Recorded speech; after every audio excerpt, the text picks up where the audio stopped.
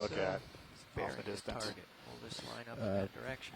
So to find your instruments, is there a bucket lid marker, or is just a flower pot itself, or Well, what do we got? Yeah, for the first one, there's a mix. There's usually a marker or a flower pot in the area, and then right around that, then it would be different corals. But right now, the first one is for pot 40, and it looks like we're settling down, so we can get a sense of what depth we're at, how close we are. Okay. Before I start to turn, so I don't call it. I'm down 25 altitude. Okay, I'll get my Z bias dialed up here.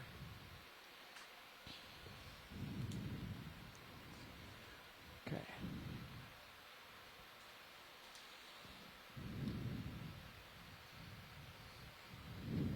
Looks like you got a Acanella there too in the background. Yep. Yeah. Find you. So we're looking for a depth of 383, and we're at 382. So Vehicles are safe now. we're not. I'm not sure we're on the bottom. Looks like we're still drifting, so we're probably at the right depth. So There I am. So based on the map and the ROV on the bottom, we've got to go a little bit to the southwest. So Chris, how does this work? Once they get on the bottom, do they have a bunch of checks that they do and they stay in place, or do they? Yeah, they'll let you know when they're ready good to to go. move on, and I'll ask you what you want to do. Very good. At this location. Serious a bit, video. Yeah. Thank you. It's plus 12 gain on Sirius. Yeah, I'm coming down. So I will move ahead a little bit, get back where I belong. coming down. I'll come down to 20 meters altitude. Actually, could probably come down. So is that an updated position on the Fleeter Mouse display, or? I punched that in a few minutes ago. I can put it in again. That's just following that over on the other side.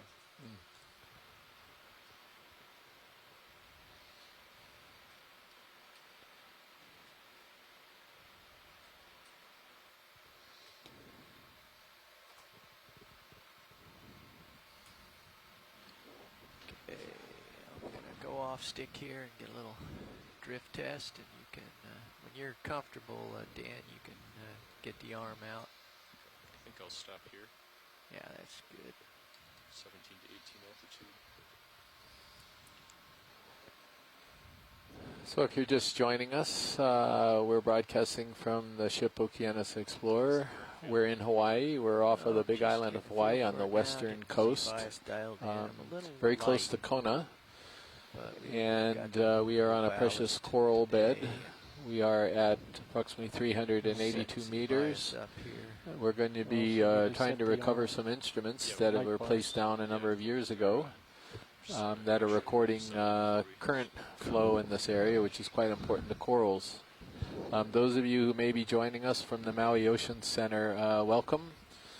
And I hope you're having a great time over there at the aquarium.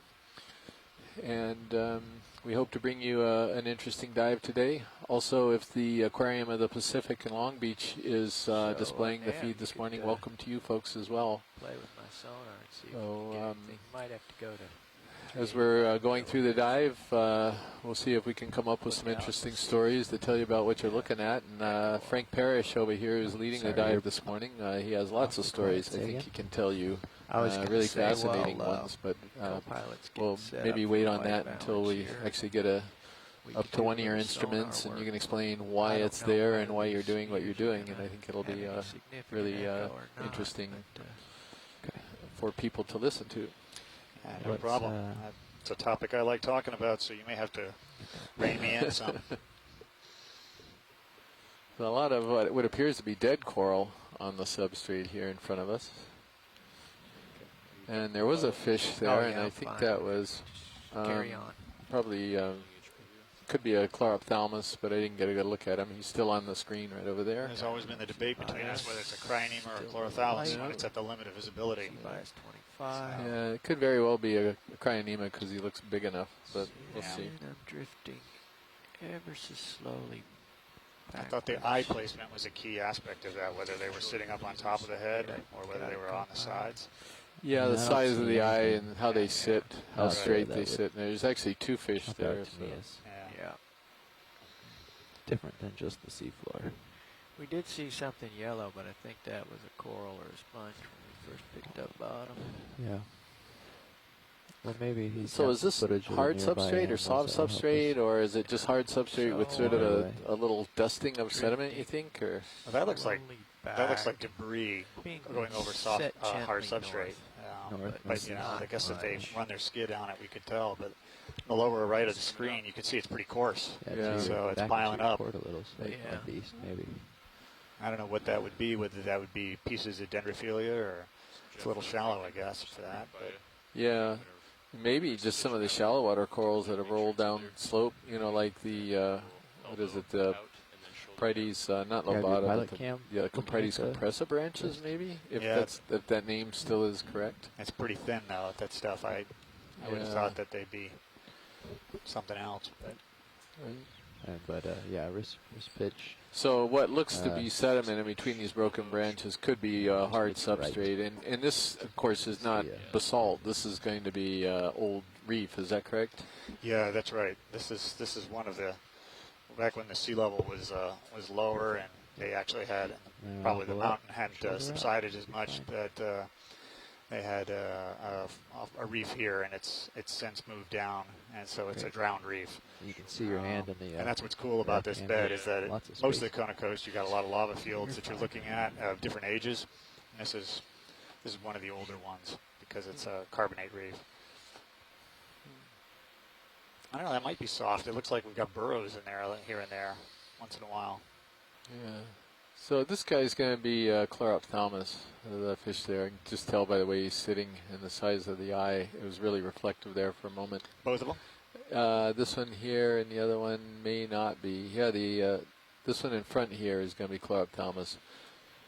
That one over there, that looks more like Interesting. could be Crionema. Well, that may be the first time I've seen them together in the same place and allows me to take a look at them. Well, it's kind of good now that I don't have to change my record. I put one or the other, and now that here we have I'm both just, possibly. Trying Very to good. reduce the Okay, board watch time. leads, Nav. Roger, Nav, go ahead. We're just getting set up for a white balance, but I didn't know if you guys had any idea from. I don't know if you were watching. We were getting to the bottom. If you had an idea of direction towards the meters, or we got to hunt around with the sonar. Or if you have any guidance for us? Well, I guess what I would say is that what we know is we've got an instrument depth of 383 meters, so that's something we want to keep our eyes on as we look around. And then otherwise, typically what we do is we just vector in on the closest as we can to get to the position. And I'm looking at the position right now, and it looks like the first stop is just a little bit south of us. But maybe what you want to do is once you're ready, we could just kind of do a pan, a 360, look around with your brightest lights on, and just get a sense of what we see. And then if we're off the site, we start moving towards it and keep track of the depth and try and stay on 383 as much as possible. Okay. So, Frank, what are we looking for? Maybe you can explain to everybody exactly what we're trying to spot here as we go along. So we've been coming to a variety of sites, and Keol is one of the sites. And we were originally interested because of the precious coral industry. It was harvesting, and most of the harvesting was done over at Makapu'u bed. But a little bit of it came here to the Keiholi bed. And so we started getting interested in the environmental aspects of it, the species that are associated with them, and ultimately the growth rates and the life history of the corals. And through a variety of different series of surveys, we've come back and put down equipment and taken observations. And as we are able to get the support to come back out, we come back and we look at them. So right now on this dive, what we're trying to do is we're trying to revisit sites that we have left equipment and sensors on, and we want to pick those up. And so the challenge is to basically find them in the dark. I mean, we have a slant range position from the previous surveys that were done here. And so what we do is we go to those positions. We also have the depth. And then unfortunately, since we're on the terrace right where next to the drop-off, so the coral bed resides pretty much on the terrace, and then to the west it drops off precipitously. we look at the depth range very closely.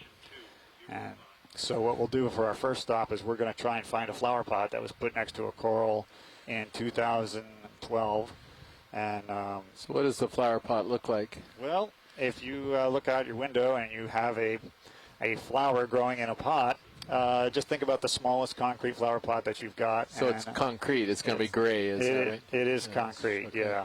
Is it sitting upright or is it sitting upside down? Yeah, we put it upside down. And the nice thing about a flower pot is that, you look at it from any direction and it's the same shape. So when you're driving underwater and you're looking off in the far reaches of visibility, the flower pot is painted white, so it reflects white light very well. And at the same time, no matter what direction you're going, you can look over there, and if it looks like a flower pot, then you won't confuse it. Whereas if you have, other things that are cylindrical or filamentous in shape, or if maybe it's a bucket lid or something like that, if it's turned the right direction and it's laid over, it might actually look like a coral in the breeze, and you might dismiss it. So the key here was to have some marker things that would be pretty clear to distinguish. So is there any, how do they grab it? Is there any polypro line sticking out of it? Yeah, we usually have a little line and sometimes a little syntactic foam at the top of it so that we can actually pick it up and put it in the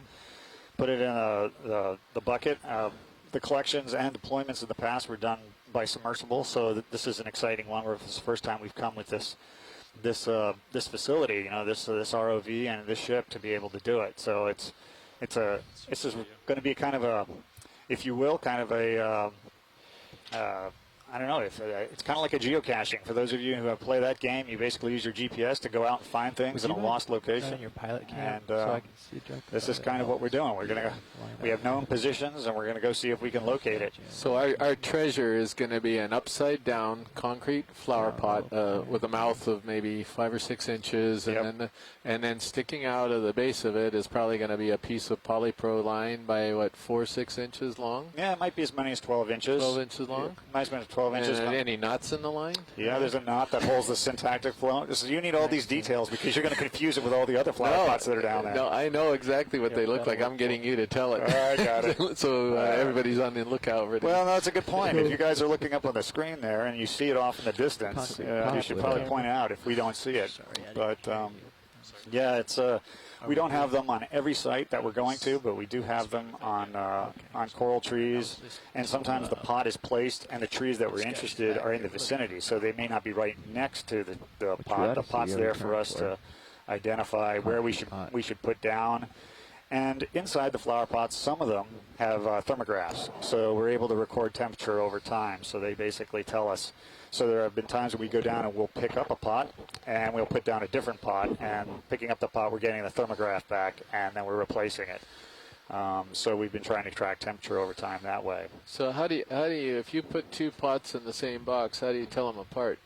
Well, they're numbered, and there's nothing magical about the numbers. They just want to make sure that that they're not the same number, so that you can track it. You got to keep track of when you pulled out one pot and what the next number is that you put in place. So which number are we going to go to first, probably? Yeah, our first stop, if the way it works is when you're looking for it, if you're looking for pot number X and you happen to see pot number Y, you take the bird in the hand and you stop with pot number Y and you go ahead and get it, because it takes time to travel everywhere, and you just as soon, take what you can find. So our first... But that'll tell you where the other one is. If you find one, then you'll know, okay, I'm south of where the one was that I was looking for. Then you need to know you got to go further north or something like that, In theory, it should be that easy, but a lot of times it's actually pretty difficult. But you're right. That's what we do. We use the range and the bearing.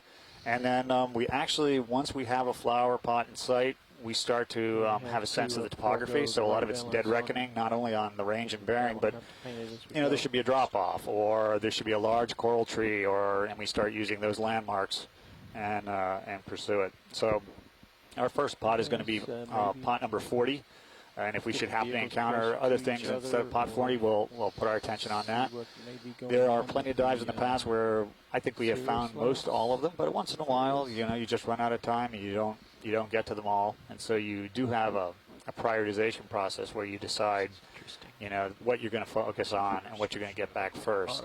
And that's why we've deployed at the north end of the series of stations, because the instruments at the north end are are probably one of them's an acoustic current meter we want to get back, so that's a priority target. We want to get that, so we're going to spend our time looking at that first and foremost. So is that in a flower pot too?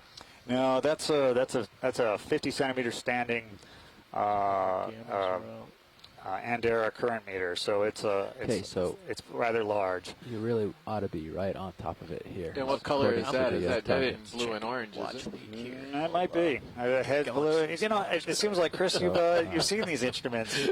Chris has basically looked at all the videos, so he knows the answers to all these questions. I am probing you for descriptions. That's all. No, you're doing an outstanding job. So that's very good.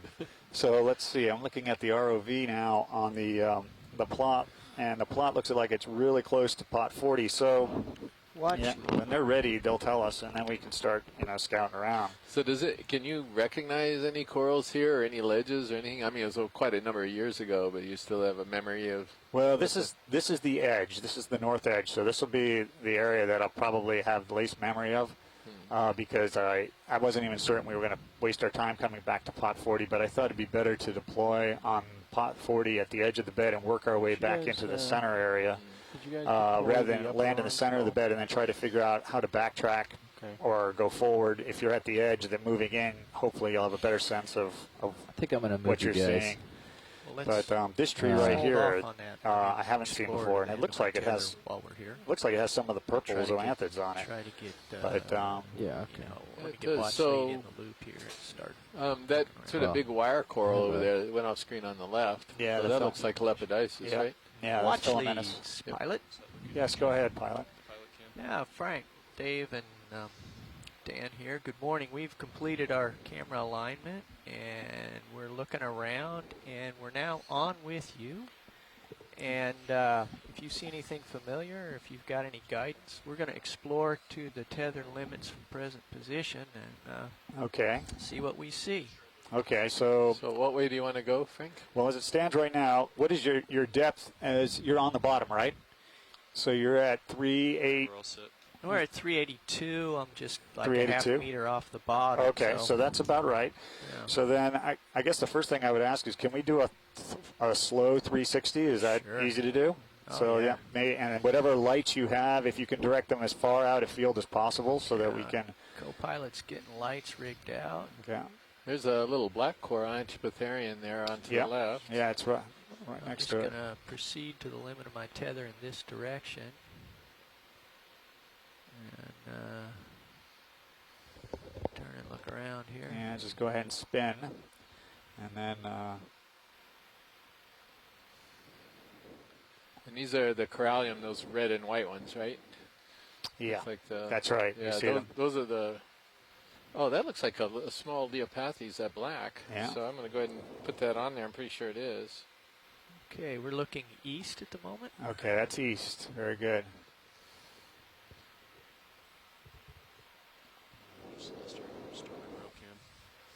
Don't worry about that. It looks kind of barren over on the flat, so really everything is happening on the edge then. Yeah. That's northeast, you said, right? Yes. Okay. Yeah, if you've got the pilot display up there, Chris can brief you in on Okay. Do you have what a the view of your dials mean. tether? Yeah, it's stretched out.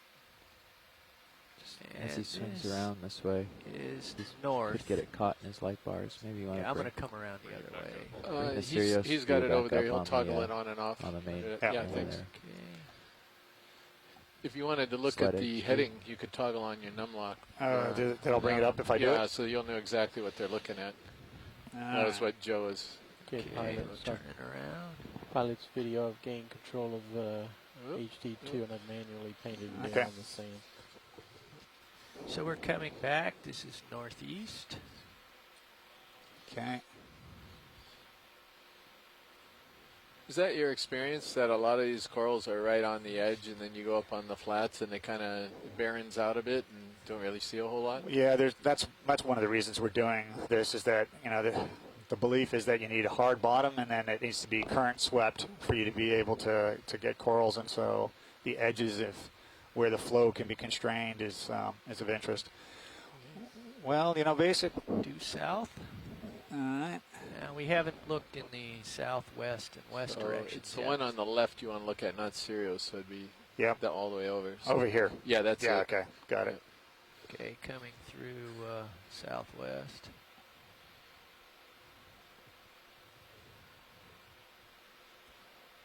That's a nice collection of corals right there. Look at that nice little patch.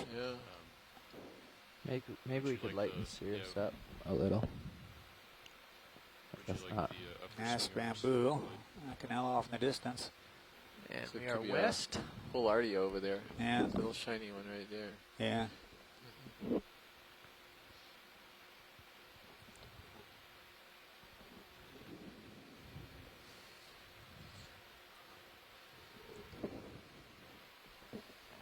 And we are northwest. Okay, so it looks to me like this is a drop off here, and so that would be deeper than we would want to go. Okay. So that's good to know. And I'm driving north. So is it right on the edge in your memory, or was it? You know what? This is very interesting here. Okay, so pilots, I've got a coral tree there, and So the what I'm wondering is, can you keep going? Yeah, that one that's in the middle is interesting because you've got a gold coral colonizing a bamboo right there in the center. That's what the yellow is on that. Roger. But I don't know. There is a colony very similar to that next to the pot. So I'm wondering if we should keep going kind of to the right. Okay. And I don't know if we can go We're looking north. on the right side of that full gold coral right there. Yeah. And we'll be wanting to keep proceeding that way because I remember the pot.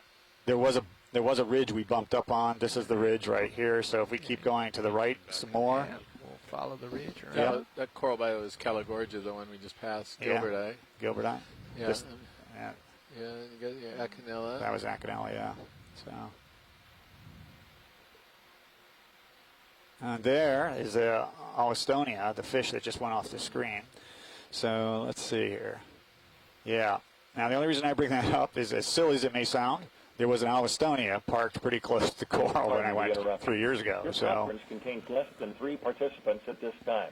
creatures. If you would like to continue, press star 1 now, or the conference will be okay, can we terminated. go? Yeah, that's good. That's and what's our depth like now? We're at 383. 383. Okay, that sounds good. Let's just keep doing that. Because we'll go a little bit this way, and then we're going to turn around and we'll start vectoring in towards the center of the bed. We'll just take a brief look at this and see if this works. Okay, so in this direction, northeast, it's all starting to look downhill. Okay. Coming right to east. More downhill in that direction. Yeah. Please pardon the interruption. Your It's all conference very, contains less than 3 participants at this I time. mean, we're looking at If you would like very, to very continue, shallow press slope star all 1 around now, us. Yeah. or the conference will be terminated. There's a toppled something. Something big.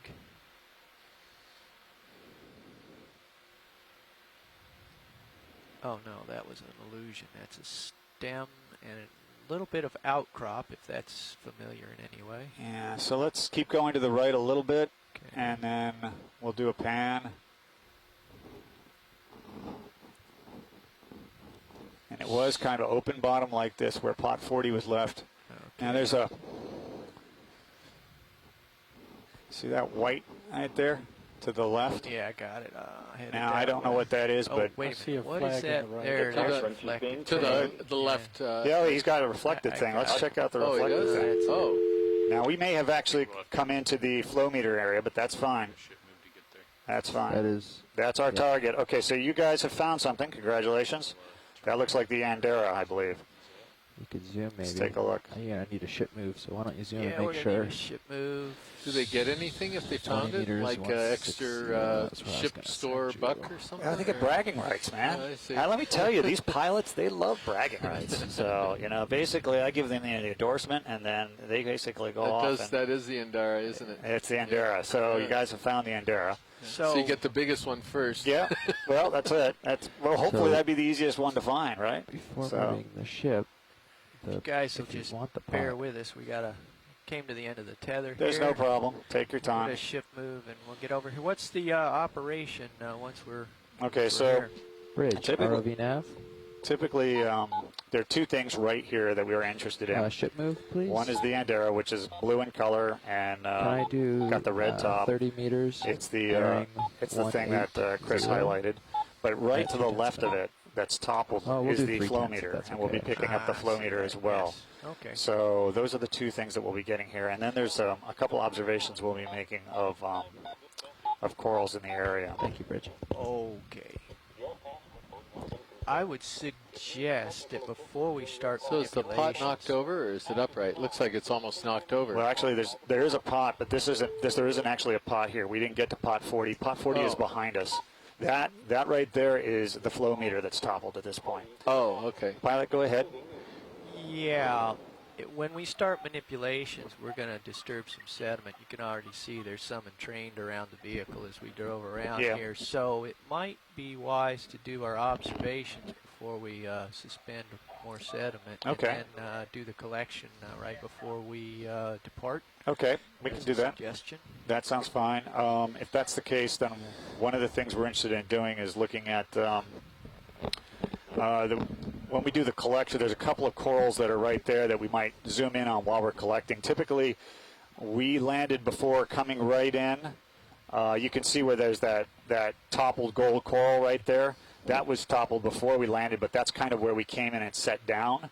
Okay. And so that just gives you a sense of where we would put down to pick up. Yeah. But we're also interested in looking at a bamboo that's nearby, and that's pot 10. So you might want to go up and maybe, I don't know, which way is the current blowing, to the right or the left of this screen? Is it pushing you any one direction? Let me go off stick here. I'm being set The current backwards and to the right. You're being Yeah. set to the right? Okay, so then maybe go around to the right, and we're going to go around the Andera current meter and look back to the left, and we should be seeing pot 10 close behind. I've got pot 10 Someone for had your the shutter stuff. The targets I was given, pot 10 is 30 meters due south, and we're facing due south. Okay, that sounds about right. That's what I was thinking. If you went around it and then you come back kind of on the same course, that would be where it is. It should be right behind this Andera. Somebody So had I the think shutter turned the on. current would blow any kick up away from. Okay. So From if you that want to, pot. you can go up above it, and we go right over the top, and then come down on the other side. Okay, well, the ship is headed that way to give me some tether. And is there anything directly in front of us of interest to occupy us while we wait for that move? Well, you know, you could pan right, and we could look back towards pot 40 and see if we see any kind of, just make the slow pan, because there should be a couple coral trees in the vicinity here that there's a nice Okay, crab let sitting me on check the the blacks coral on tree off in the Sirius. distance there. Oops, a little low here. Flow meter to 3 is what they got it listed as. So that's Oh, fine. another. Pot 40 would be at the launch. They have it over there, so it's the launch location. That's it, yeah. So.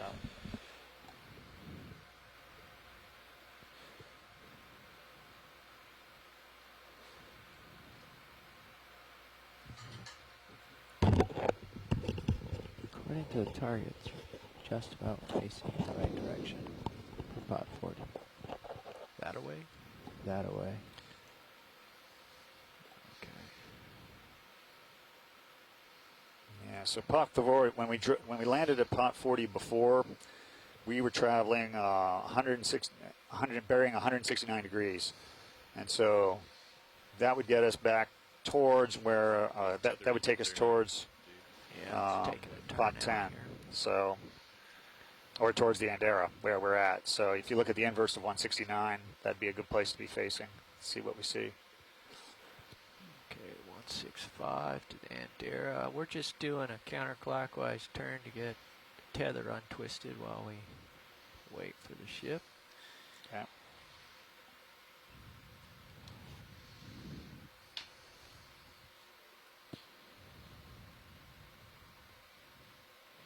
Yeah.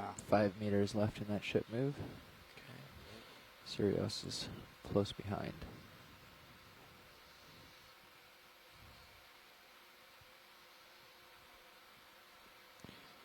Now, Sirius, according to the Bathy, is just about above the Andera.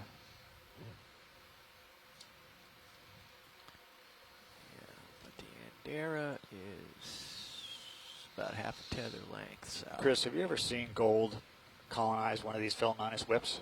You've seen No. all the video. No. Okay, because I was looking for that, and it's interesting because it's So you the know, it's- Bathy, it's a if you could bamboo look type, at and the it doesn't bearing seem of to that Andera, have any kind of gold colonizing it. and maybe we could guess on a range. Yeah, it's pretty interesting. I And never can thought of see it how before far the either. Bathy- Well, actually, how far these points I are was off, thinking that- maybe. There I we guess go. we should talk a little bit about that, but one of the Checking reasons the we're down sonar, here or you doing have to this is drop we're a looking little at to get that sonar, maybe. a specific transition phase. You'll see some of these bamboo corals down here that have yellow on them, and it's a parasitic gold coral colonizing them. So you see the Andera instrument there with the orange top, and you look a little bit to the right. One of the corals that we're interested in is this this I don't get bamboo anything, with but the you're orange growing on it.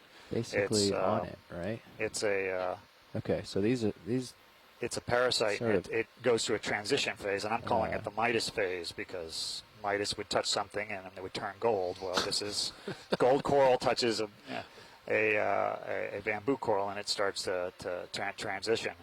And I wonder if we had. That's a nice picture right there that they've got going. I wonder if I can. We're going to center up on the gold coral here, and we can give you some macro So imagery. this is the one that you're looking at Yeah. the heights, Frank. Is Yeah. that right? Well, no, we haven't done heights on this, Oh. but this is an interesting one. Yeah, Maybe we really can go- interesting because you targets got are very, two of very them close. actually side by side that are starting to be overgrown. Right Yeah, now. so it is interesting to me to look at this because it looks very different from what we see the had. We're looking at it the target opposite we side. dropped for this If video can reference to D2. if video can play the It's like here. what in is real it life, the it's very, very MB close. Proc 2 left You're within screen, a couple meters on that. you'll be seeing the same these thing targets, from so. 3 years ago that was shot from the opposite Surprised we direction. didn't see Pop 40. You flew So, right over it. You can same see as this coral here in the lower That's right. that one. Is That's that this one here. right there? Yeah, So and then it's- you can see that this one has broken up. It looks like this one toppled. Video. This thing You here, can now see that on stream.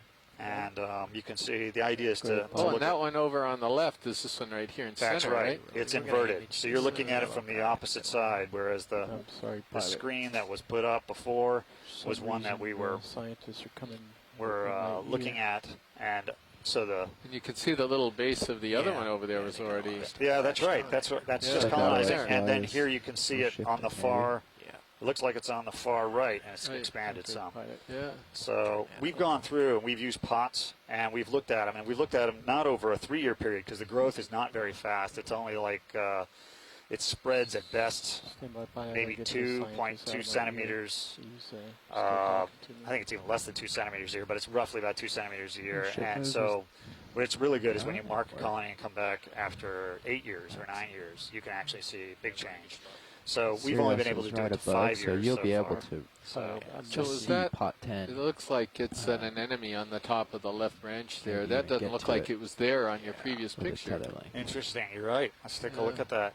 I Yeah. don't see it. Maneuver here. I don't see Let's- it. You let's do just- see that. You do see some of the brown zoanthids. Right, I see Yeah. that. I just didn't see it. Those are so- there, Oh, but it's yeah. why it's not as well behaved as it was. Yeah, that's interesting. When we come back and they pick up this Andera, we'll have the view from the other side, and we can pull up this photo again and we can take a look at it. Yeah. But this wasn't one of the ones that we actually marked. It's one when I put the Andera down, I just said, oh, okay, take a picture of that because we'll come back and take a look at it again because it's a nice collection of it. So pilots, this is watch lead. How are we doing for moving further across to look at Colony 10? We any better are. there? We're just getting things a little adjusted here, but we are in a position to close up on what's in front of us right now. If there's any interest with that before we move on. Did you want to get a close up of the one right in center, right? Yeah, we Where could do that. We could do Yeah, close-ups. Okay, Roland, yeah. let's go. I think 'Cause- they were Shoot them. Yeah. Yeah.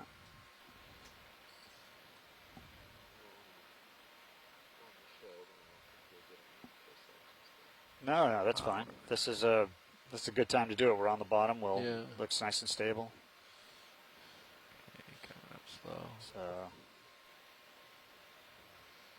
Actually, do you have me latched? I don't think so. Have you hear me now? Oh, I can hear you. Yeah, Okay. I was wondering how you heard me. Well, I guess I got you on the audio, but I didn't Gotcha. have you on the I see. on the. Okay. I had Yeah. pulled myself out of everything but pilot, trying to just whisper in his ear. Yeah. And you heard me. Okay. Look at the brown zoanthid right yeah, there. there's the brown one. You can see they're competing, right? So it's interesting is that we put the pots down, and we've gone and we've looked at the growth of these gold corals once they fully subsume the host. You know, so we marked one in 1998, then we went back, 8 years, 9 years later, and it really hadn't changed that much. And even the brown zoanthids, they were able to hold their own, and the gold was in the same place. So it's a very slow-growing coral. The stuff that was done by the radiometric people, Brendan Rourke, he basically showed that there was a much slower growth rate than we expected. We originally were planning. This was one of the corals that actually got commercially harvested, and it was because we didn't have any kind of size frequency data like we did for black coral or for pink coral. We used proxies, and so this was a proteinaceous coral, and black coral was, and we used basically the growth rate for black coral and applied it here. But it was on the order of like 6 centimeters a year. But there was concern that when the radiometric data came out, there was stuff by Brendan Rourke, but there was also stuff by Ellen Druffel that showed that these were much long-lived, had longer longevity on the order of, instead of growing, in the course of 40 or 50 or 100 years, they were growing, over the course of 1,000 to get full size. Did you want a close-up on that anemone or something on the left branch or not? Or are you this okay one with right that? here is what you're interested in? Yeah, since it's a new arrival. I don't know if you wanted that it's or something not. we might not have seen. It is new arrival. So I guess can we zoom on the anemone on the left branch right there? If it could be Is it? gooseneck barnacles. Or is it a tunicate, or is it? Yeah, what what is it? Oh, it looks like a gooseneck barnacle with it extending out. Yeah, the they're there. gooseneck Yeah. barnacles. Oh, it's got its own fouling too. Oh, look at the little arms coming out. The Yep. feet, excuse me, the Yep. serpedia. Yep. Wow. Yeah, it's pretty. I've never seen the corals look this good. I mean, when you get looking inside the polyps here, it's spectacular. Wow. So it's interesting. So why would a gooseneck barnacle be able to take hold at that point? It makes you wonder if maybe a piece of the polyps got disrupted and they were able to get a toehold. This coral has definitely been disrupted since the last time we saw it. And that's not unusual. Some of the ones that we've marked, they come back and then a branch is missing. And that may just be part of it. When you take over, you don't preserve the entire host; it breaks away. Yeah, see that? Look there to the video lead. If you can look over at the flow meter that's toppled, and you can look at the Acanella bamboo behind it, and you can see a nice yellow stripe growing right up in the middle of the tree. If you pan left a little bit, We'll and be then zoom, maneuvering in that we can direction. see the beginning of colonization by gold on the bamboo. You got a Stereosideris, I can see right now, Yeah. the urchin.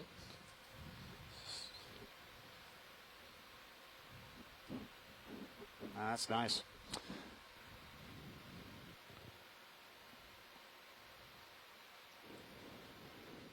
I don't even know that was there last time. I don't have a photo of that to compare. I'd have to go back to the video, but I think that may be a new colonization. new colonization. Yeah, that, because I don't remember that being there.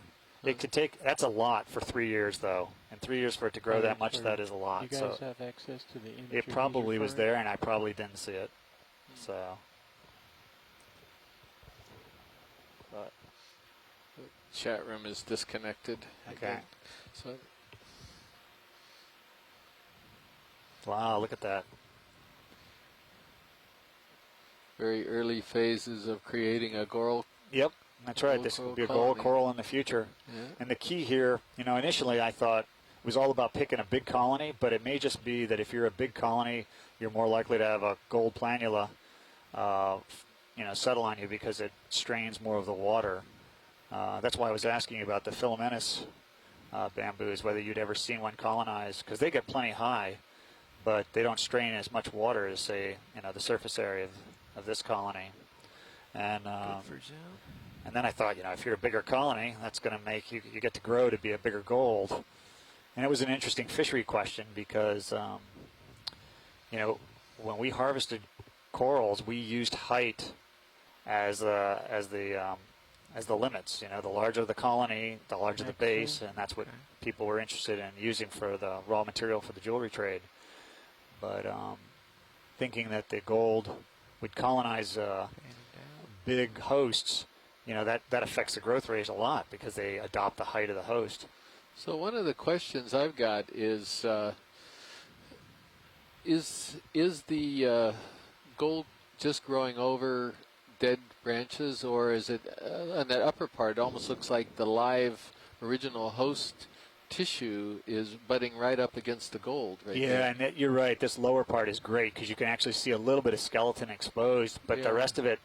And that's a great question. If we had got to pot 40 was a colony which had exposed dead skeleton with no gold on it. We were looking to see if there was colonization. But here at the bottom of the yellow tissue, you can see a little bit of white relative to the tissue of the bamboo. But is it retracting away, or is it? No idea. But that is really a good question. What is clear, though, is that we did mark colonies where there were like 9 polyps on what otherwise was a fully live host, and then we have seen expansion. So certainly it's either retracting away or it's covering it and subsuming it. I'm not seeing, it doesn't look like it's necrotizing or anything like that. You think about coral aggression where you'll have some dead tissue or coral disease, but we don't see that. So it looks really clean, overlapping. But yeah, that's a nice one right there. And we often see them in the middle. It's usually in the middle stripes and the base, because if that gold doesn't get down to cover the base, they're prone to being knocked. I mean, if it gets knocked over, it's dead. I mean, that host lives to be, according to the radiometric stuff, 100 years old, 150 years old at full size. But gold will live to be 1,000 years, and so that means the host grows faster than the parasite that colonized it. So this Midas phase is very important because it's got to basically control the location before the host actually kicks over, because otherwise the gold is lost. So it's all about the place. It's not about the height. If you find a coral and you colonize it, that coral has clearly demonstrated that location is a really good place to survive. And if you can get the base and you can control it, that means you're assured a place of good survivorship, great for suspension feeding. So watch leads. Roger, go ahead. Yeah, so here we are. What else in this immediate locale? Yeah, before they grab stuff, do you want to... our task list. Yeah, so are we within reaching distance of the equipment, or are we zooming in and we really can't reach that far? We're a little out of reach, but what manipulation needs to be done here? Yeah, okay, why not, I guess one question is, I'm trying to look from the top here where you're at. So you've got a gold coral on your starboard side, right? Is that what I see? Go ahead, roll it. Yeah, we're bringing up the... Yeah, it looks like there's one on your starboard side. Yeah, I see and, that. Okay, so I think we could go ahead and pick up this material. And this material, you mean the 2 instruments? Yeah, the 2 instruments, right. Pick up the instruments. If you can reach them and manipulate them. If otherwise, we came in from the other side, but it looks like you've got a good stable. I'm good. I'm set up parking stall here. So are we bringing these to the surface or just setting it back upright? What is the task here? So what are you thinking? Are you thinking we pick up the Andera first because it's the biggest one? Requesting, are we going to bring this to the surface or just set it back straight, or what is the final? Okay, I got to turn up my volume. I'm having a hard time here. So we're going to recover both instruments and bring them to the surface so you can download the data from them.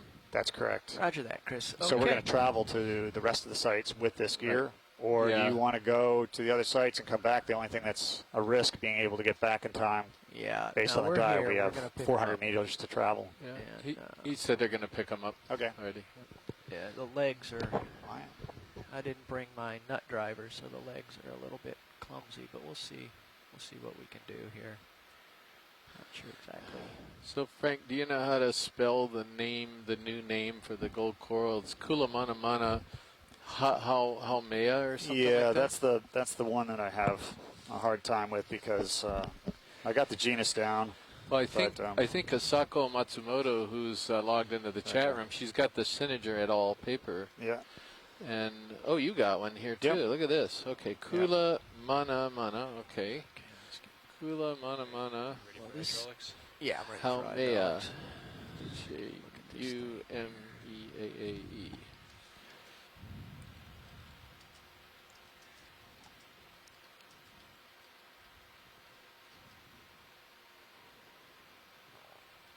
Do you want lasers so you can tell how big it is? You might as well. Yeah.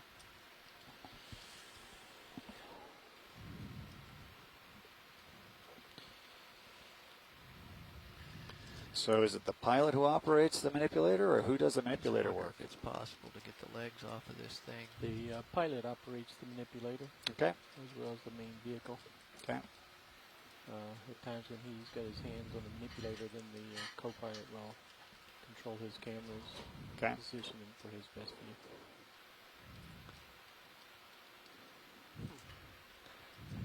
Just get the arm out there. See what I'm dealing with here. Just gonna put it in your starboard box. Well, it kind of depends on what the legs are going to do here. Pilot, watch lead. Yeah, go ahead. Yeah, so there's nothing magical about those legs. If you want to lay the thing down on the side and then push down on the legs, they're aluminum, they should fold. Yeah. And you could do that on all three sides if you want, so that it makes it a more compact package to just tuck away. Yeah, thank you for that.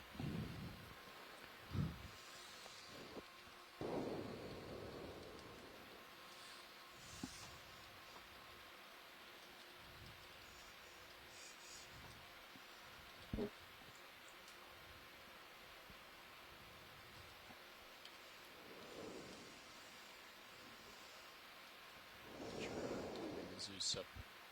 Yeah, thanks. Take control of it and move it over.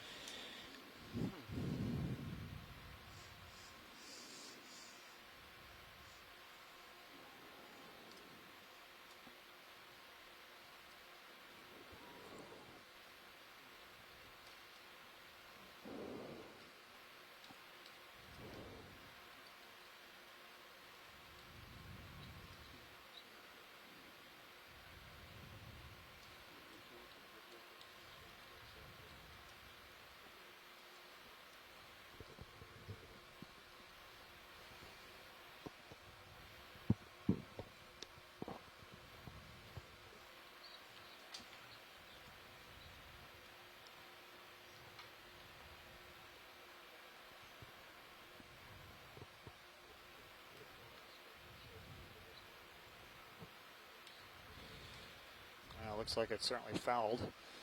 That's actually probably mostly aluminum, basically corroding.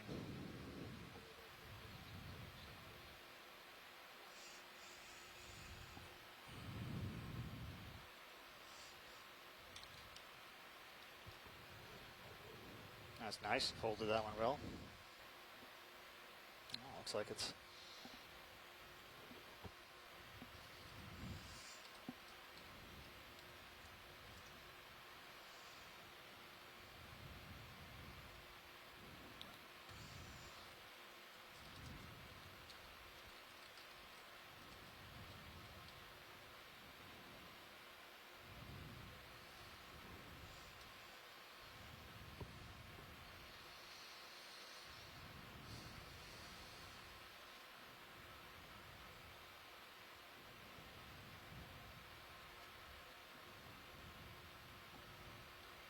So with you pushing down on the instrument, I like this one. Okay. Pilot, watch lead. Yeah, go ahead. Yeah, so with you pushing down on the instrument, to what degree? Oh, I guess I saw the vehicle go up a little bit. I was surprised Yeah. the vehicle wasn't going up. Do you have the thrusters going to hold us down in position? Yes, I do. Okay. Thank you for using nice, malleable legs there. Well, people may be thinking, oh, what are they doing? Well, this is the plan. This is exactly what we do. We create legs that we can bend down so that we can pack it away easier. So that's fine. If worst comes to worst, you just lay it down and you just push down on it, Okay. or you can bend it back and forth, and they can just break off, and then you can just put the pieces, in separately.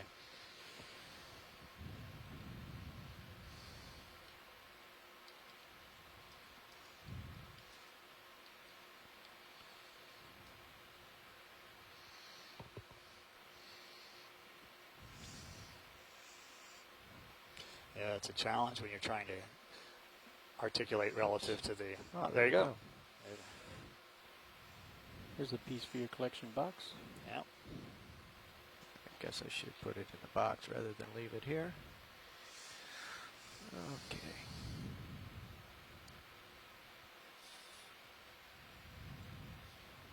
Mini Zeus pan. And on the box. So the Endera is the centerpiece of the instruments because it gives us acoustic direction. It gives us the movement of the water. It gives us particulate load and the temperature. The other instruments we might have out there would just be temperature recorders, then they're just redundant to be able to have something. But the instrument that's laying down on the right, it's not unusual to find them toppled. They usually get toppled sooner or later. They're a flow meter, and all they do is record the temperature and I don't know if you'll be able to the open that intensity very of the flow far rate. without moving it And inboard. I think I put together yes. Thank you. a description of the type of these dives, and I talk about the instruments. And you might want to close the put an drawer too, example otherwise of it might get fouled with what the the data shell. looks like So fully when close the drawer downloaded with from them. your port And board.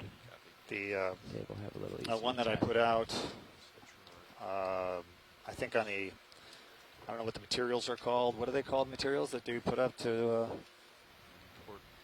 their briefing sheets or whatever that you find on the website for Okeanos Explorer. But the one I stuck up there talks about the flow rates and Makapu. Yeah, and, you did that first. Okay. it shows that these standing 50 centimeters tall, about the same height as most of the corals that we look at. We get highs of 45 centimeters a second, which is essentially a knot, a little under a knot. And then probably as you move further up in the water column, that speed is higher. And so we were trying to get instruments to actually look at what the corals are experiencing. So we wanted to have all the sensor heads right at the same depth as the corals. Okay. And the nice thing about the flow meters is they're pretty inexpensive, so you can make a number of them and you can put them out. You can put them on the edge of the bed, you can put them in the center of the bed, you can put it in different places, and they would at least tell you what the speed is. And what you see is you see tidal movement. You see a lot of grab that tidal little- intensities. That little handle-looking part. And right now we're in the could, full moon, so I'm try to really do is pleased that we're not bust seeing a this lot of other leg off. heavy current beating the corals. Sometimes when you're on the bottom, you can actually see the corals bend in surges, so it's like gusting. It's probably internal tides or something like that, but it's something to see when the corals are bent over and then they bend down a little bit more and then they bend back. So I don't know if we'll encounter that or not on this dive. Just steady it with the shilling.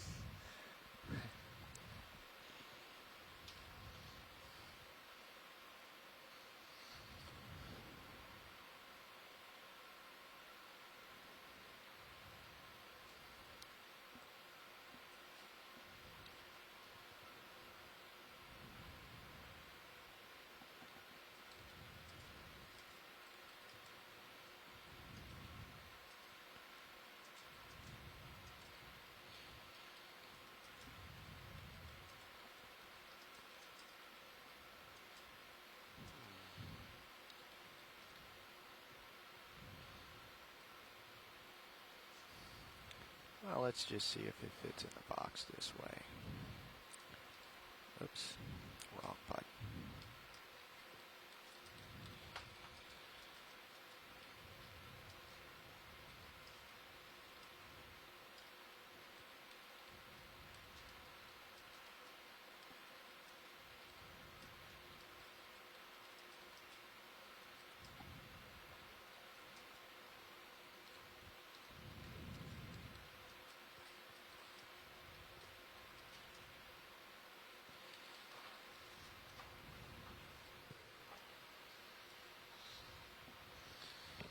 Might have to go in the lidless box. Yeah, it's a calm day. It's not likely to wash out, is it?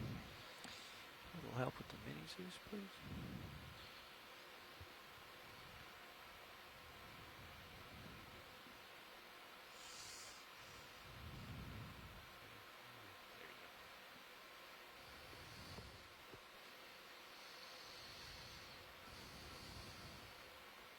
You could bring that one inboard too if it makes it easier to reach. Yeah. Keep forgetting. Stand by. Starboard wing.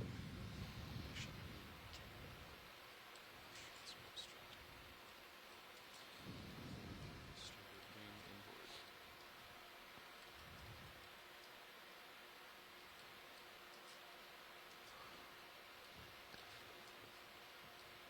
Okay, so they're moving the sampling boxes around, bringing them together, How's that? Yeah, that's good. looking to create a space for the instrument to be loaded.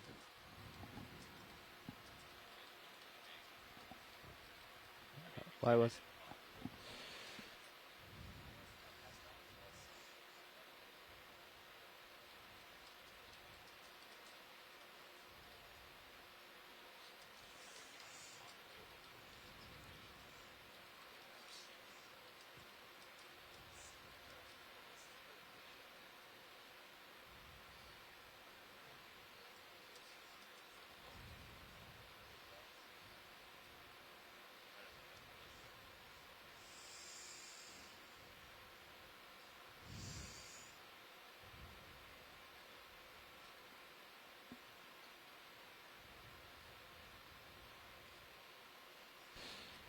All right, pilot. Yeah, I think the flow meter is going to have to go in the box, so you might have to put that in the shelling hand.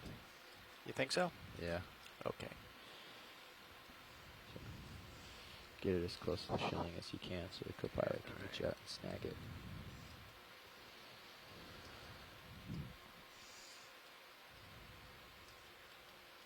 It's nice and stable on the bottom here, having that thrusters pin them to the bottom. That's great. It's pretty impressive when you think about it. You're sitting looking at this vehicle on the Okay. bottom, and Well, Dan? it's tied to the ship Pregnant above, mini Zeus. and then there's another vehicle in between. Yeah. You can take the mini Nice and Zeus where you stable. need to get the arm out there. I will bring it to you, but we're going to want to get the arm around. Hey, Dave. Yeah, go ahead. Just so you know, Oh, interesting. I saw the vehicle, so I looked around. Yeah, while he's getting his arm organized, we'll deal with that.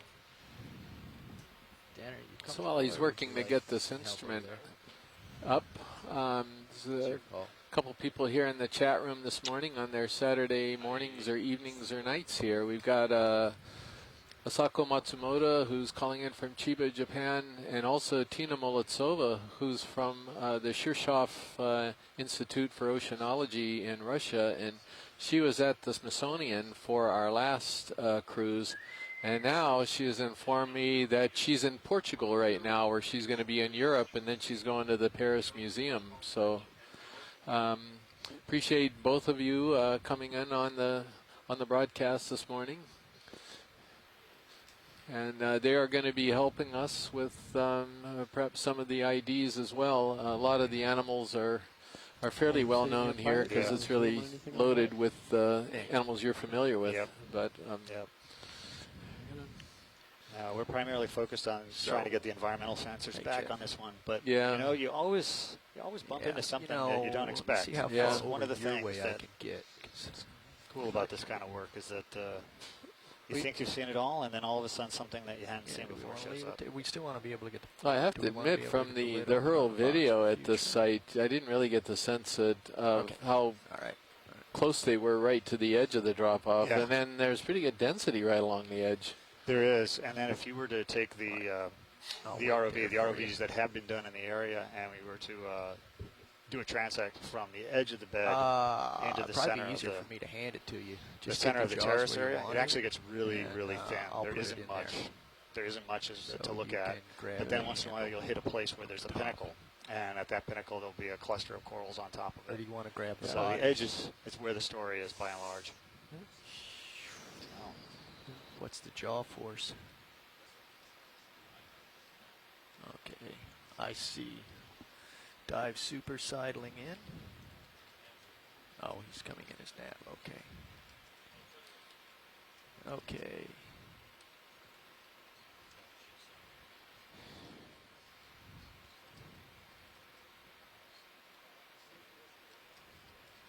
Okay.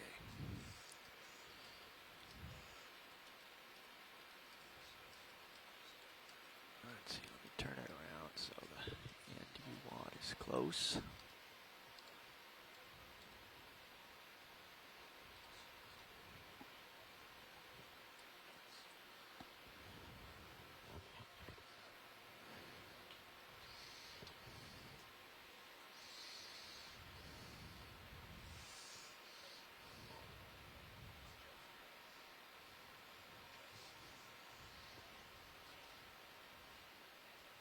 Oh, yeah, lid.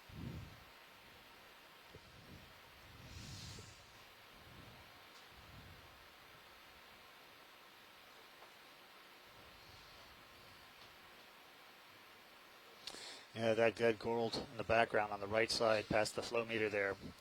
That's something we spent a little more time looking at, is that The dead one, you the mean? dead ones, yeah, because you'll see these dead ones and they'll be nice and shiny. And, it takes a long time for anything to weather down there. 10 degrees C and a dead coral, first of all, they topple. They're not dead. They topple and they're still alive. And they'll lay alive for a long time. And depending on what their orientation is to the water flow, they'll either be able to sustain themselves and actually even grow vertical from a prone position to otherwise just eventually losing their tissue over time, and then turning into just a skeleton. And the skeletons down there that are toppled range from being really shiny to being very, very scaled and delaminated rings and really weathered. And it takes a long time for that process to happen. So as old as they are, when they get to be full size, it takes equally long for them to turn into fragments and particles. It's a very protracted process. So is the skeleton still valuable, or is it pretty much not good anymore? I guess I didn't finish it when we did the work with gold coral. Could bring it up to you if you like. After it was identified that basically they're a lot slower growing, they got put into moratorium. The Fishery Management Council decided to put them into a moratorium, and the fishery no longer looks at them. And in fact, the fishery is pretty much dormant right now. There may be a permit out there, but basically no one's out there currently harvesting. It's a pulse fishery in general. It comes and goes. But with gold, they just decided that that was no longer going to be harvested. But it was the dead corals, recently toppled or dead coral. If the skeleton was shiny, it was viable, and it got picked up. So.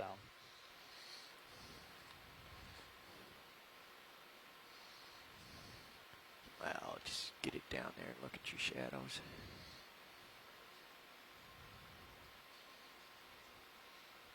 Well, I'm glad we got the big instrument first, because it looks like it's the difficult one. By the way, Frank, Sako Matsumoto says hello to you. Oh, very good. Yeah, I believe I think she was at a conference speaking. So, mesophotic corals or something like that, if I recall. Yeah, she was helping us out a lot on the last cruise up in the Northwest Hawaiian Islands via the chat room. Yeah. So. Hey, Nav. Yeah, go ahead, pilot. sonar windows seem to have got. Oh my goodness. out of So are kilter. the other flow meters are going to be similar with the We've been about through that this high with the before. Yeah, legs? they're all sitting at about Probably 50 the centimeters, easiest so way that to get that thing back what they're the way you detecting is want roughly is the go to same. settings.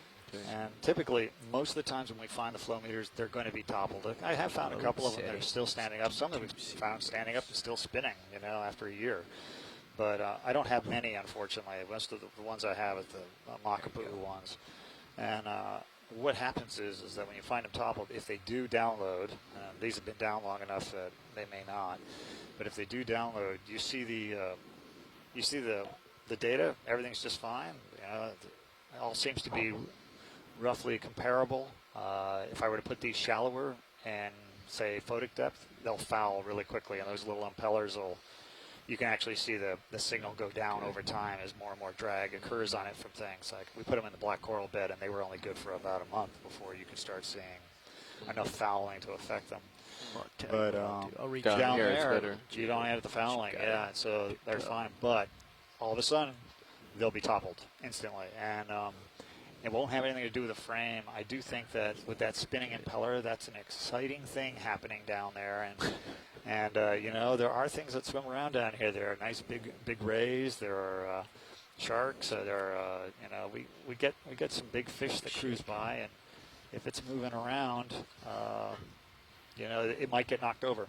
It might just be, what is this? And it gets knocked over. And I particularly see them knocked over around the acoustic current meters because the acoustic current meters are, active acoustics. So there's that aspect too. So, okay, now we get 2 manipulators.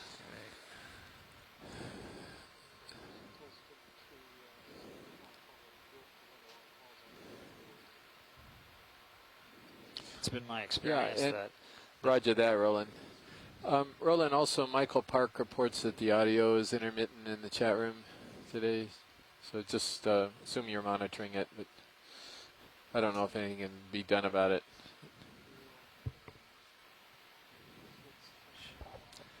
Yeah, you can see the manipulator, they're trying to figure out how to get it the right distance to be able to grip see it's a little bit behind, so they have to move forward because it's two-dimensional.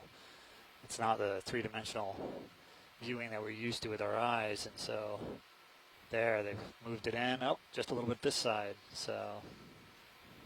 Oh yeah, you got it. There we go. So the idea is to hold it in that arm for the dive. Is that I don't the know plan? what they're thinking. Maybe that is, and that's how we do it. It's heavy, isn't it? A lot of times we basically travel with the thing just in the manipulator.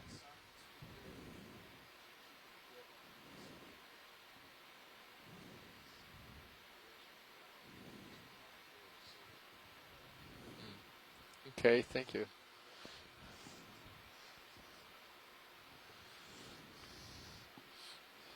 So that's the plan. I only caught the last part of it. I didn't hear it either. No, they're going to put it safely out of the way. I think hold it there in the arm. Now watch the. Okay, well that's fine. I mean that's worked in the past. We've done that. So as long as they have the arm in a situation where they can work with it. That's why you want to have two arms, so you can basically collect with the other one if you need. So. Arm's a little juddery on the way down, huh?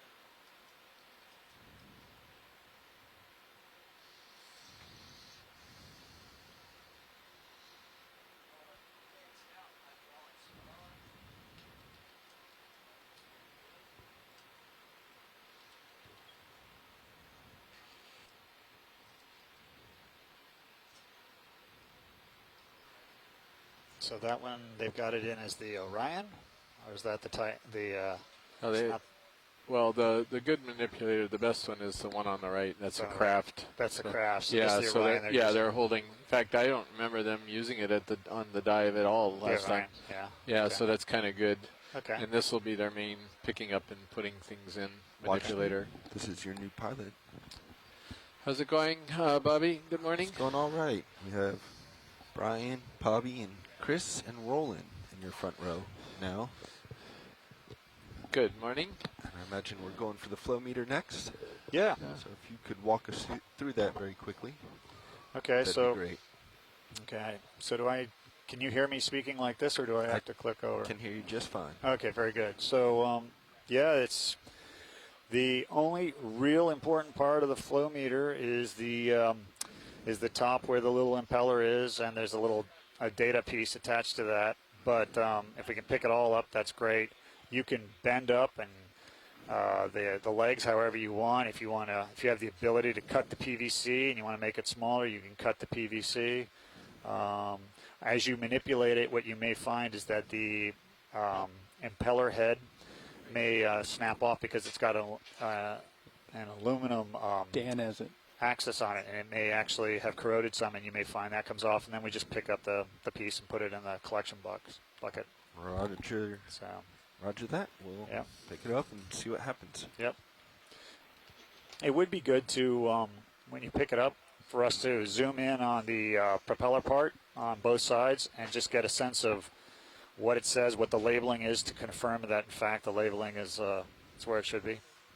Roger that. That way, because we're going to have 3 of these, and we want to be able to tell them apart when we get them to the top. They are marked, so we should just verify what the marking is. You got it. Thank you.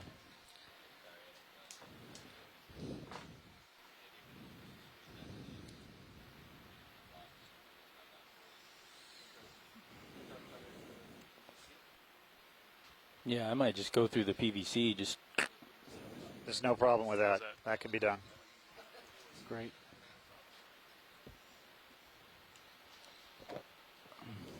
Okay, pilot, I have both your cameras. Let me know what you need.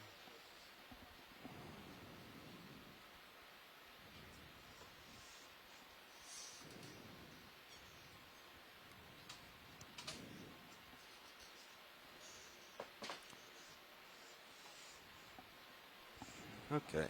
I'm in grip force 9. Force feedback on. What's your plan to cut through the PVC? Gonna pick it up at the moment and see what happens. Copy that. Watch lead indicated it might just fall out at the top. Can you come right on Mini Zeus? Mini Zeus is full wide. Video watch lead. Go ahead, watch lead this video. Yeah, so as they pick it up, if you can zoom in on the top end where the propeller is, and we should just get some verification of what it looks like, because there's some markings on it that indicate whether it's item 1 or item 2 or flow meter A or B. If we can see that, that'd be good. Thank you. So pilots, scientists is telling me that once we get a view of Pilot copies. copy. Just gonna get it in the jaws first, pick it up, see what happens.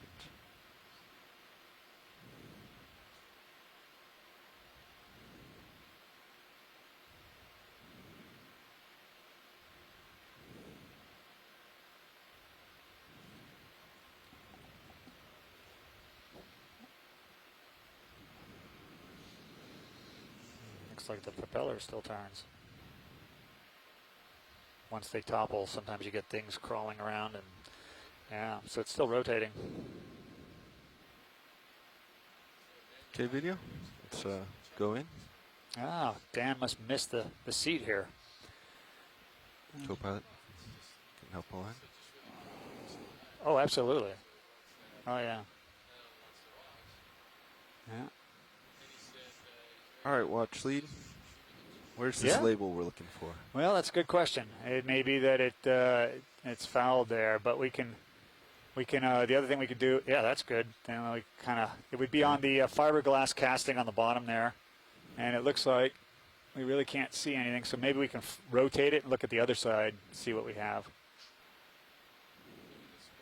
Yeah, the square thing that's sitting below, because that's where the data logger is. Yeah, so can you turn that around so we look at the opposite side of this? You got it. All right, great. Thank you, video.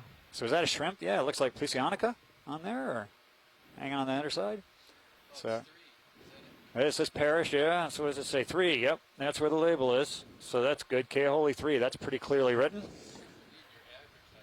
I know, it's shameless. It really is. Can you center up on the But, you know, I really hadn't planned to have a broadcast. I figured that you'd be down there doing some subdive work, and then you'd say, oh, this is Frank's. Maybe we can pick this up and bring it back for him. Happy with that watch lead? That looks great. Thanks very much.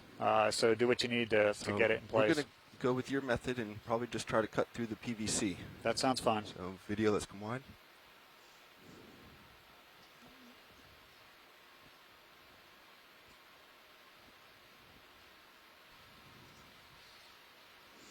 Okay, let's go full wide on Zeus if we're not there. You're full wide.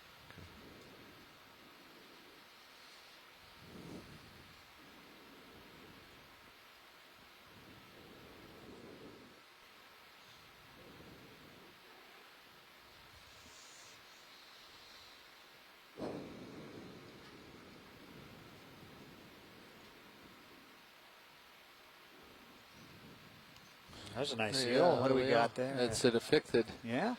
Yep. Yeah, he doesn't seem to have any interest in us. He's going about his business. Well, if you had something for him, like a little treat, a piece of fish or something, well, he you might know, be more interested. We break this, and there may be particles. Sometimes when they topple, you actually can get some micromollusks inside there. And that's kind of cool when you're clearing it out and you get little shell remains. Yeah. So. Is that our second target out in the distance, left of? Yeah, there's something out there in the distance.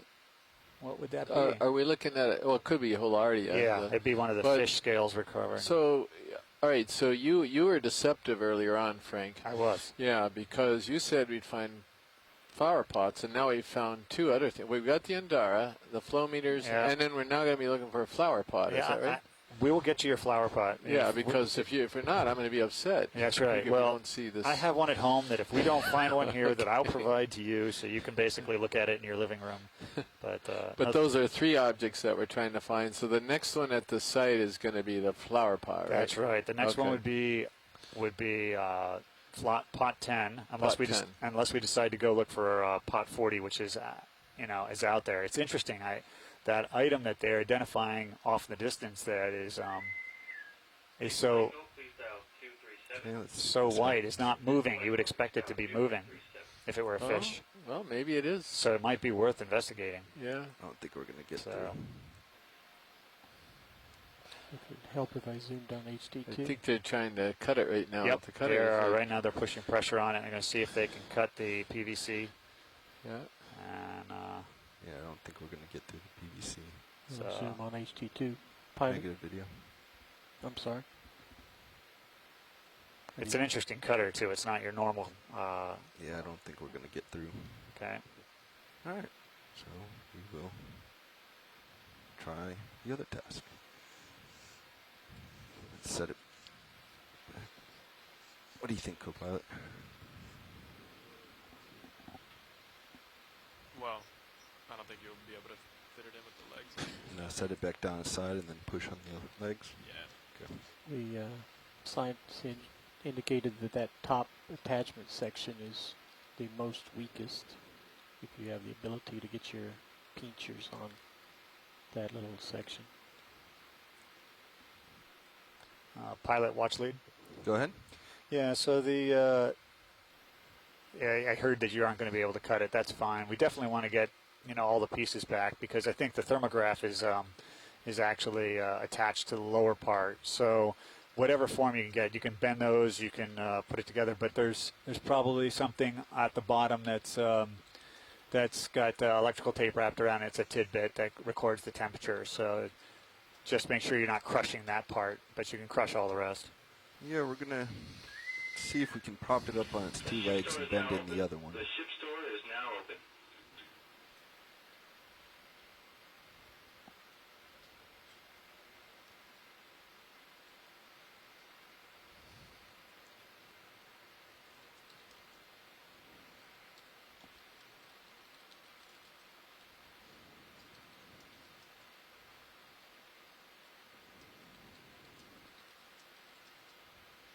Yeah, that white contact out there is staying really, really stable. It just seems like it's not what I would have expected as far as where the pot should be. That seems awfully close, but still probably be worth Video, going let's over see if we looking can go in and see what's on the bottom before we just try crushing. You got your dive weight there, right? Yeah, that's Yeah. it. So, Where are you looking? Bottom of it. Yeah, can you come down? so what do we got? Actually, can you come back out video? I want the whole thing. Yeah, I'm here. Can you explain again the delicate part on the base? Okay, so you can see where the number 3 is on the white PVC pipe. Yeah. Okay, if you move to the right, you will see that underneath the PVC pipe, down on the bottom there seems to be a black item. That's probably the temperature recorder there. So if you push down on that, you might crack that. So what you may want to do is flip it over and then push down from the top, so that basically you can crush your aluminum on either side, and you just want to stay off of that Roger that. thermograph. And if it should happen to come free for some reason, then we just try and pick it up and throw it in the box as well. Okay. Let's come wide video.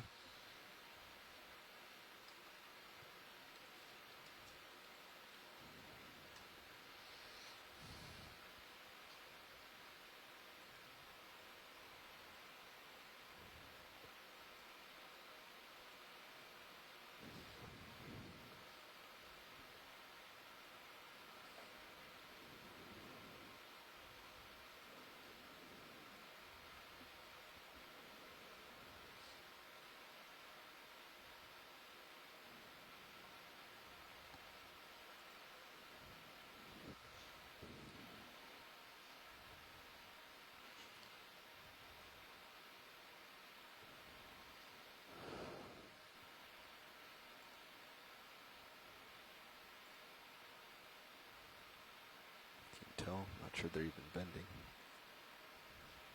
Yeah, I can't really tell. I think they did slightly, but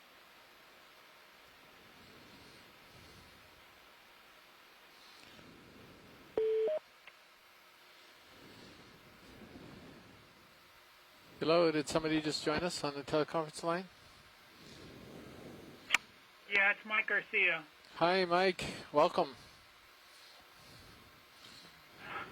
I went over to ECC, nobody there. I was thinking, well, maybe Jared wasn't. I think Jared's going to be there tomorrow. Yeah, there'll definitely be there. Some people there tomorrow, Mike. Yeah, I just don't know today. Well, it's okay. It's no big deal. Yeah. I just tried to see what was going on after I tried to call in this morning. It's no big deal. Yeah, so as you can see, today is sort of an instrument recovery dive, and depending on if time permits, at the end, David sort of requested a piece of coral rock here as well, but it's going to have to wait till we get all the instruments and see how they all fit in the boxes and everything, because there's a bunch more that we got to grab. Great. Sounds good. Thanks for the update. Yeah, thanks, Mike. Good luck. Yep, appreciate it.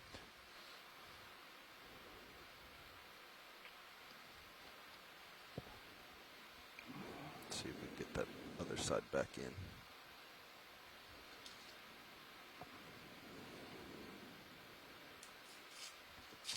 It's slipping in my grip. Set it down.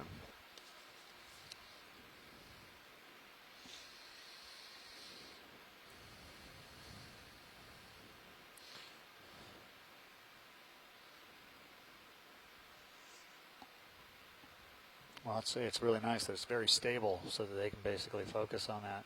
So is somebody right now keeping the vehicle pinned with thrusters? Any thoughts, So the co-pilot? pilot's basically using the manipulator to do the work. So the two of them are working in tandem now. Yeah. Well, all three of them All three are of them. working. Yeah, are. Let me pick up But the I one think that's on the this ground. first one they're figuring out, and then once Yeah. they get this one figured out, they'll know how to deal with all these legs and Yeah. how to compact them a bit. Yeah. But Well, the plan is actually, we won't be going with these in the future. If we continue with the work, we're looking at a much more elegant solution where somebody's built a single anchored vertical pipe, if you will, that bends with the current and gives a nice direction and gives us an intensity and a temperature, and so it'd be a lot easier to put away than this unwieldy thing that has a tripod associated with it. So. Yeah.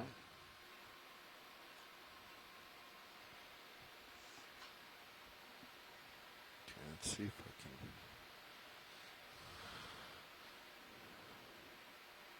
So how many of these kind of leggy flow meters do you need to pick up? The flower pots are no issue getting them into the box. We may not even pick up some of the flower points because they represent a really good marker point for us to come back and look at in the future. So we'll leave a lot of them right on the bottom. I see. So it's the flow meters So that you're trying to recover. It's the flow meters. I get it. And we've moved all the temperature recorders over to the flow meters so that we don't have to pick up the flower points anymore. We did that for a while, but then once we had the flow meters, we're saying we're picking those up. We might as well put the temperature on that. And I see. So we have 2 more of these to pick up. Yeah, it doesn't seem to be. And there's one more at this place, or both of them are at the other place? Both are over in the other area.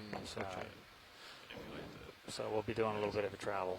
So the point of doing the flow meter, going to flow, or the pot 40, right, is because you've got a coral you're monitoring there. Yeah, but it's not important in the sense that I believe it's a bamboo that is partially dead. It gets back to the question that you asked about whether they're colonizing. Yeah, do you preferentially colonize a colony that has basically been decorticated by an urchin or whatever has it's now open and easy to colonize, or do you just happen to grab whatever bamboo in whatever state it is and colonize that? And so, I've just bent the one that's in my hand, trying to get the other one squished in. You could lay it back down and grab up closer to the bend in it, and then just twist your jaw. You know what I mean? Yeah.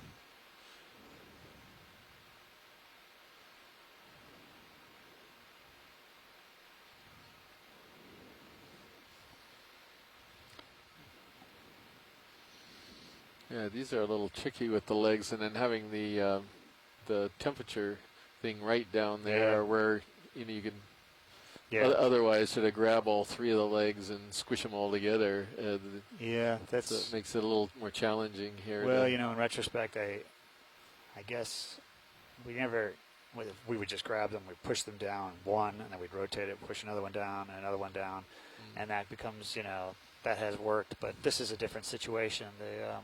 The manipulator's mounted, a little bit higher, and then that was fun. Look at that. Could almost catch something going by in a hurry of that. If you thought you had the grip force, you could grab it at the bend and just squeeze it. Yep. Yeah, that would work. Yeah, we can try. So for those of you just joining us, we are diving at about 382 meters down. Even if you got part of the PVC. Off of the big island of Hawaii, off near the town of Kona. And if you're joining us from the Maui Ocean Center, welcome. And from the Aquarium of the Pacific in Long Beach, California, welcome as well. So we're doing a bit of a shallower dive than we have done before here on this particular project. Last cruise we were diving thousands of meters down. And in this particular dive, we're only diving hundreds of meters down. But what this does, it gives you an opportunity to see a completely different fauna, if you will. So you are looking at a precious coral bed, and these are corals that have commercial value. And it's actually a fishery, although it's not particularly active at the moment. But you're seeing a whole bunch of very different corals. There you go. And we're going to be moving through the bed as we try to locate instruments that your primary host today, Frank Parrish, is sitting next to me, has placed in this bed over quite a few years here. And this is the first opportunity he's actually had to come back and recover these instruments, and it's quite important because they have data inside the instruments that he needs to download and perhaps better understand how currents and corals are related to each other. Legs out? Yeah, probably. Color in, I guess. This is Yeah, I think also, as you lose the Daniel propeller Wagner out, had pointed out on you the risk last losing the cruise important when bit. we collected our first rock, that was the first rock and first specimen that the Okeanos Explorer and the Deep Discover ROV had ever collected. You are now looking this morning at the first instruments that the Okeanos Explorer has ever recovered, if I'm not mistaken. Your leg's about to fall off. So, There you go. Problem solved.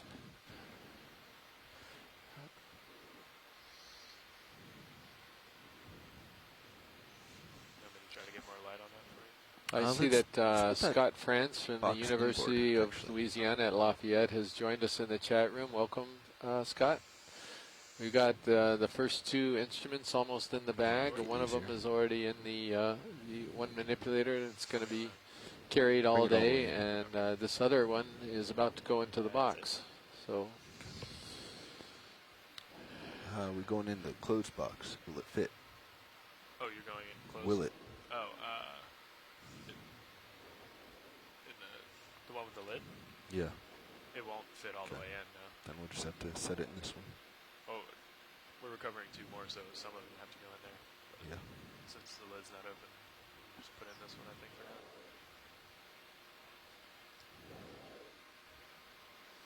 And then maybe put two in the other one, put the lid over it, and then it'll pin them down.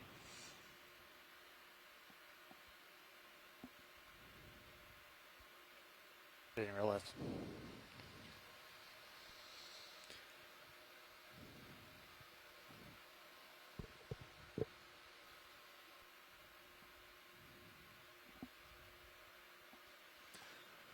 Okay. That looks pretty good. Just need to get it down in now. Yeah, I think you're centered.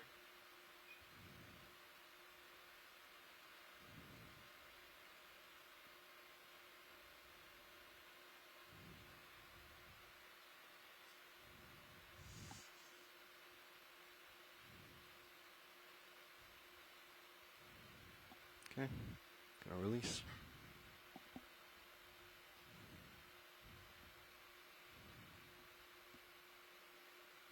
So the impeller's in the middle of the box there. I don't know if you wanted to put it against one of the sides, so the legs don't stick out as far, but I think you're good. That can gain up the image if you Yes, take please. less of the sand out of the way.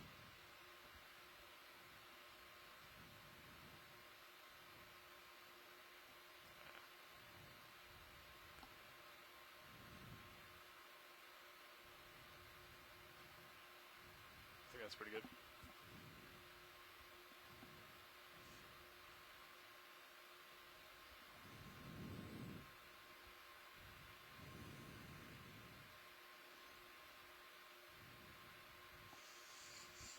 Can you come a little more wide, Roland? So we can see the legs.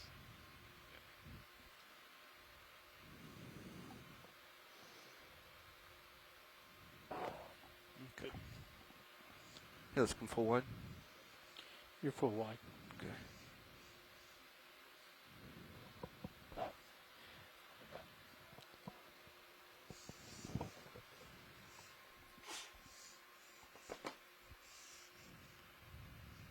Okay, now I need to. I'm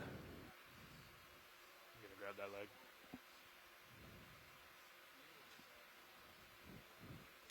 They put a piece of metal in the other box.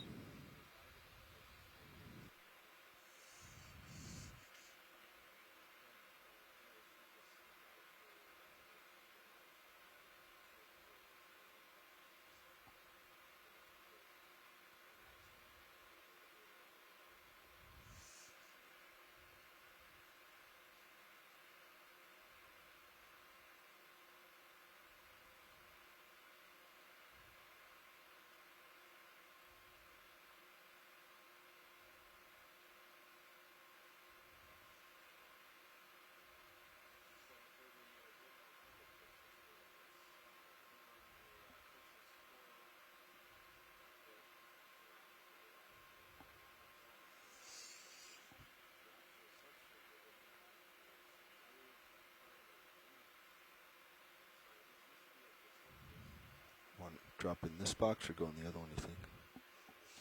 I'd put it in this one.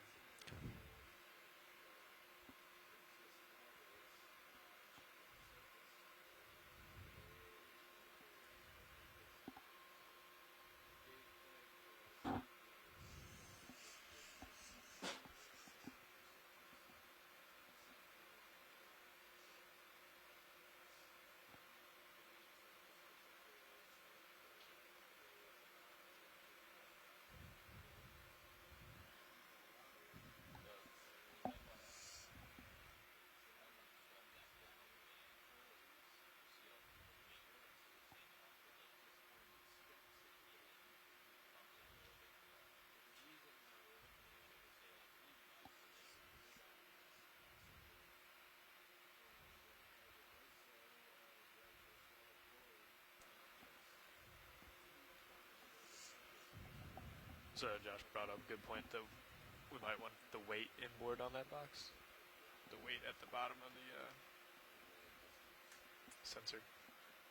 So once you drop that in there, if you could maybe just grab one of the legs or something and just move it just ever so slightly inboard more. See what I mean? Yeah. I don't think you'll be able to fit the whole thing in the box.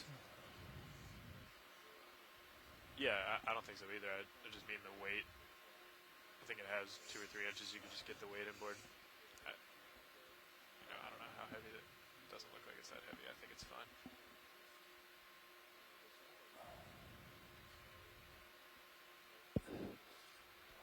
A lot of cooks in this kitchen. Yeah.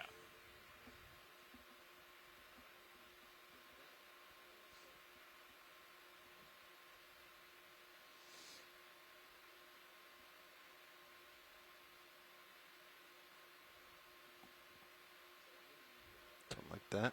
Yeah, I think that's fine. The impeller weighs more than that fishing rate anyway. It's just, yeah.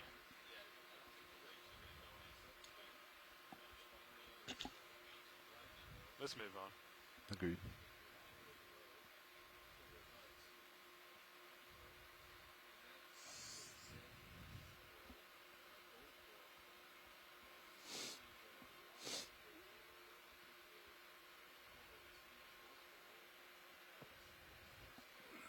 Okay, and hydraulics off.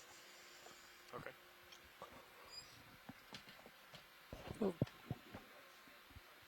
Watch leads. This is nav.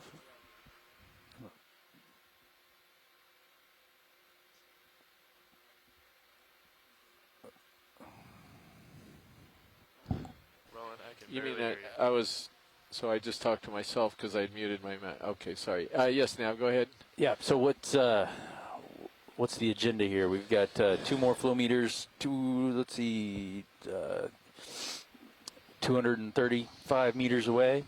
Are we gonna make our way towards them? Is there stuff you want to do here?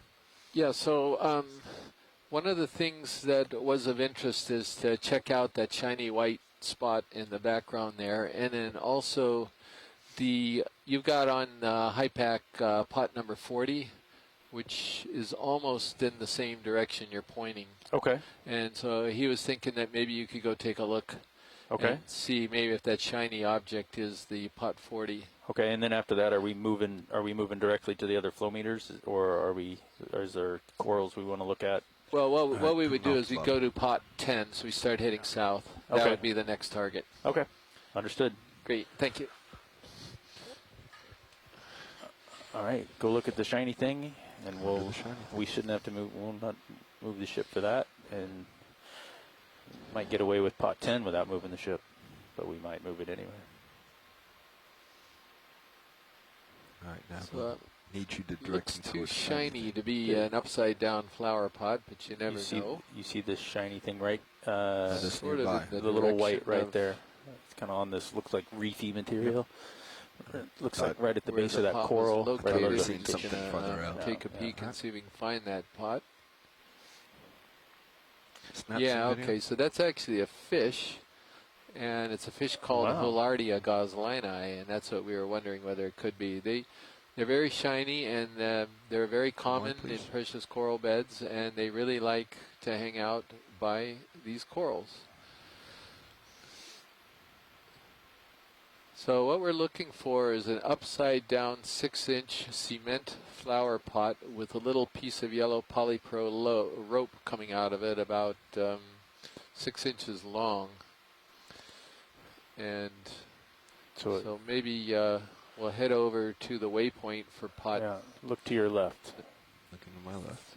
Whatever pot that is. I think it's pot 40, and then Sorry. if we don't find it, then we'll go ahead and start heading south. Okay, looking left.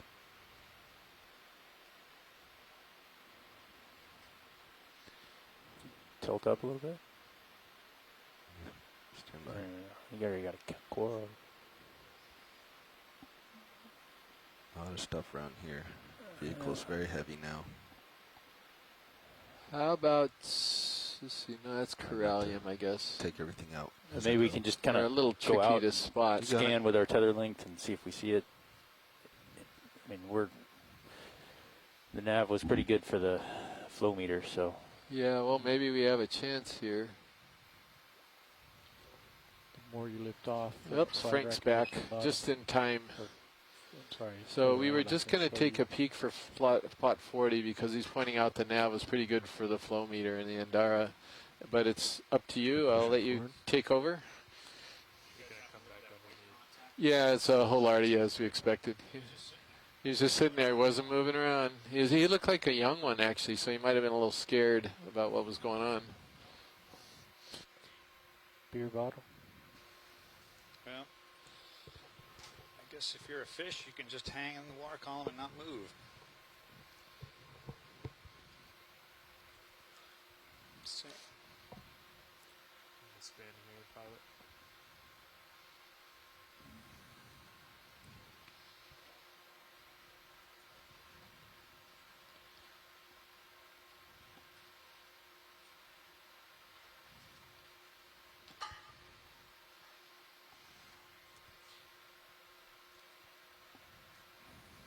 Visibility's not too good, is it?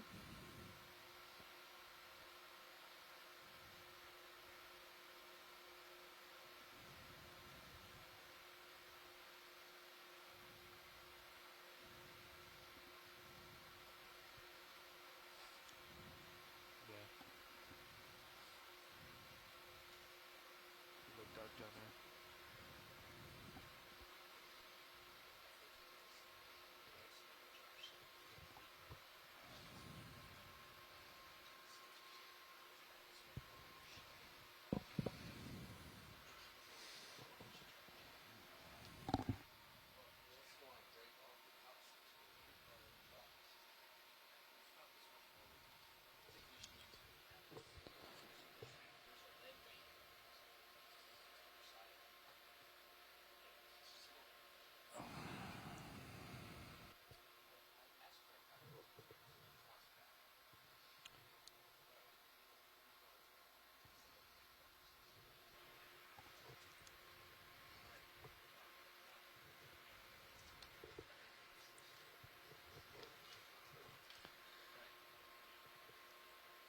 okay, pilot. Go ahead. So the coral that just went off the screen to the left is one we've seen before. So you're closing in on the target. That guy that you're bringing center right here. Mm-hmm. You can keep going past it, and maybe we spin back. Maybe we go down onto that deeper sandy area beyond it, or wherever you feel comfortable landing. But I can put up that picture from 2012 if anybody wants to see it. But it'd be good to see it. Yeah, that's good. That's a good angle. We probably saw it from the other side, but we'll still be able to take a look at it that way. And I think then that means pot 40 is just off in the distance there. Yeah, But- science. If you can call that up on MB Proc, it would definitely help. And I'll also stream it shoreside. Hey, co-pilot, can you come around? Just bring your heading around, see if you can give me a little bit more tether. Okay, so video. This is Yeah. watch lead. 180 out. You don't need to keep me in view. Yeah, so if you want to put up the MB Proc 2 left that I've got, then they can see the old Coming around inside. 2012 Maybe version make of a that coral. real short move. Happen quickly enough. Yeah, we can move and we got a long way to go south, so. Okay. But No, I've got another one here. So keep scrolling, and I'll let you know if you've got the right one. Is this a okay angle here? Watch That's lead? looking pretty good, yeah. So watch leads. I just want to make sure before we move the ship north, in order to come back south, that's the right thing to do. It'll just, that evolution will be pretty short in shallow water, but it still take 10 minutes to.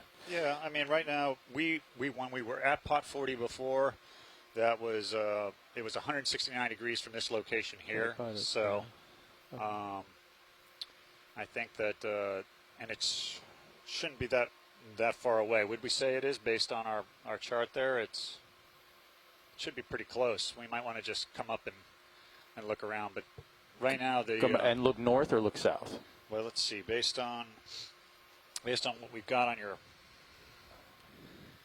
Well, based on what I'm seeing on the bottom, we would look off to the left. Maybe forward and to the left. Okay. Based on that contour. Okay. So, all right. We'll do it. Let's come wide. So if you can, D2, please. And so video, if you can keep scrolling through your picture list, you'll see it. Keep going. We're gonna make a ship move like 30 meters. One more. 320. Nope. One more. That's it. You got it. Okay. So that's the one that was co-pilot come around and in follow 2012. Bridge over nav. If you want to push that one. Yeah, Bridge, we'd like to request a ship move. 30 meters, 320 degrees, 0.2 knots.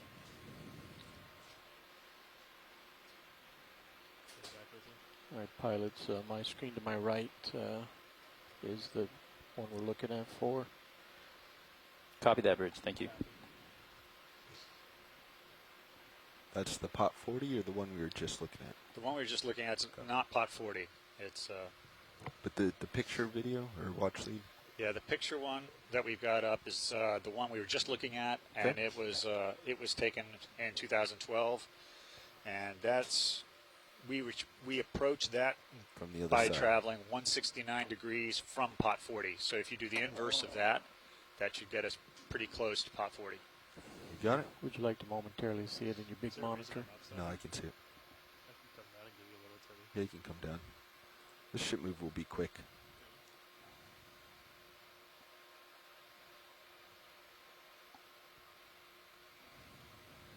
You can go ahead and let the video push in on this as we pan around here. This is nice, and then we can look at it relative to the 2012 version. Did you... I copied standby. Yeah, watch lead, just as a point of communication control, you pass those details to the pilot, and he relays them over the video. He was listening that time, though.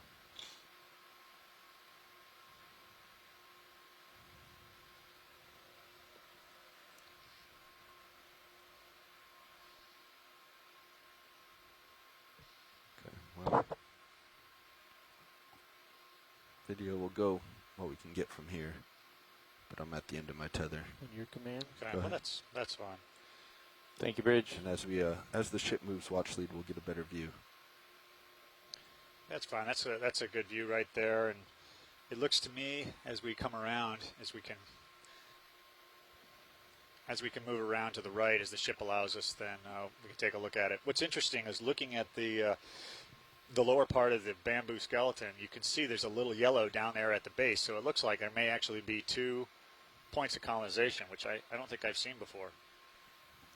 Should have a little more tether here, but just like that on the side.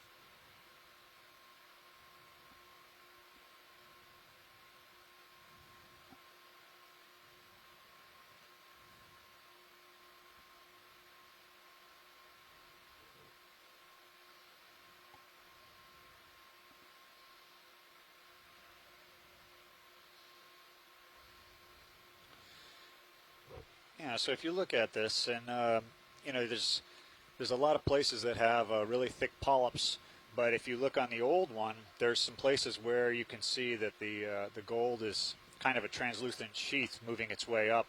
There's the primary stem where the gold is growing, and then to the right, branching off the fork where it bifurcates, you can see the gold is starting to make its way up in the old 2012 picture, but here it's much thicker and it's growing up a lot further. Also, it looks like there's maybe something else is colonized above it, or maybe that's what I'm seeing in the photo, and it's just we got a better image this time around looking at it.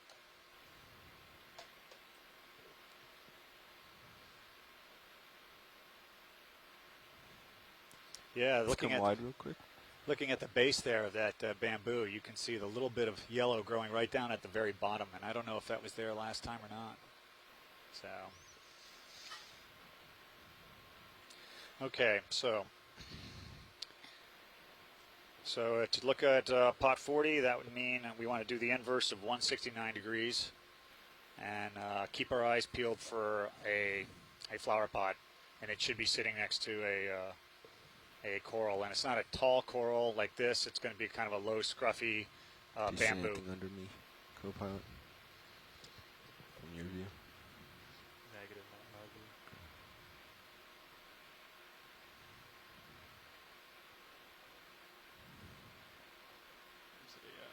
The drop-off that you see there. Yeah, I'm just trying to keep my left toe on it. Still camera also shows it clear. Okay, thank you, video. Video, can you push in on the bottom of that bamboo right down where the it's cemented to the bottom where it's got its hold fast? Copy that, Science. Wait for pilot to get in position.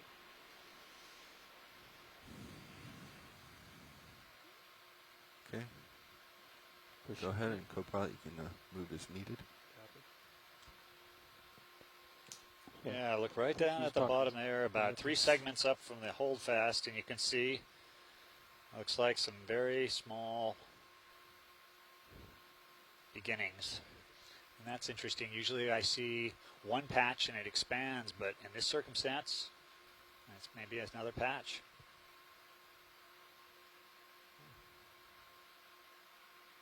Oh, wow, that's great.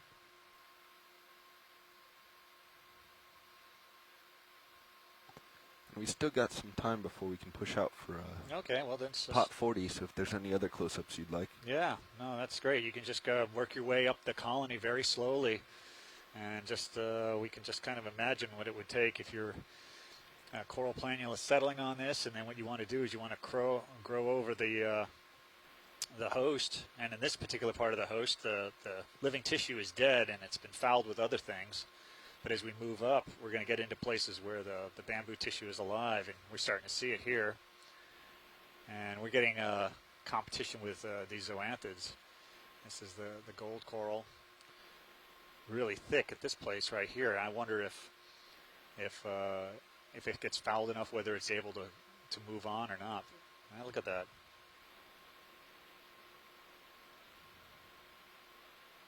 And there's the bamboo, the living tissue on the left, and the gold tissue on the right.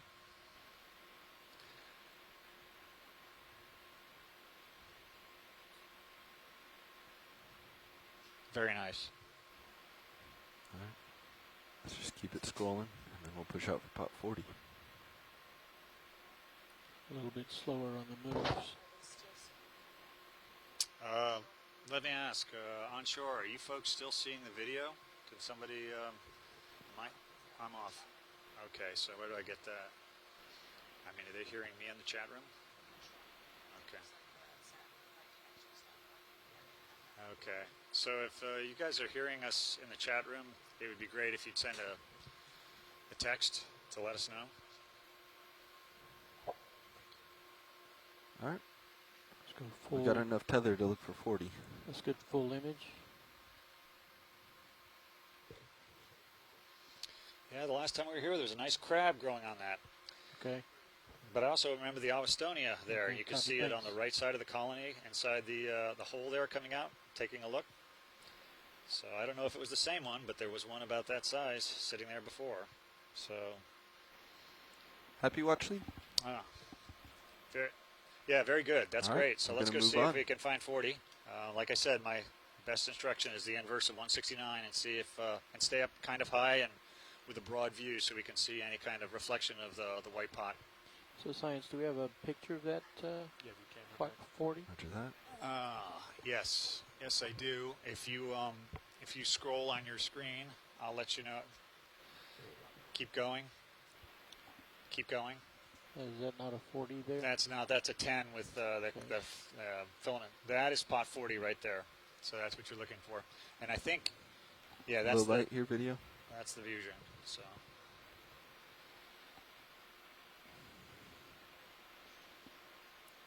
Okay, so pilots, you're seeing 40 on my screen. So, inverse of 170. Okay, so directly ahead. Direction. Oh, yeah, that coral, maybe on the left of that coral. Directly ahead, you can see a little white thing on the bottom there. You got it. We're heading. Let's take a look at that and see if that's our contact.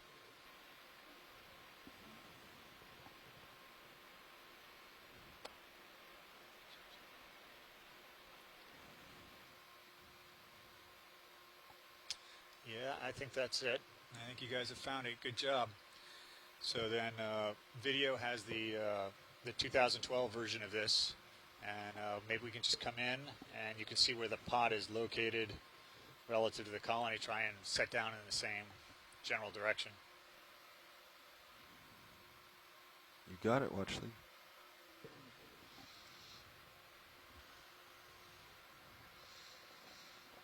So the opposite side then. Yeah. Look at that. Only thing I see is this golden coral.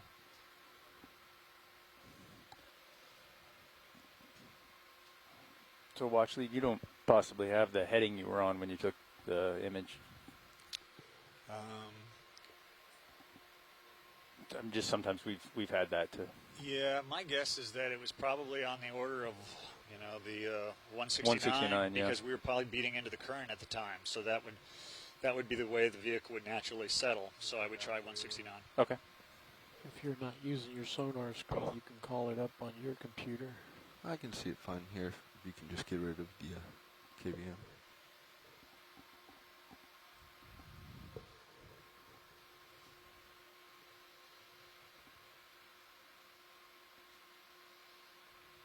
Nav, we might need another quick shoot move. You got it.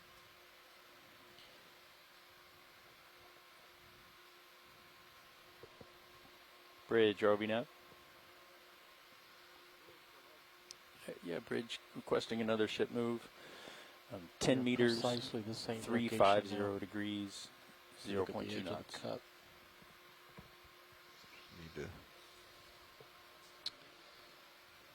I need to come around right. Copy that. Thank you, Bridge. Actually, you needed to go round to your left. The cup was just covering the... Oh, yep. So this is the flower pot That's that I precisely the promised position. Chris Kelly. And of course, Chris Kelly is at lunch. a little bit more So of our a objective here hole will on be the to left. look at this, make the observations, and then depart before Chris Kelly gets back so that he can lament that he missed his pot. And So the 40 is by on video, the what left. we'll want on this is just to kind of push in and take some images of it so we can kind of compare it to the previous year. If I don't know whether you did or not, but if you push A little the bit more, you can see the 40 current video starting image to come into to the crowd in the Almost chat fighting room, tether they here. can see them side by side. Copy that sign. Feel free to lose me if you We're need still to, waiting co-pilot. for more tether. Okay. Well, that sounds good. But the ship's underway. It's getting there. We haven't started the move yet, I don't think. I think that's pretty good.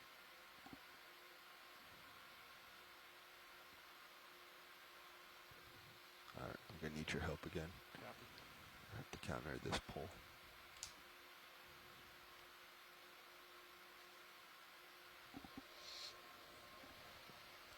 Ready for zoom? Pilot's ready. 40. Chris Kelly's back, and he's excited. So that's our best attempt at matching the image.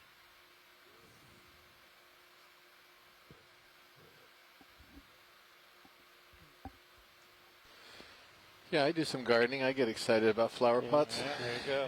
Now let's go in and So, inspect it. the reason we marked this is we landed and we just found this this bamboo sitting on the bottom, and it was dying from the base area, and the question really was, okay, is it going to come back, or was it munched on by an urchin and it's going to fill in, or is this going to be an opportunity for the gold that we just looked at to finally let it come over and settle on it and start growing? So there were just a lot of general questions, and the idea of putting the pot down was just to take a look at it. What's interesting to me is that there's a lot less tissue on this colony. This flesh that's in the image, if we can see the upper left of it. But I don't see anything that looks like goes anything. away. None of the gold has colonized it. Watch lead, anything in particular? No, this is a good place. We'll just kind of let the pan out, capture it, so we can see the whole colony, and then if we see anything that we want, we can pan in and look more closely. But there's an urchin on it, so that's interesting. Is this Stereosideris, or?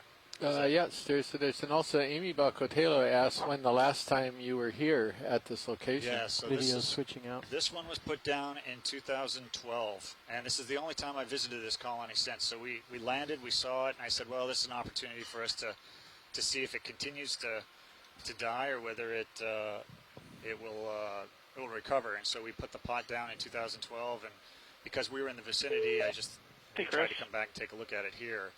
But yeah, I assume that maybe that urchin is the one munching on him. We've seen him munch on him in the past, and so I was thinking we might see. I just wanted to chime in on the urchin. Gold settle on it, in the 3 years. But stand by, Chris, just a second. Chris Maud just chimed in. Mm-hmm. Yeah. So Chris wanted to make a comment about the urchin. Go ahead, Chris. Yeah. So I realized that urchins possibly feeding on corals might not be new to the Hawaiian region, but the observation of these urchins feeding on corals is something that's only recently been documented in the literature, and the Okeanos and the Atlantic have started seeing echinus feeding on these corals with some regularity, and there was a paper just published, I think only last year on this, and I think Hurl's database shows a lot of sideroids, which is a different group than the one in the Atlantic, feeding on these corals. So I would say, I think the paper that was published considers the urchin's influence on these corals to be quote-unquote bioerosion. I'm not sure how that differs from just feeding on them. Let's zoom in, start with the urchin. But I would say that sideroid feeding on your urchin is a significant observation, and probably the urchin should be video documented just to ensure that for future management you should figure out what it is if you don't already know what it is. And and I've seen a lot of the observations in the Hurl database, but I don't think anybody's ever made anything out of them. And so I think it's important to sort of and I've seen a lot of the observations in the Hurl database, but I don't think anybody's ever made anything out of them. And so I think it's important to sort of pinpoint and highlight this observation, because I think it's probably relevant to the observation that the skeleton is denuded. Yeah, I think it's interesting that it was clearly, part of it was denuded in 2012, and I remember looking around at the time saying, is there an urchin in the area? Because occasionally we do see urchins up on the colonies, and there is a stripped part of the colony associated with it. But that's kind of interesting. Why would you have a part of it fed on, then the urchin would leave and go somewhere else and then come back? Or we have another one come in? Well, I mean, keep looking around. I know that urchins frequently feed, or at least have been observed only recently to have fed on crinoids, on stocked crinoids. I don't know if they feed on feather stars, the unstocked ones. It's unclear what they get out of feeding on crinoids, since there's not a lot on them. So maybe, whatever nutrition or perhaps mineral enrichment they derive from the crinoids is something they also get from the corals. I honestly don't know. I don't think it is known yet. So whatever is going on here is, I mean, it's entirely possible this is, of course, just a coincidence, and the urchin simply wants to fly and climbed up into the upper branches to take advantage of water currents or what have you. But truthfully, I'd say that it's not a coincidence. So, like I said, we don't know very much about it yet. It's only been documented, like last year, and it's not just sideroids; it's other urchins as well. So it's very I was listening. Yeah, thanks, Chris. Pilot, go ahead. Are we just wanted. We're a little concerned with time, given the distance we got to travel. So we just wanted to make sure, or find out if we're ready to start beating south.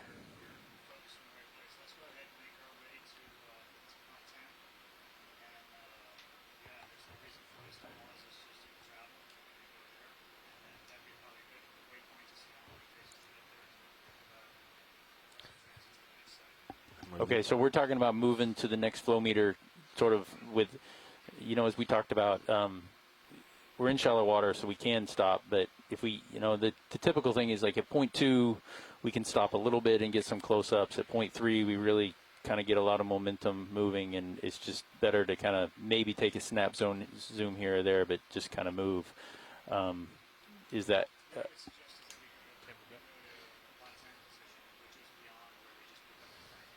Right. Kind of turn and hover and take a shot. We don't necessarily have to settle in, nice and tight. And then if we got that, then we can proceed on to the southern group that we want to do. Understood. All right. So Chris, thanks very much for calling about the urchin. That's I've often wondered about that when I look at the urchins down there, and it's good to have somebody speak to it. It's, Bobby, you're already there. Something to daydream about but not know about. So have somebody actually weigh in on it's great.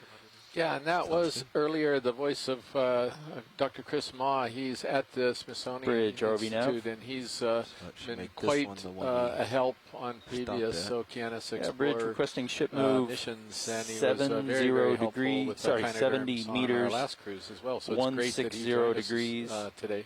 0.3 So this is the parallel that we just looked at on the way down that I showed you guys the photo of. And this one we looked at in 2012. And the big, for those of you who didn't see it before, we zoomed in on the base. Sorry, let me say that again. It was 70 meters, 70 meters, 160 degrees, 0.3 knots. Settlement, and so they're not connected to the upper group. So that's an interesting observation. I've not seen that before, so that's pretty cool. But we're going to keep pushing on, and we're going to make our way to pot 10, which is beyond the place that we collected the instruments.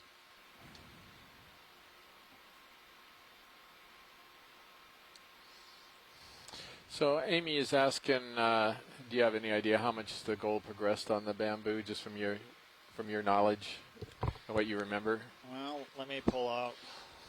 So this is Amy Balco Taylor, who's joining us from the.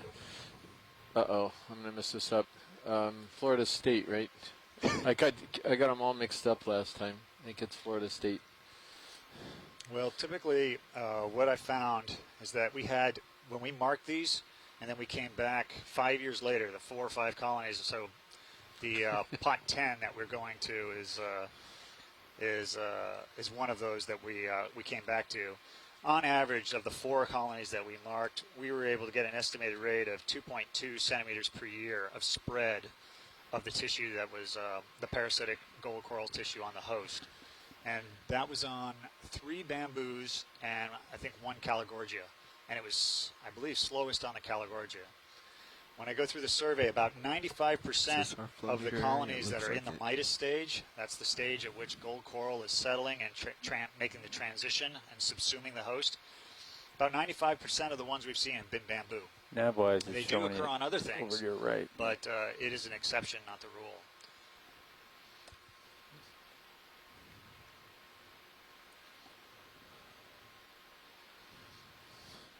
So now we're going to go and take a look for that pot 10. Is that what the plan is? We're looking for pot 10, and that must be a fish on the left there.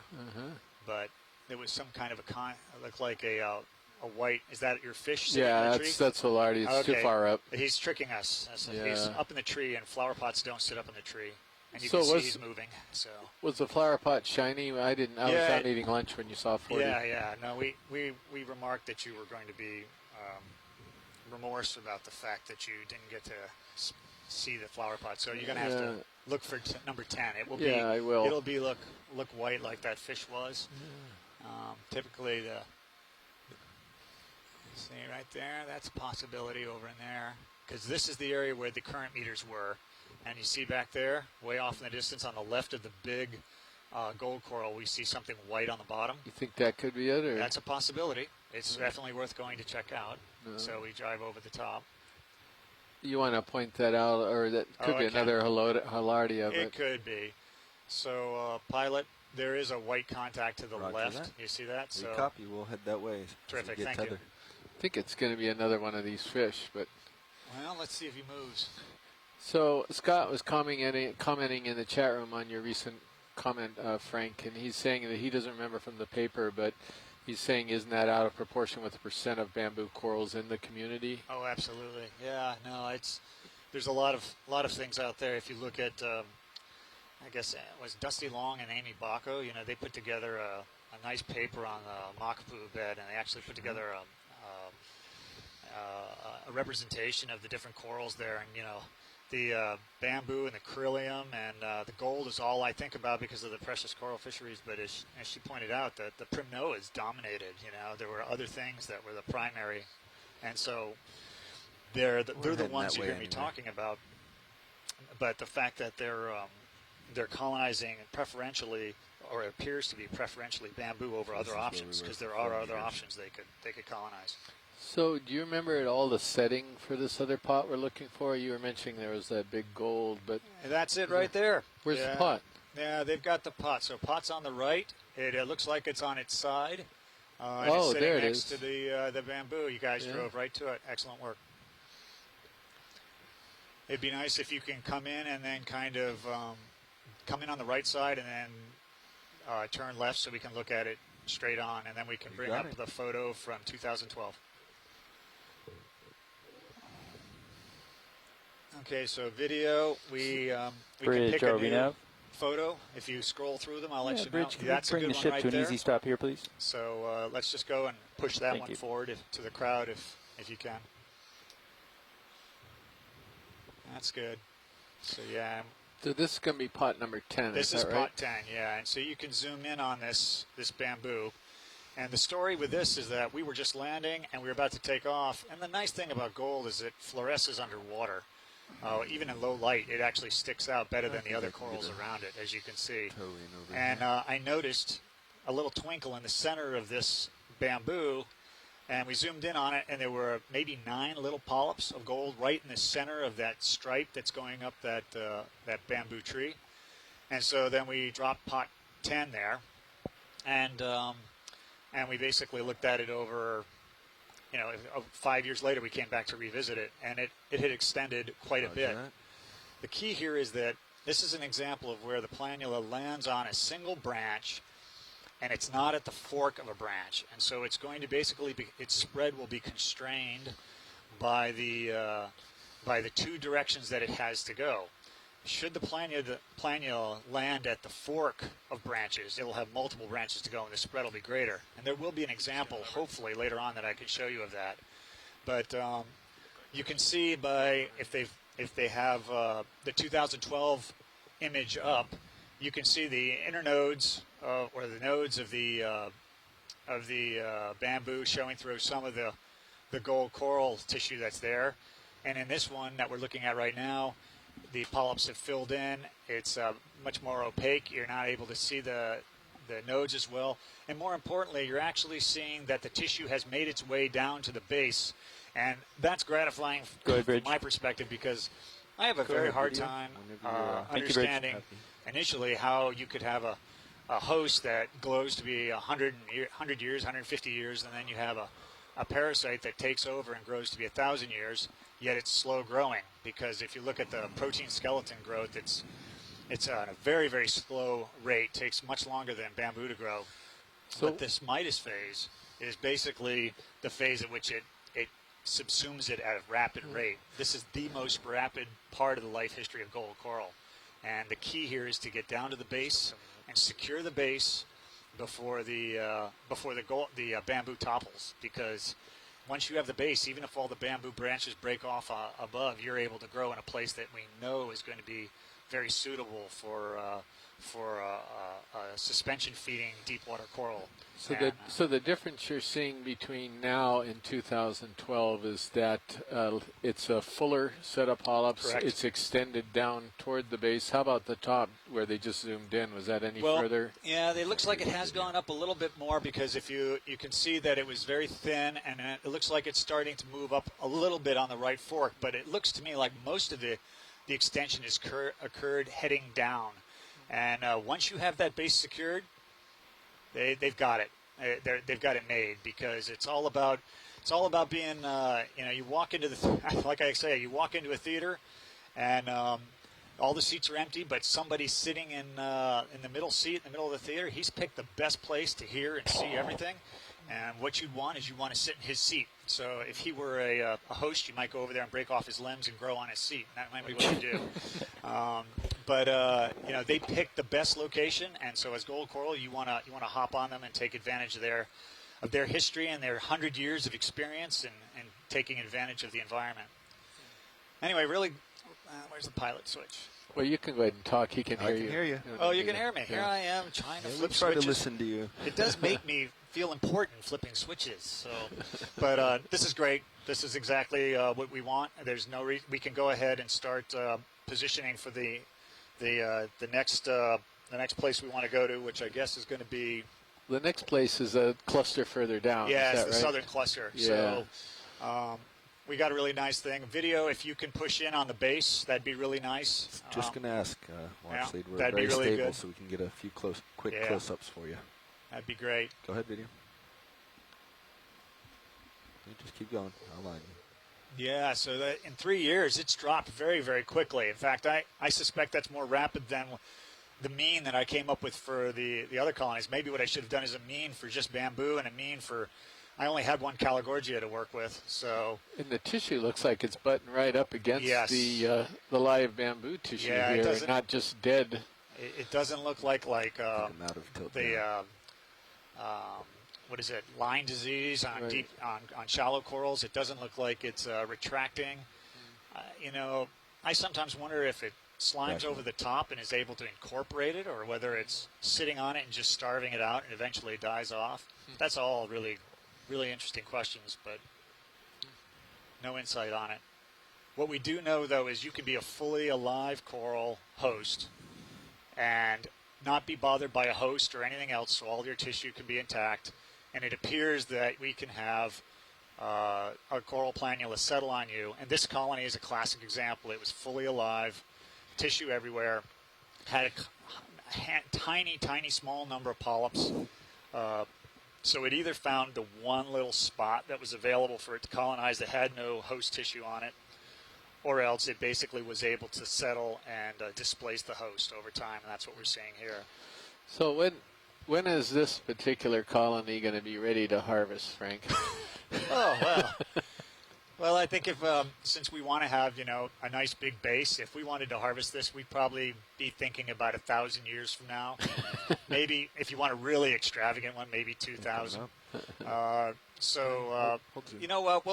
We'll name this will be Chris Kelly's Pot 10, and in 2,000 years you can come back, and if the state's allowing you to collect it, then you're all set. Okay? Sure. Yeah. I'm looking forward if we ever get a chance to come back in 3 years just to see it go down and cover the base, because that's pretty exciting, because it's got you're no longer at polyps anymore. At that point, you're just setting down cementing material to cover the host base, and then be able to get enough traction that you can handle any of the flow that comes as we.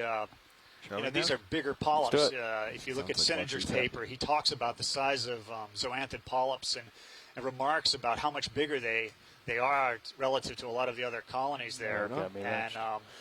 And so that's more drag. All right, so we're going to go you need to have a strong hold 220 fast to keep meters, yourself in place. 200 degrees. And it's considering you have all those nodes on bamboo, We'll start there's at a lot point of two. little break points that could give away. So it may be that 200, 200. you lose a whole branch of gold coral that's already been subsumed just because of the drag is too much. Bridge RV nav. So a little bit of information from the chat room. Amy has requesting a ship apparently move sequenced some 200 of these from meters, this location, and it's not Acanella 200 disbar, degrees, it's Isidella trichotomon. 0.2 And knots. Scott was noticing the branching from the nodes, and he was sort of wondering, he thought he couldn't tell whether it was branching from the nodes or just above it. It was a little bit difficult. But I was wondering it too, because I was trying to figure out whether that was Acanella that we were looking at or not. It looked a little bit strange to me. Well, you know, talking to Les Watling, I got to the place where I identify that pretty much as bamboo. Mm-hmm. You know, it's one of those things that I can't even be really confident that all the ones where I saw, you know, clearly they're bamboo corals, but you know, I couldn't tell you whether they're more often on Acanella or Keratoisis, because some of them that we were citing are actually off in the distance as we're doing our transects. Right. So. Yeah, these beds are more complicated than you think initially. That there's a similarity in a lot of these bamboo corals that haven't been colonized yet, but then there's subtle differences that you may be looking at a multi-species bed there, just of the bushy kinds, if you will, or kinds that superficially look quite similar. Yeah. That's one of the advantages of being able to see these close-ups. You may bump this up to 0.3 and even if you're not collecting the coral.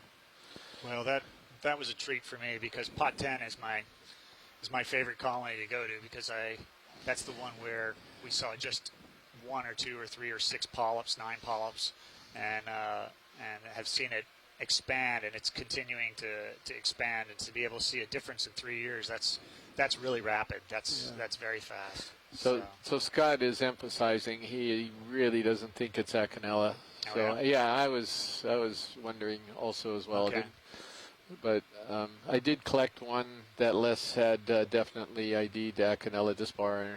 This is a number of years ago, and it did not look. This colony here we saw didn't look the same. It just sort of, and I'm mostly basing it on color and morphology of the colony and so forth. But it was good that Scott was actually paying attention to the much more close structures and getting a. No, absolutely. We want to have people take a look at it, and maybe as we're going through here, you guys should be keeping track of where we see a gold on a host, and then one of the problems is we can't put down and check each one of them, but that might be something somebody would want to do at some point, is to go through and just say, all right, let's look at the hosts. If 95% are bamboo, but maybe the percentages are spread across a whole bunch of bamboos, or maybe they are tied to a specific type.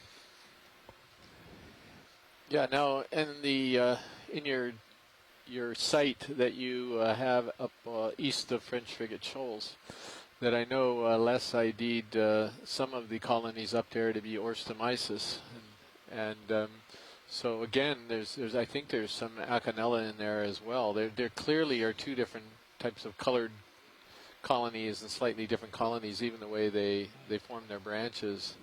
And so, but superficially, they look very similar. They're kind of about the same size, same bushiness in there, but you look at them, you know that something's wrong or something's different, but then is it just a simple difference in color morph or something? Or I'm glad we're not. I thought it was going to be all like sand. So yeah, and then this forest comes out of the darkness. You got to pay attention here. That's what we're learning from this. Certainly, what I learned on that first cruise is, boy, they're quite challenging to ID from a distance. So there, right there in the center of the screen, is something that looks like it's mostly dead, and it looks like it's being colonized at the tip. Oh, that little one. Yeah. Yeah, that little thing. Yeah.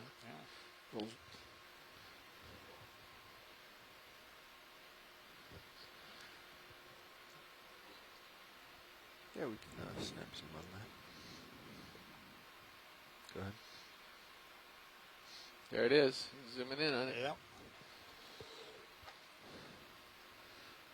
So now, did that thing settle out when it was completely dead? I mean, the whole thing is dead. Yeah, that's it. Or was there actually live tissue Well, on I mean, that's why I marked pot 40 when you came in after lunch. There was that I said, okay, this is a dead piece that we can say, all right, is dying, and will we see anything? So you can see a lot of stuff sitting dead that doesn't get touched, and some of them do.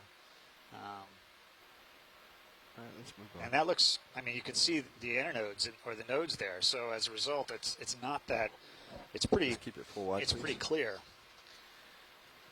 It hasn't gotten thick. It hasn't gotten its polyps. So watch leads, the substrate these are on, is this basalt or sunken reef? It's fossil reef. Right? Yeah, fossil reef. Fossil reef. Yeah, it's a fossil reef. 135,000-year-old fossil reef. I was looking at, was it Tony Jones's thing, which is like 250, I thought, but Well, must have been more recent. Well, what I was doing is I'm basically mentioning or reciting what Dave Clegg emailed me this morning, that he thought this 135,000. This reef. More recent So was it originally a shallow reef? Yes. Yeah. So it's one of the low stand of sea level, and they had. Wow, look at these! All these bamboos. Look at these. They're all feeling. They all can see there's some gold on that one right there too. It's a Holardia. Well, that's the fish swimming over on the right. Yeah, and we just passed a Ariosoma marginatum. You can see his head poking out of a hole earlier. Really, I missed it. Oh, that's cool. Yeah.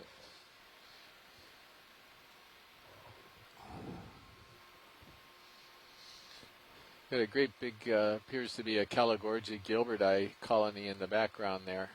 Yeah. Pretty common at these depths. Yeah. This one right here in front of us is kind of funny. Yeah. What that one is. Looks like Cratoisis maybe. Larger fish. Oh, look at that. Types of See fish, the yeah. goosefish? Oh yeah, that's right. Lophioides. The Lophioides on Yeah. the lower screen there next to the bamboo. Yeah. All the characters of the precious coral beds are here. It really is a nice bed. I guess I don't remember seeing. I mean, we're seeing primarily reds here, right? As far as the corylliums, I don't remember seeing any secundum here. Don't know actually. Have you seen any? Because I just looking at them. So this directly in front of us is the Caligorgia, and most likely it's going to be gilberti. It's probably going to have the alternating branching. That's beautiful. Can you video? Can you focus on the right side of that gilbert eye and zoom in? There's a discoloration on the right limb. Okay, go ahead. Oh, down near the. Yeah, do you see that? Yeah, I see it. What is that?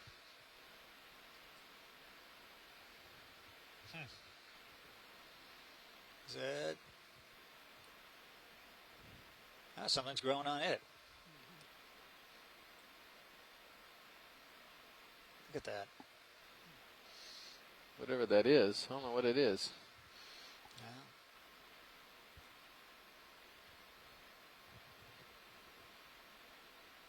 Wow. Thank you. That was very nice. Oh, it's zoanthids of some kind. Yeah, that's what I was But wondering. they're small. They're too They are small very for small. gold, aren't That's they? what I was thinking.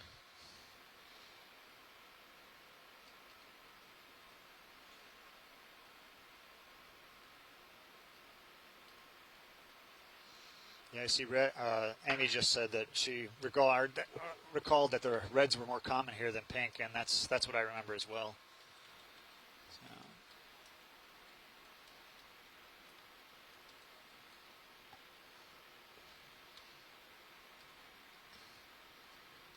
So it looks like it's growing stock too. Yeah, it's nice.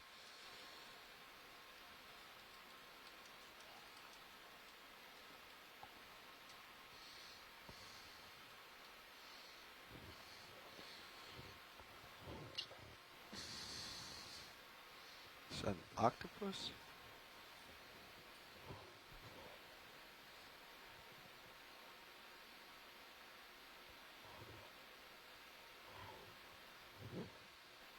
What? Oh, that's a coral. Okay.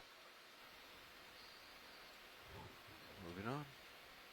Yeah, said some thruster washout.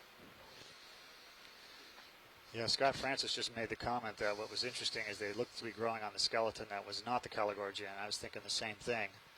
So what are you saying, Scott? Do you think that maybe Branch of something. it's a branch of something else that they're growing on that is just stuck on the Caligorgia? Or Yeah, that's what he's saying. He Yeah. thinks it might be a piece that was entangled. yeah, something that got caught and they're taking advantage of it.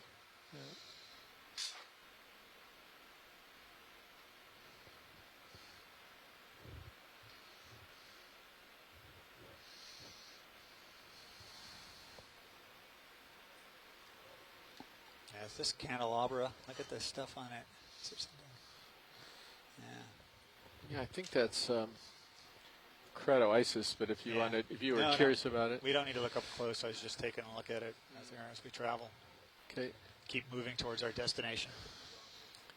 Get those metal spiders and those. Yep.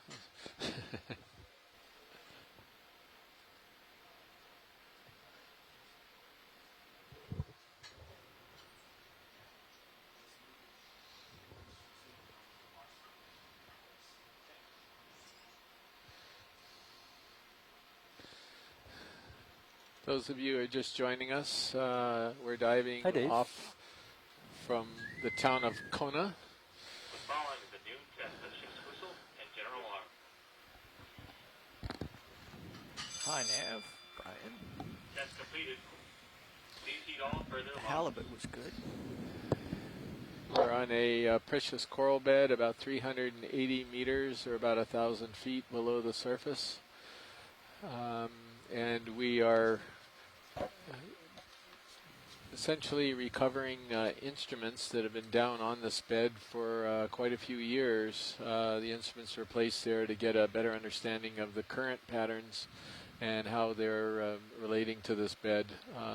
The corals that you're seeing on screen right now are precious corals. They're actually commercially valuable. Some of them are, that is, not all of them. The red and white one that we're passing over is in the family Corallidae, and it is one of the ones that is harvested commercially. Right now there is no active fishery here in Hawaii, but these are types of corals that are used to make jewelry. And then some of the gold yellow big colonies that we've come across, those are the gold corals that are also used to make jewelry. So, and then there's a smattering of other types of corals which really don't have commercial value in this particular bed. There's some in the family Primnoidae. Pretty sure I saw some Acanthogorgidae as well earlier on. You may or may not notice, if you've been following the previous cruise, that we are getting more fish, and that's kind of typical. We do see more fish associated with the precious coral beds than we do in the really deep bamboo beds and other types of coral communities that we saw on the past cruise. So here's a very common fish for these precious coral beds. It's called Holardia, and he likes to hang out by gold corals. Why? Don't know. I mean, do you know what he eats? Or He may just be picking stuff that comes in the drift. I mean, this guy's actually pretty far away from the coral, considering we usually see them right up against the edge. I've never seen them pull a polyp or anything like that. So. Yeah.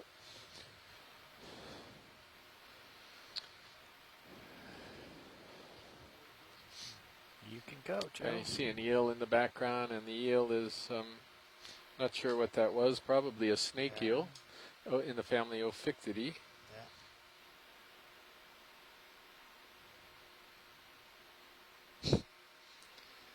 Wow.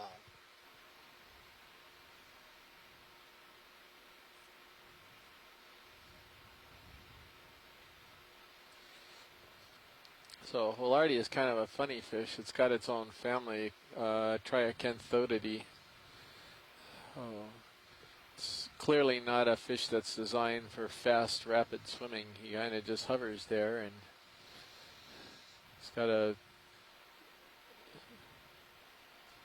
sort of a mouth that looks like it's quite suited to picking things, and probably not off the substrate. You sort of wonder why he's by closer to corals because his mouth is upturned and actually facing upward. So you wonder whether maybe that's why he's in the corals, that he's picking things off of the corals. Gets in there, picks things out. Yeah, that's Looks a really another nice one's shot coming of to him. look at him.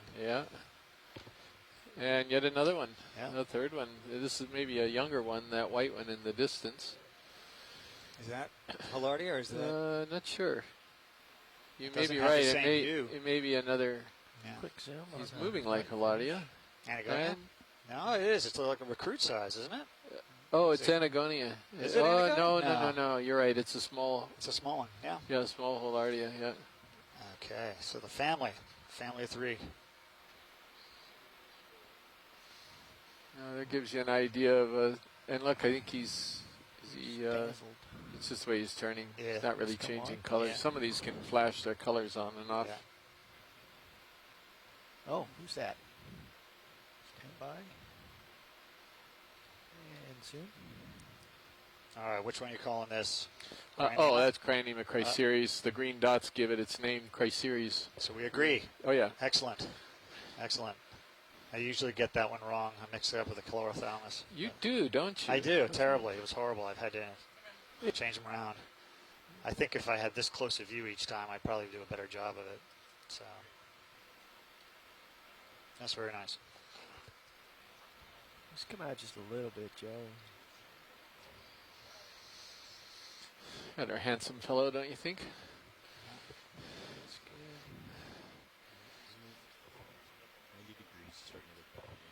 Okay, we got to finish up here, Joe.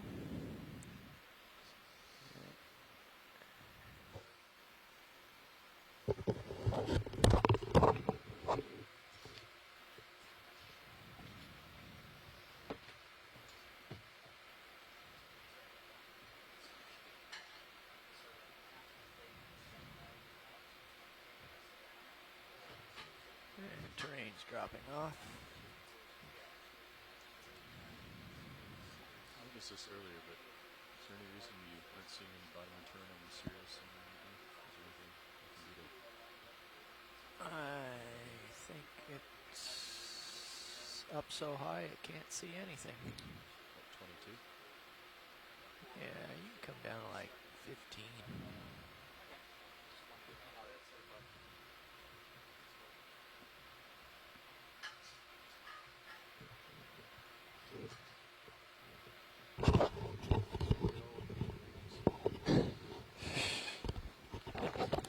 D2 is right under you. Might be getting a return off the spell. Yeah, it's a Stereosideris. Yeah. That's the one Chris Ma was commenting on earlier. Yeah. I'm in the altitude as a return. Oh, I see.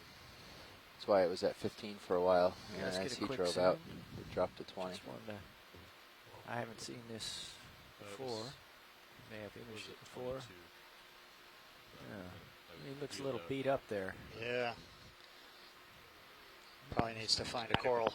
So Scott had just weighed in on some of those, perhaps some of those other colonies we were wondering about, and he said he was in 1996. He was more or less in this area, and he saw a lot of cratoisis, possibly flabellum, the sea of flabellum.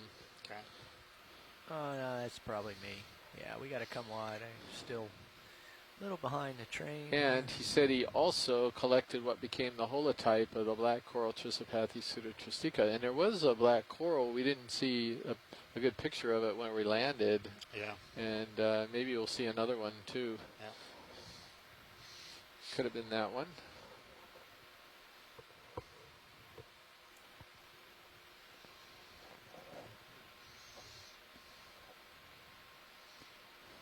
There's another Holardia. They just light up just like the pots. They do, and they can be confusing. That's why you look See, at now them for a long that's time. chlorophthalmus on the ground right there. Right. Yeah.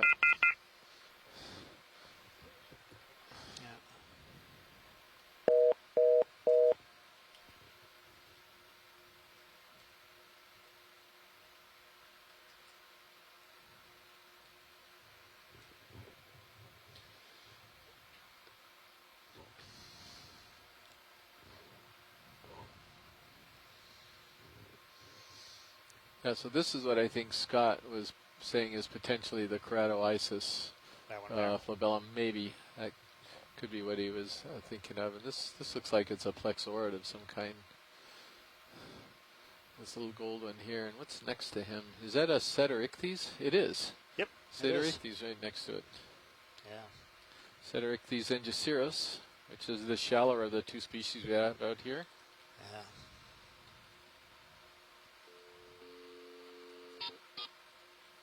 Cool fish.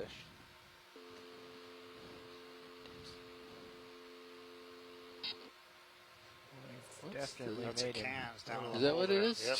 nervous.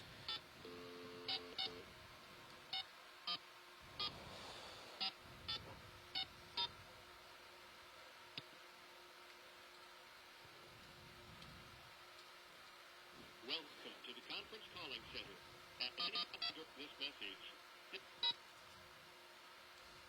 the passcode you are attempting to enter, 112.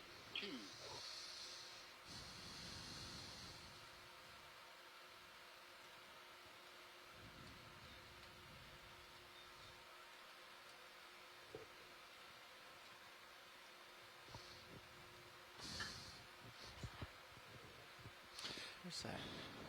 That is a So what he's saying for flabellum is more or less planar or multiplanar, internodal branching, large white fin, which that was, although we didn't see the internodal or nodal branching. Oh, and look, there's your hermit crab.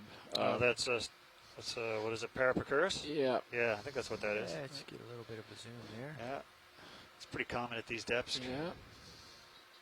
Video. I think he's working on the conference call. Oh, yeah. Here comes your cloud. Video. Yeah. Yeah. Yep. Just a quickie. So this guy is actually Sympagurus dolphini. And I temporarily forgotten him. Yep.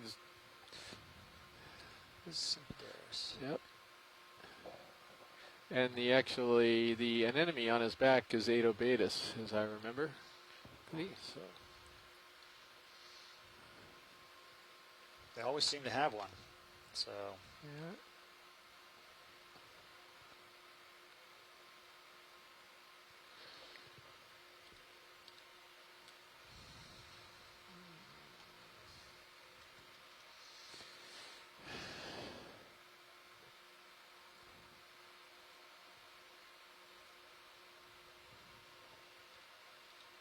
Oh, just a little bit.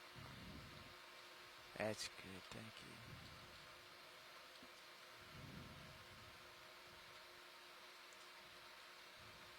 I've excited him with all this suspended detritus here.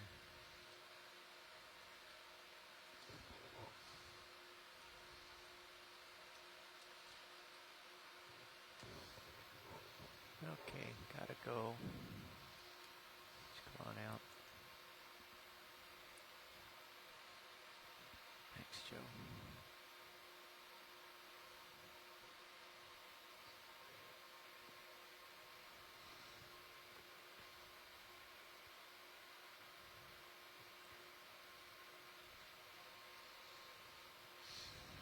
Double checking that anemone ID. This is pure memory here. I know I've got them in here somewhere. Let's see.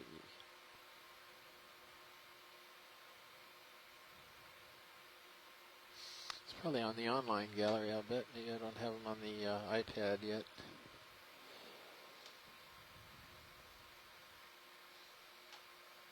All that carbonate fragments there.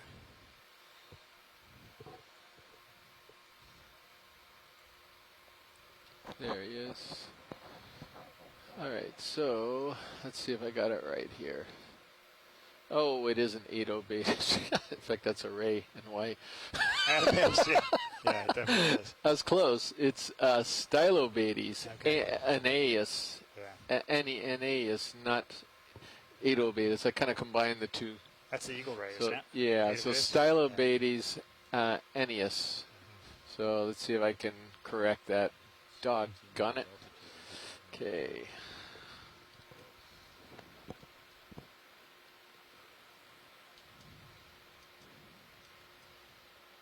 So you're looking at this carbonate here to see if you see any features that look like they're coral forms. I don't see anything.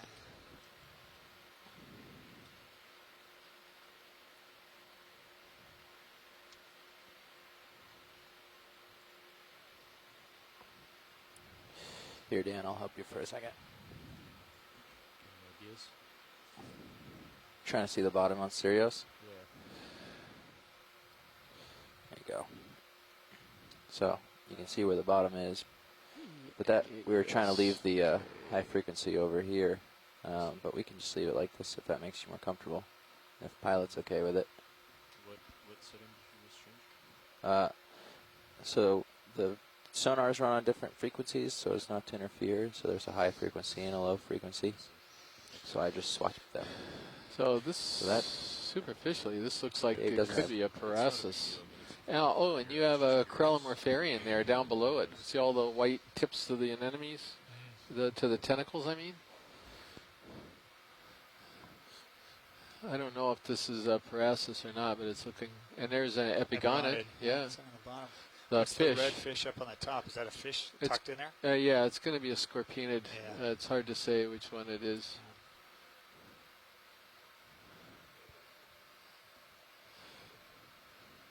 I don't know if that's Parasus, but I think it's a Plexaurid for sure. The light-colored one on the tip of this rock. Pretty cool rock formations. Yeah, it is.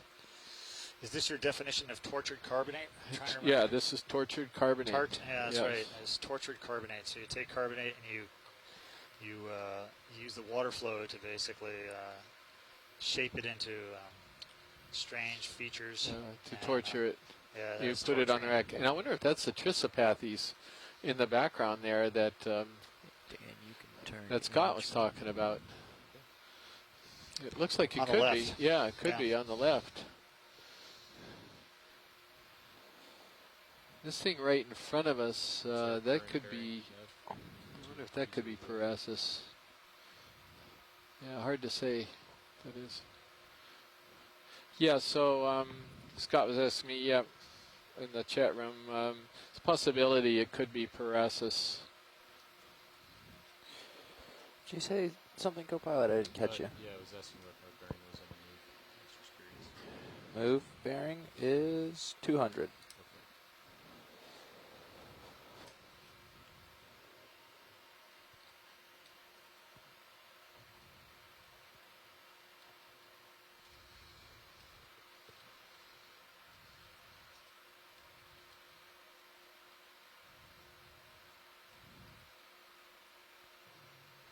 Epigon sitting down at the bottom there. And co-pilot, could you put me back on high? So frankly, that one over to the right does not look like a corallium. It looks like that red morph of the Antilopsamia.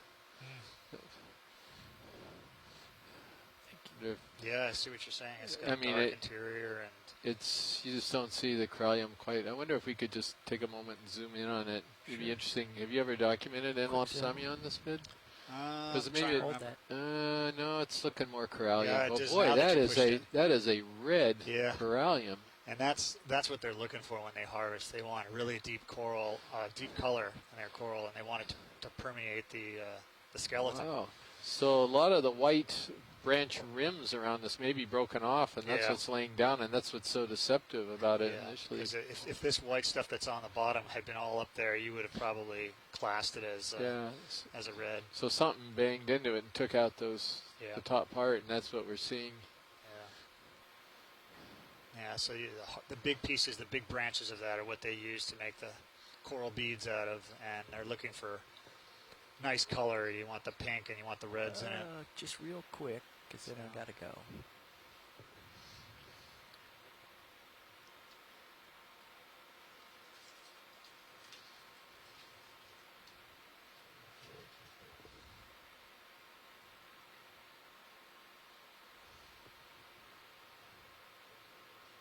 Yeah, we're just floating here.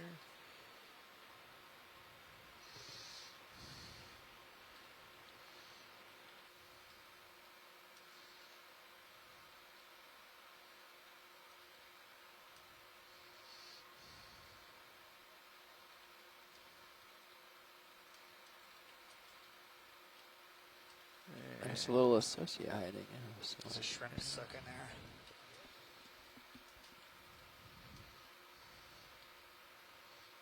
Okay, probably should finish up slowly.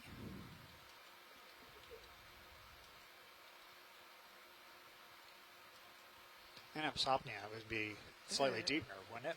Every time we've seen it, I thought we've seen it at deeper depths than this. Sinking around 500 meters or something like that. Back where I belong. There's another outcrop right over here.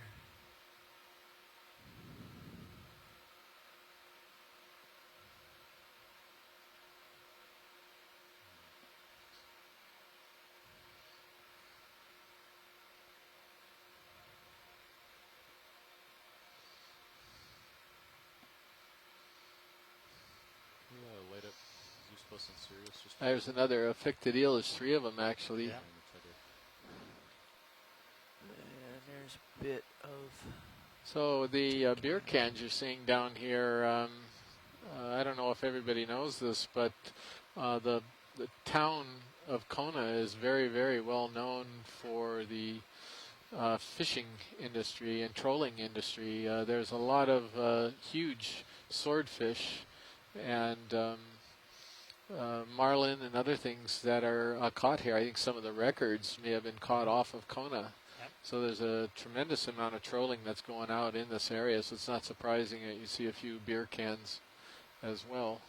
Yeah, I know it's 100 miles of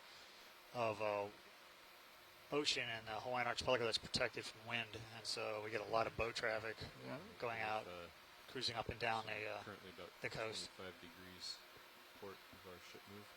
Okay. And looking down at you, 85 degrees. So. Back.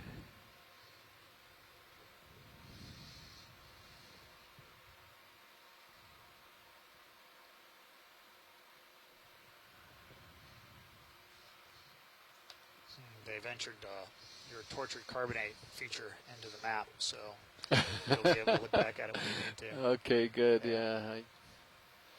There's some gold colonies coming right up. So we're coming back into the areas that we're working on. So.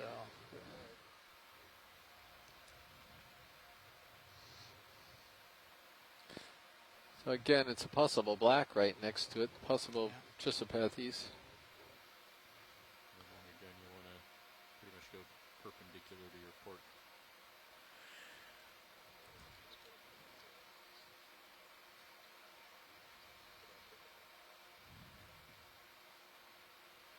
So you're back on heading, right, Yes, Dan? Okay. Just driving the tour bus here.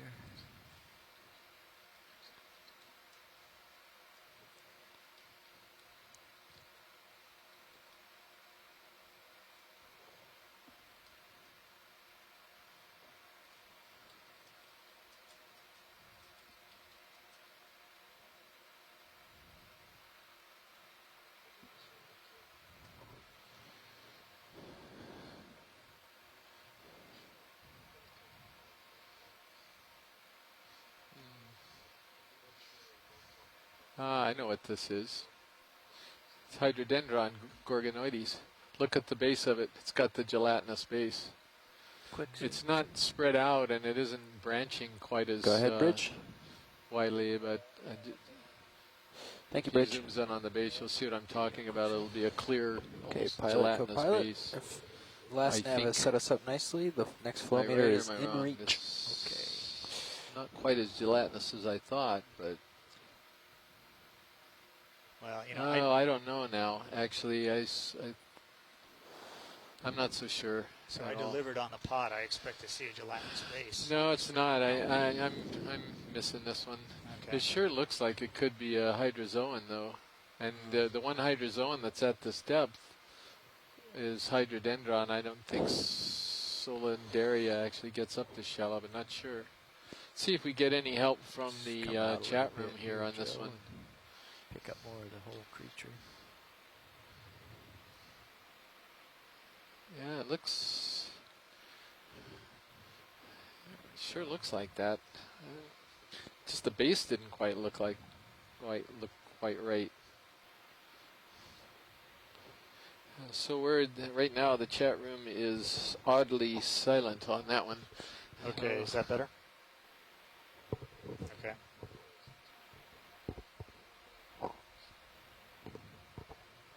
Let's go back in a little bit, Joe. Let's get some. Yeah, right about there. Might help with the identification.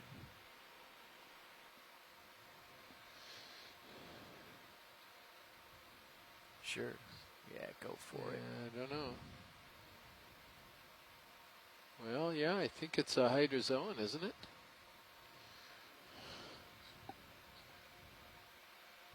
Yeah.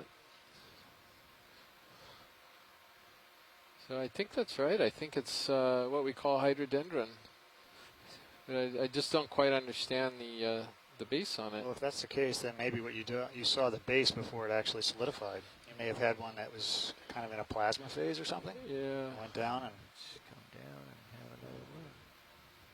And is that one there that you're showing me on the? Yeah, this is in the gallery, the hydrodendron, and you look how fine the branching is on it, and then the base. See, doesn't have to look gelatinous.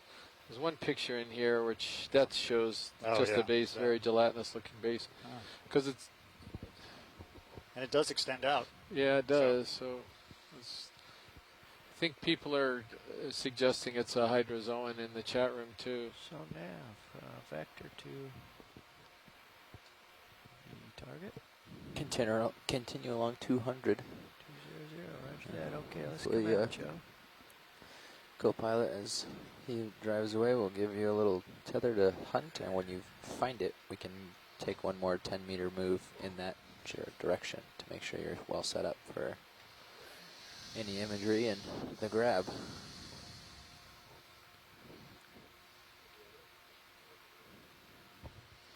So I'll light it up here.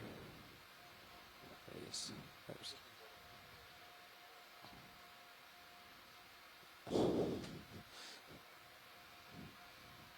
downhill that way. And back to 2. So we're getting closer to the other stuff, isn't it? Not far, yeah. It's almost look like they're plate corals down here, old drowned plate corals, or is that just sediment the way it eroded? That's all plates are just eroding away, all the carbonate at the time. There's something just over the rise here. I'll have a look.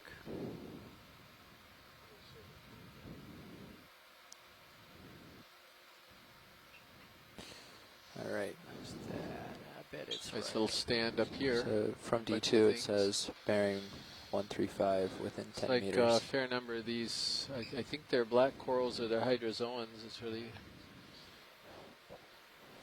I see something white there. Yeah. Is that a flower pot? Yeah. What is that? I think you got a flower pot there. So. Oh yeah, there it is. Go and take a look at it. Now, just because it's a flower pot doesn't mean it's necessarily the one that we're going to. There are other ones down here that are. So we want to check the number first. Looking for 41. Zoom, please, video. Hold that. 11. That's what it is. Okay. Pot 11. Yeah, that's one of ours. So we can definitely descend on that. And the little gold tree that's on the right of it, that's the target. Okay. So you can go ahead and put down. So even closer is that 41. It should be closer to us than this. So before we stretch too far, you might pan around and look. All right. Pan towards your left. Okay, left. Yeah. About 30 degrees. Okay. Should be. Well, let me look. Bearing is now 80, so keep coming around to almost due east. Yeah, I'll come towards stereos here. Tugging on my friend. I didn't see it on the way in.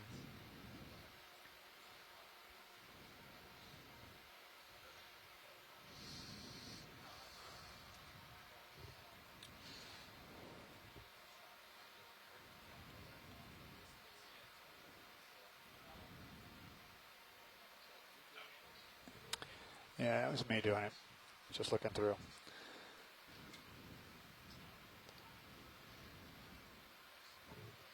So that's it? That's the colony that you're at right now? Or are you No, trying to actually, find the photo that I've got, I don't have 11 photo here. So the ones I picked out were the ones that I thought would be the hardest to find. So I don't have the photo for 11, but the last time we looked at 11 in 2012, it was still a Midas because you could still see some of the host. And once the no longer can see the host, then I consider it fully transformed or subsumed. But see what they got.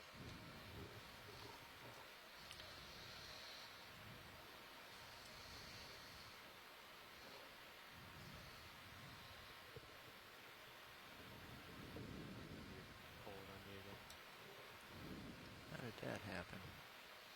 Maybe back up a little bit.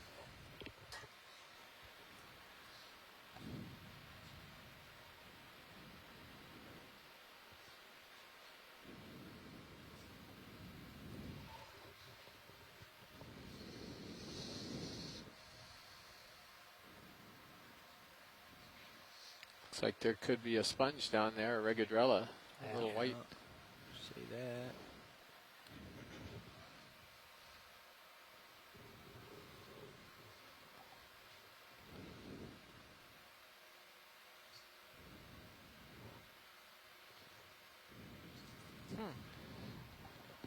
Hey, Nam, I'm coming up empty-handed on Flower Pot 41. You got briefed in on where we saw 11. Aside from the depth being an issue, one of the reasons that I saw a lot 11. of small fish find this type of substrate attractive is so all it the says holes in here. should be north, They so I actually need to have some back up shelter some here more from take some of a the better predators look. down here. Among the worst is the kahala or amberjack, which is can get down to these depths, and it's a voracious predator. Pilot, this is watch lead. If you want to take a look at 11, we can do that. So it's up to you, whatever you want to do. Okay, thank you. And there should be. Where did 11 go? They're looking for 41, which is fine. Oh, and but watch leads. Just to be clear, there should be a flow meter with 41. That's true? Flow meter A. Yes, there'll be a flow meter with 41. And it's the same type of flow meter with the propeller? That's correct. Yeah, it'll be the same thing. So you can look for that, or if we drift back over 11 again, we can take a closer look at 11. That's fine, but it's in this vicinity.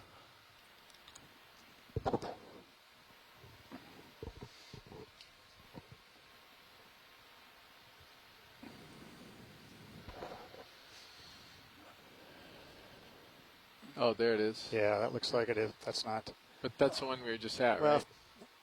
That's 11. If that's 11, we can still look at it. That'd be fine. Yeah. Roger that. You know, it's Pilot's just getting a little bit of bearings here. We finished our launch switch. Yeah, that's so fine. Once we have 11, we can turn and and I'm going to move the ship a little closer and give you some tether and put it right on top of 41.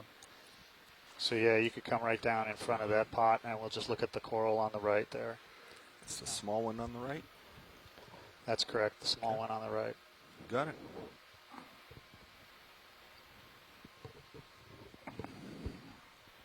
Is that the picture video to your right?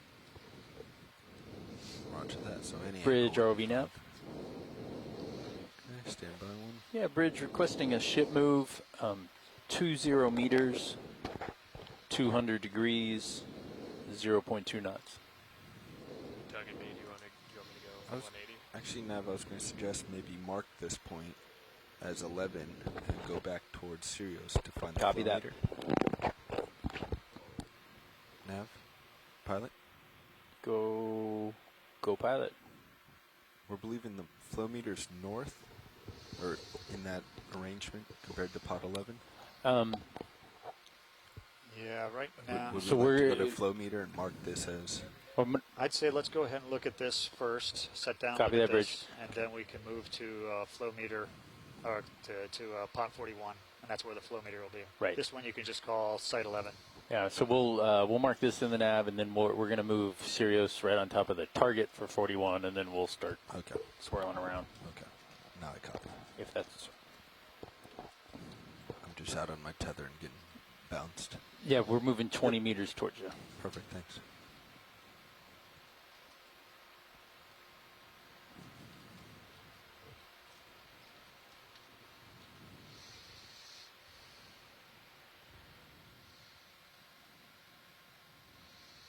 And so far, the points from hurl have been pretty good. Within 30 meters. So we ought to be able to. Hopefully, we can sit on top of the target and within a tether length find it. Roger that. Okay, let's see if we can get this guy.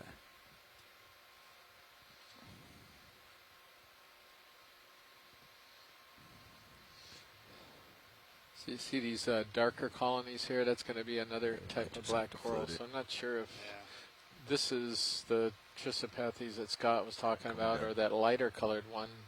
Was that, I think, if I remember right, the lighter one looked like it had the branching pattern from a distance, but I don't know. I've forgotten my stuff at this depth. You become gotta go do enamored some with homework. the exotic deep. I am, and That's what it's become. I've forgotten the this old. This is now pedestrian to you. It's how quickly they stardom strikes them. So. Yeah, just.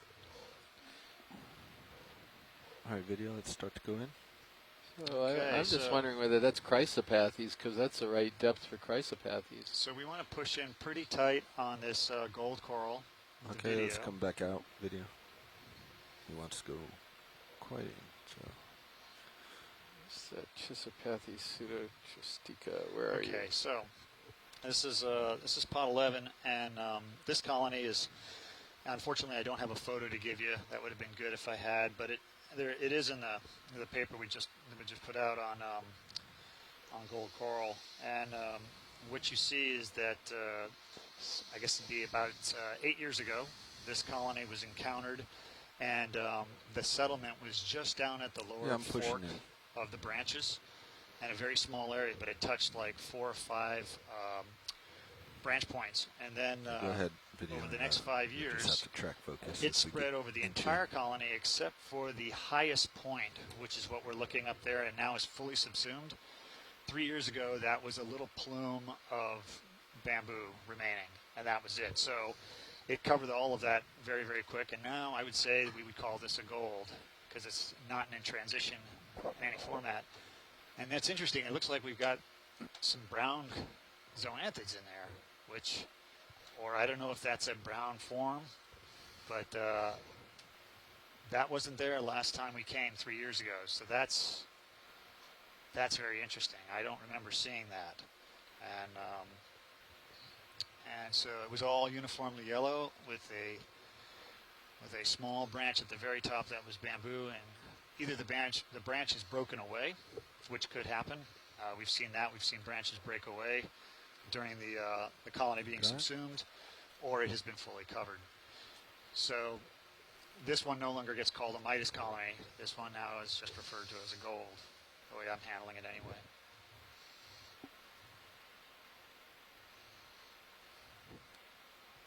So this is a small colony that, with the parasite landing on the intersection of the branches, was able to cover it in very short order in a matter of 8 years.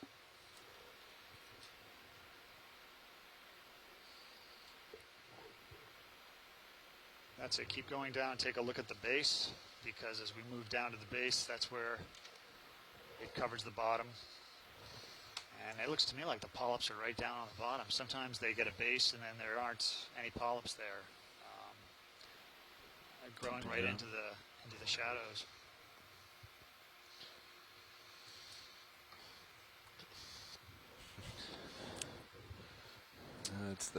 Before he moves off, I wonder if you could get the colony to the right of this. I think it's Acanthogorgia, but after he's done on this, since he's already right here, just a quick look. It's like another gooseneck barnacle there. Look at that. Yep. I don't know where it found space to get in there and get settled, but it clearly did.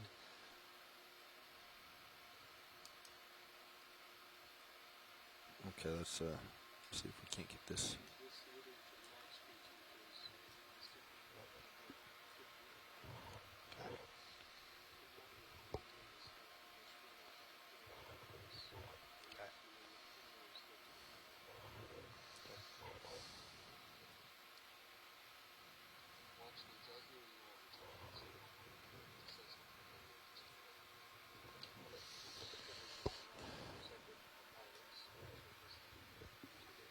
backing up for you video so you can get that base.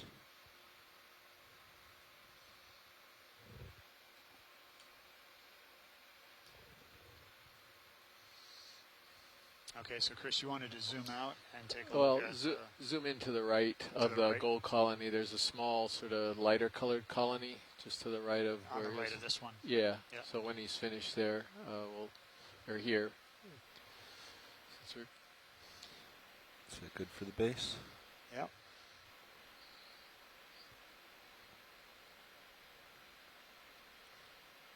It almost looks like it's growing on the rock here, Frank. Yeah, no, it is. It basically spreads out over the host. That's where the holdfast is. And Got then it. Then it'll actually extend out. Yeah, over that the, one the right bottom. there. Right. Okay. So this coral on the right is what you're looking at. Yeah. So.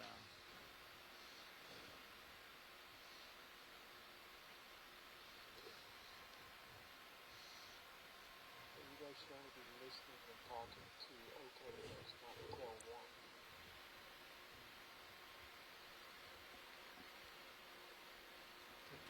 All right, go ahead, video.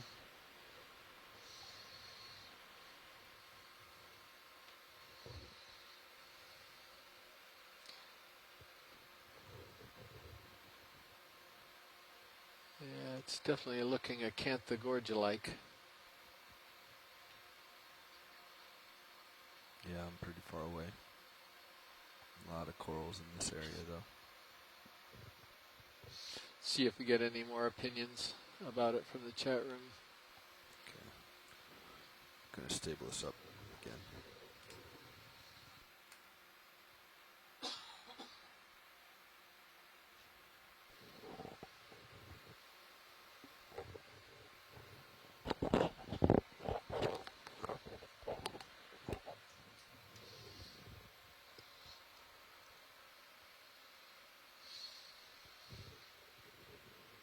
Yeah, Scott agrees that this is acanthogorgia as well. At least he thinks it looks acanthogorgia-like. So, and we know acanthogorgia is down here anyway at the precious coral depth, but we just don't know what species is down here. Yeah. I think we've only got just one or two named species of acanthogorgia. The acanthogorgia striata is one of them, which this is not, at least from what I can tell. And then everything else we've got is acanthogorgia SP for species, because we really don't know. I don't think anyone's working on this group. Sako Matsumoto also agrees it looks like it's an acanthogorgid. So, yeah, good enough. Yeah, Yeah, I think that's we can try to progress towards pot 41. Start working as Yeah, well as thank they you. were Yeah, that was good. half an hour ago. I guess the current's picked up. Yeah, they're oscillating on you, I think. Yeah. So pilot, Yeah, I mean, look at I how would long just, it took to make that you small know, little sort of colony. spiral around and look, but Yeah, if that I monster. That had to pick a direction, that one and it would behind be to right the there, northeast. You know, it does make you wonder how much of the original host actually persists. I picked up 9 dead skeletons and sectioned them, and we didn't get much more than, we averaged about 8 centimeters or something like that. It was very low. It was not, didn't go up very high. So smaller colonies do a better job of being fully subsumed and then look like a Midas. Than the larger they get, they lose more of their Identity. their host. Yeah. That's why when you see the big golds, they aren't very bilateral. There'll be a lot of different branching, a lot of different shapes, but the smaller ones, they tend to be a little bit more bilateral, like their hosts. There's some Antipatherian fans right here. I think they're similar to the other ones we were looking at. Yeah. And Frank, do you recall there's this little drop off here to the right of where the pilot's looking now? Yeah, it's conceivable that's the case. I think that just keep moving that way. I know there have been times when we looked at the drop off and we think to ourselves, oh, that we can't go that way. But there are these spur and groove type things, and so sometimes we have to jump one. So we'll go a little bit and see if we can encounter it. I'd say, yeah, the orientation north-south is probably good. It looks like our positions are offset a little bit, but I'm hoping that they're relatively in order. So, has that been your experience with the previous sites we went to? On this dive up to the north, I can't say that they were offset by the same amount. The first one was spot on. The second one was offset quite 20 meters, I think I measured. And then this one's, maybe 30, just looking at it. Okay. 30, 28. So hard to make that direct sort of translation. But yeah, okay. We'll find it. Yep. So we're looking for 385 meters is what we had in the past for the site. So if we start getting a lot deeper than that, then we probably need to rethink it.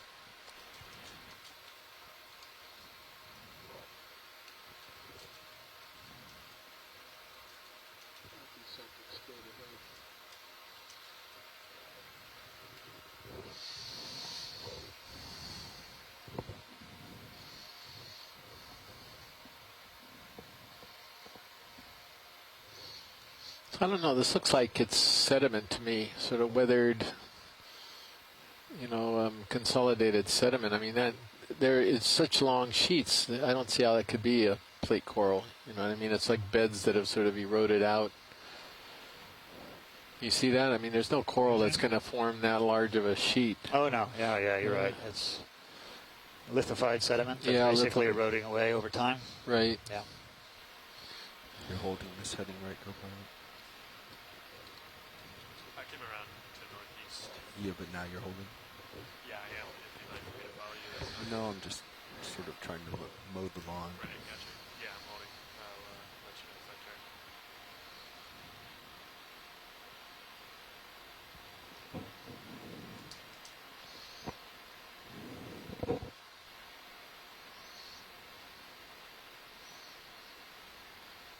Shoot out here and then come right. Holardia.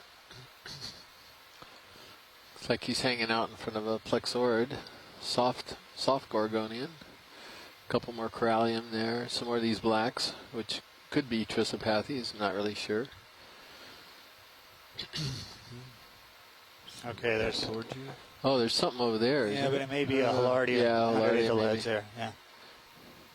So we're looking for pot. Which one again? Pot 41. 41. I think. Yeah. Do you remember kind of what the setting was for it? Well, this is looking good. I think that we keep progressing sort of this way, and we see how it goes. We may have to circle back. Kind of the ship's transom is right over the top of where we have the position. So if we have to circle back, we can. I think that right now, what's our depth? It's 387. And 385 is what we're looking for, so we may have to kind of go back up the hill a little bit.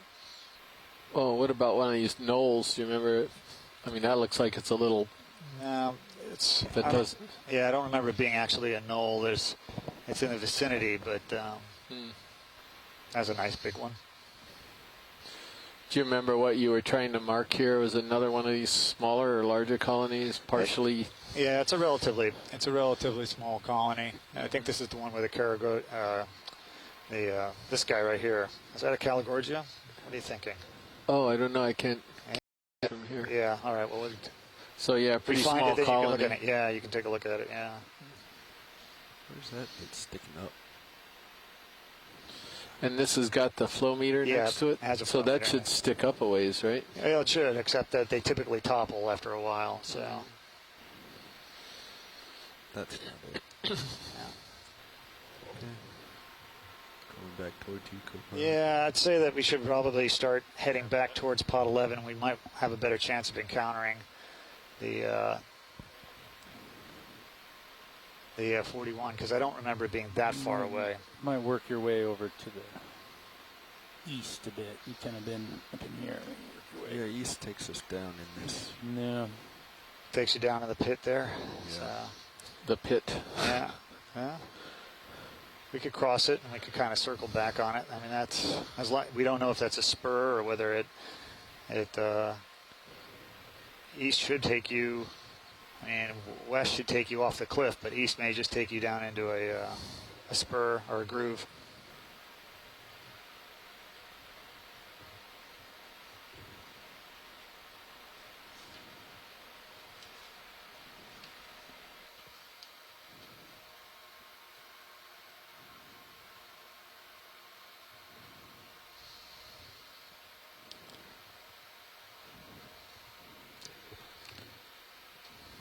Your sonar show anything out there?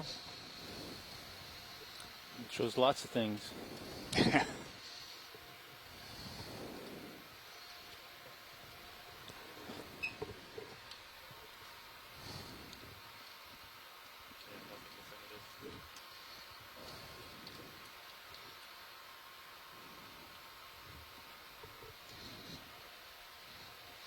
Nothing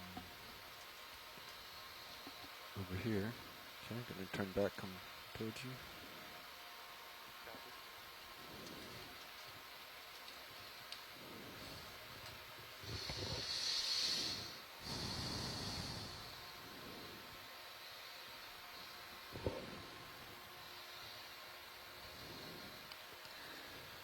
Okay, what's Oh, this? look at that. And take a look up on the rise here and see if there's anything up there.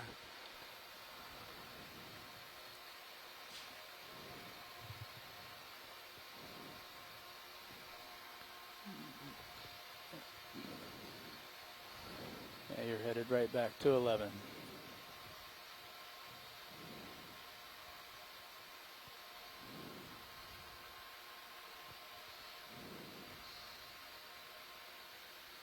Yeah, we'll find 11 right up. Yeah, it's recenter up and then.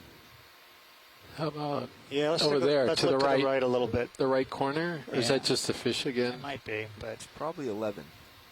yeah, maybe 11 because we're coming back on what we did before. Oh, is that right? Yeah. Oh, This cup is 11. okay. All right, Or so this then pot. So you remember them being pretty close together, is that right? they're pretty close, and I remember 41 being to the north of 11. So that's interesting. Maybe let's see. So You remember 41 to being what? Excuse me? somewhat To north of 11, and that's what North we've got of on our chart there. So So we'll set up on 11. yeah, head north. and then kind of look north. Yeah.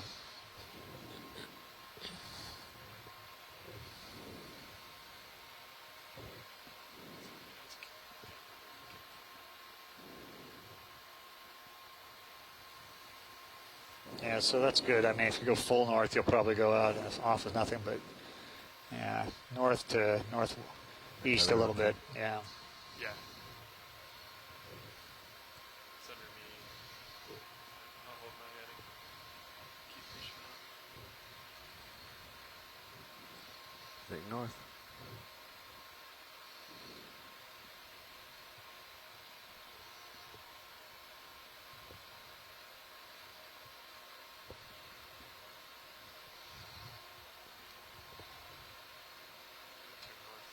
Yes, perfect. A big colony in the back there. Yeah, maybe the one we saw before. Oh, is that right? It's possible. Yeah, Oh. it looks like it. So we're in the area.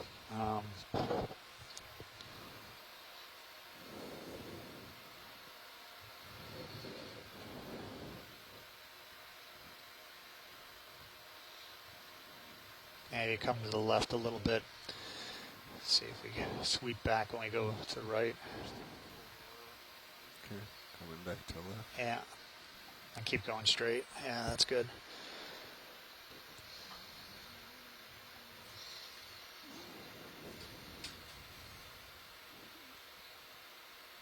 If you think it's in this area, yeah, we're going to need a ship move. Yep. Okay. Coming left, turning. Okay, back towards you. that's probably enough. Keep going straight, and then we'll go right, and we'll go along the edge there. Because that's the edge, and then we'll go along it to the right. Okay, so now we're definitely going to need a ship move. Okay.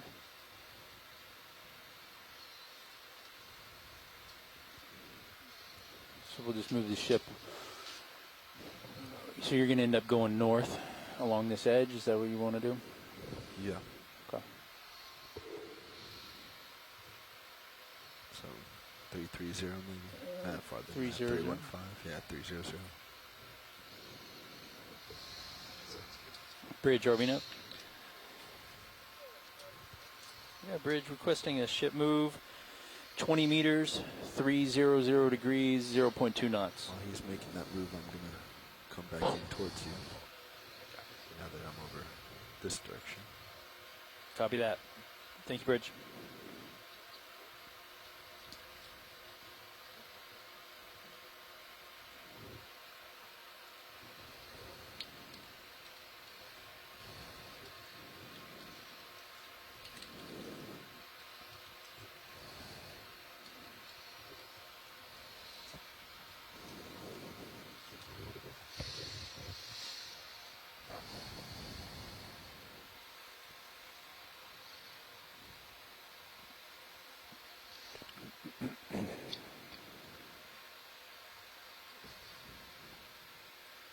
Okay, start making my turn right.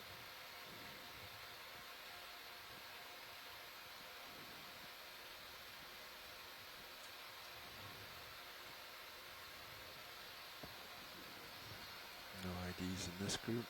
Turning back right.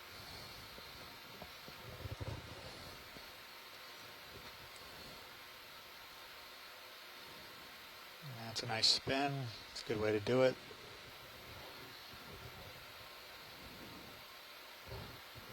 Pushing back north.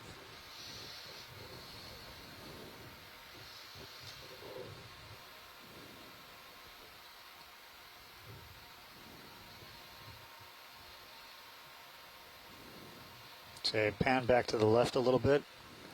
Oh, actually, we're waiting on a ship move to Okay. get us over to that edge that you wanted to Very good. traverse along. So in the meantime, I'm just mowing this area Sounds great. that I have That's a good way to do it. tether with.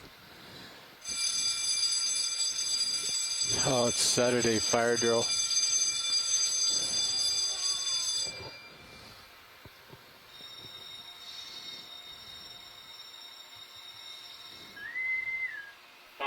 Fire. Smoke/fire has been detected in the laundry space. All hands report to your fire and emergency station. Staying clear of fire screen doors. Smoke/fire is being reported in the laundry space. This is a drill.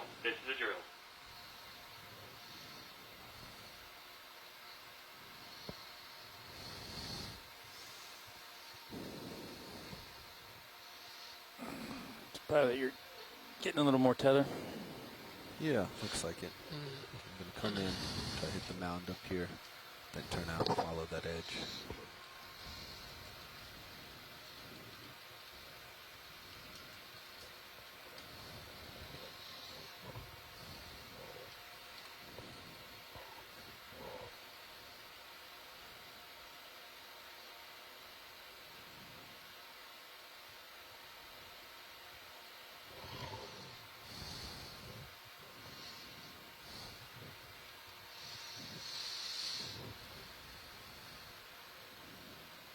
Turn around. There's something. You got it. Found it, guys. There it is, and there's the thing toppled over. And there's your edge as well. And there's a fish by it. That's a Eumegistus. That's what's toppling over my flow meters. Probably. Wait, is it a Eumegistus? He shouldn't be sitting still. It's not a barracks, though, is it? Go ahead and snap video. No, it's what is he? That's the macrothalamus, not macrothalamus. Oh, that's no. The macrocephalus, isn't yeah. it? No, it's, oh, for goodness sakes. It's the, I'll look him up for crying out loud. So now it's the relative of the orange roughy out here. I've forgotten the name of the family. Hey, Yeah, Bridge, can you bring the ship to a a slow brain stop here, please? burp here. Thought it was macrocephalus is what I remember, but probably got that wrong. But he's clearly a suspect now. Guess irritating. I haven't seen him in so long. I should refresh your memory on these things. I think it's our version of the orange roughy. Yep. Okay, so there you are. Okay, what are you? Yeah, I thought it started with an H. Hoplostethus cressospinus. It's a trachyctheidae. Yep, orange roughy family.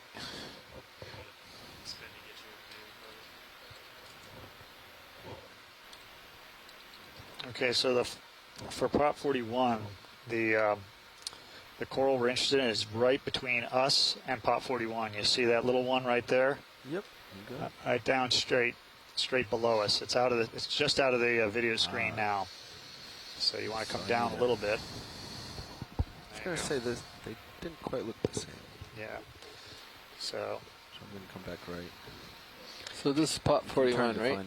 This is Prop 41. Yeah, they can come over. You can kind of settle in that void there on the top of that if you want. Yeah. Got it. And what's the flow meter number? We'll have to pick it up. I'm sure I have it written down. Let me take a look. It says flow meter A. Flow meter A. Yeah. Okay.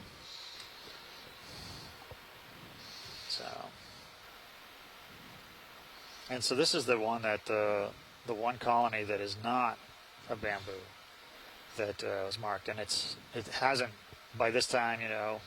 It could have completely been subsumed, and it's not. It's still. Which colony are we talking about? This one to the left of it? Now you see Prop 41, right? And then you look directly behind it, right? You see the yellow in the middle of that colony, that coral colony right there. Yeah. Yeah. So that's continuing to grow, but it's not. It's pushing. We weren't certain what it was when we marked it, so take a look and get in on it.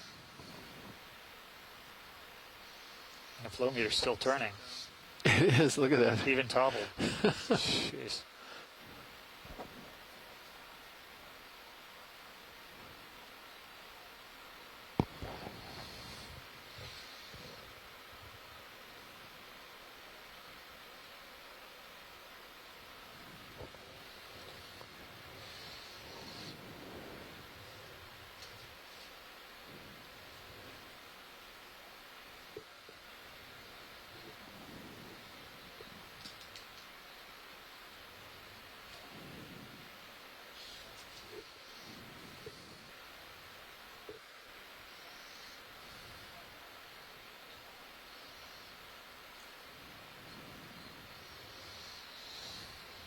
Got a nice long tether on this one, don't you? Yeah.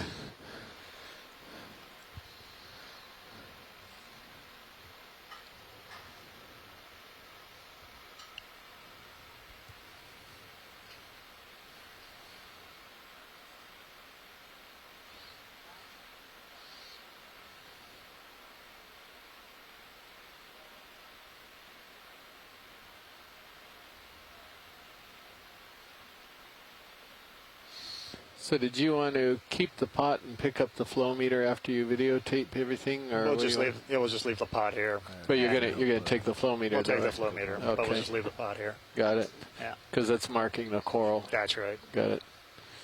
I don't know if we'll plan to come back in the future or not, but well, figure it's somebody someday may want to take a look at it 20 years from now and decide. So that actually hasn't changed that much since what we saw back in 2012. Looks pretty similar. It looks very similar. Whereas before it was a single stripe. When we went 5 years earlier, there was one stem, one stripe on it, and it went to 2 or 3. But it looks like it hasn't changed that much. In the 5 years that it did go to a second stem, the others in those 5 years had covered much more of the host than this. So I don't know. I don't know what to tell you. I don't know if this is not as an ideal host, or what the reasoning is here. Well, it's Acanthogorgia all around it, yeah. But then what is it on? Is Acanthogorgia growing around an old bamboo, or is it growing on the Acanthogorgia? Yeah. I actually had some concern whether this was even gold when I looked at it, because it's pretty anemic compared to the rest. Yeah, it is. And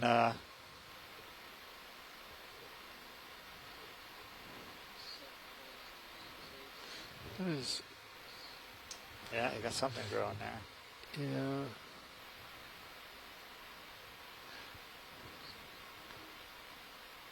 I think it is on the, whatever it is, it's growing on the Acanthogorgia, isn't it? It is. Yeah. So it's hidden.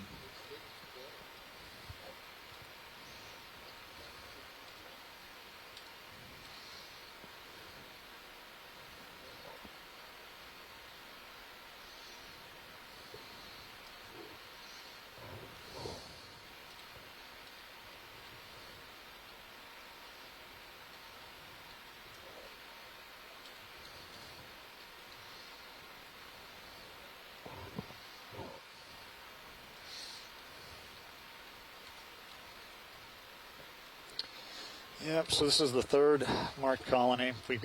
There's one more marked colony, but it's too far to the south for us to get to on this dive. And it's a very Are you tall happy with this, colony. Watchley? With the close-ups, are you Yeah. ready for us to go for the flow meter? Yeah, you can back out and we Okay, can go yeah. for the flow meter. That sounds good.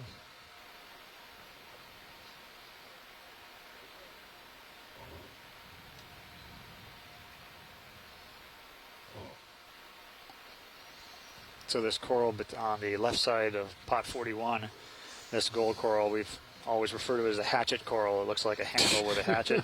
And, we've been here now 9 years or whatever. It hasn't become an axe. It's It hasn't remained become an axe. It hasn't. It's the same way. Your conference contains less than 3 participants at this time.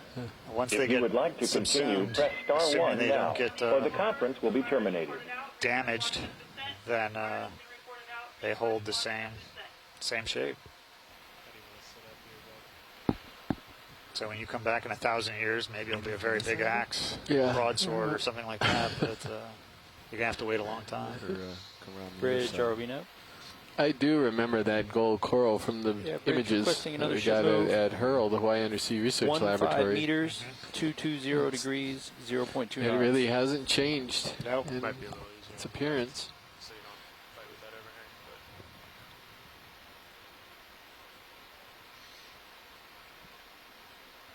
yeah, you're cool. Copy that. Thank you.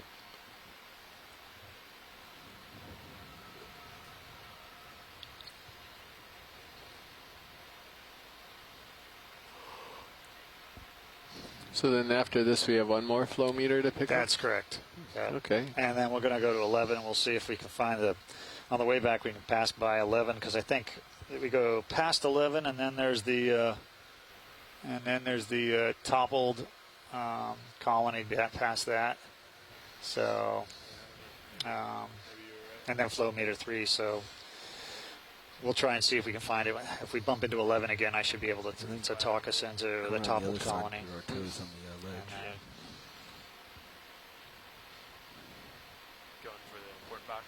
Flow meter just stopped. Yeah. It knows we're here. It knows its job is done. Well, finally. I can stop finally and take a break. Stop doing the rotations. Yeah. Well, I think its battery has long since died. So what happens now is I take these things back and I drill into them and I attach a set of jumper cables to them and basically leave them on overnight, and hopefully enough charge trickles back into the batteries that they download. It's worked on some of them, and some of them it hasn't. So that's why you put a number of them down and hope that you get something.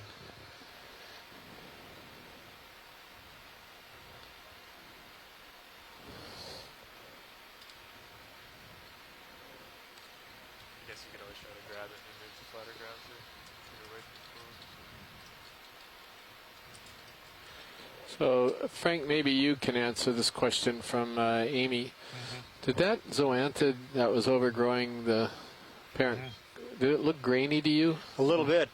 That's why even when we put it down, we were thinking, okay, it's got the right color.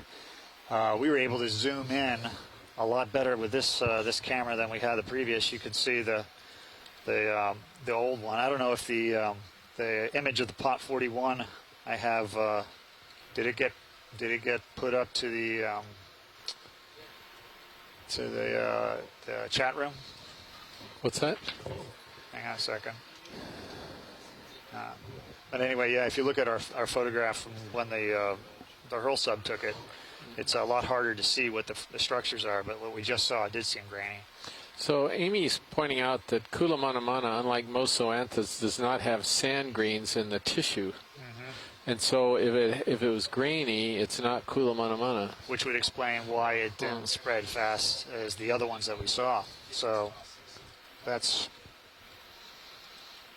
a good reason. There's the other than the fact that the host is also different. So Bing, there was a bunch of scholarly papers on autonomous vehicles that popped off the printer. I thought, is that for you? Okay, I'll put it on your desk. It basically leapt forth from the printer, a great sheaf covered with calculus.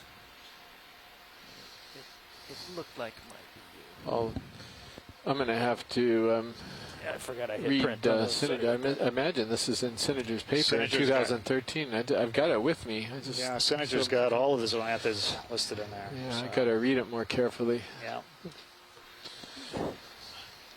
Did you use the dry lab for that break? No. I was saying before you got up, you're still kind of floating around. I don't know if you wanted to give it more downward or not. Kind of start bending stuff.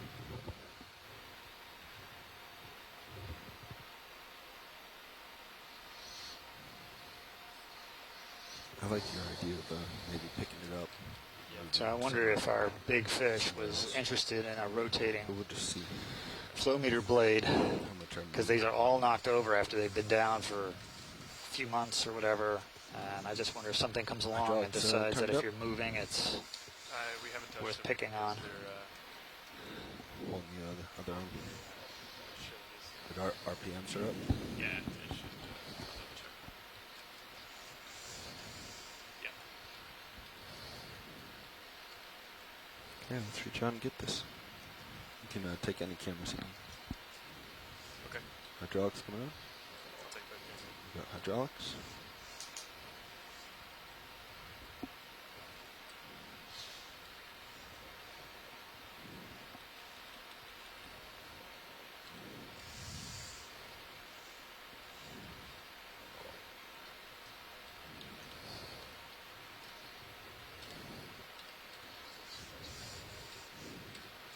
Cap. Thanks, Jeff. Sure thing.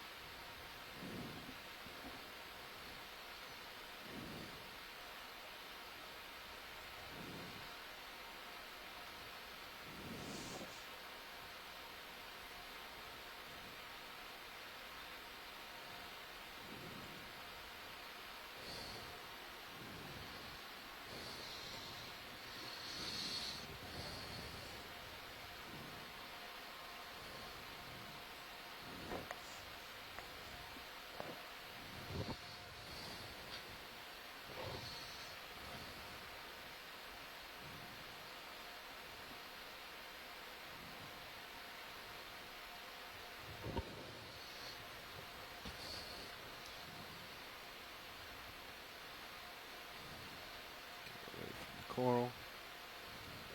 Okay. Got the grip on. Start.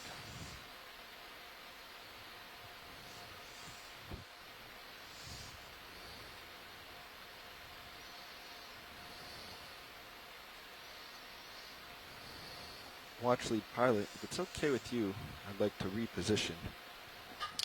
No problem out of my end. What do you think about that flat ground right over there to the left? Yeah, that looks good. Let's come wide. Coming off position.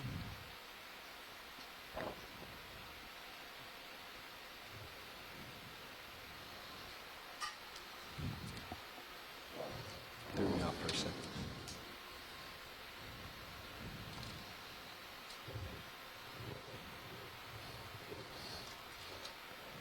So watch lead, we're just moving to this flat landing pad that's straight ahead. That's fine. So that we can have better access to bend the legs. We were just had our toes on the overhang at that previous location. We'd rather not go swimming into your lovely corals. That works for me.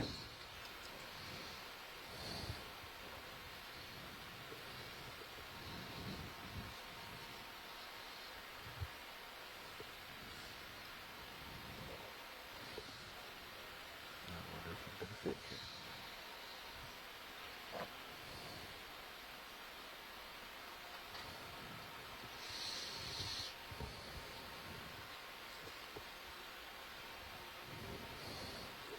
Rocks look clear. We'll just come down on those. So I think, Amy, if I'm understanding her comment correctly, Is this for Kulamanamana, the description where the absence of mineral incrustations in the ectoderm, well-developed collenchyme completely covering the host? That sounds like Kulamanamana. So the absence of the mineral incrustations is what she means. It doesn't have the grains. That's right. In it. Yeah. And it does appear different. Yeah.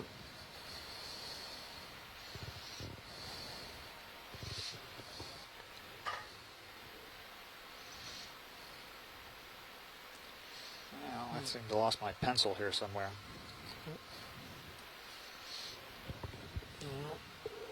I got my pen. Might be on the floor somewhere. Yep, it is. Thank you. Yep.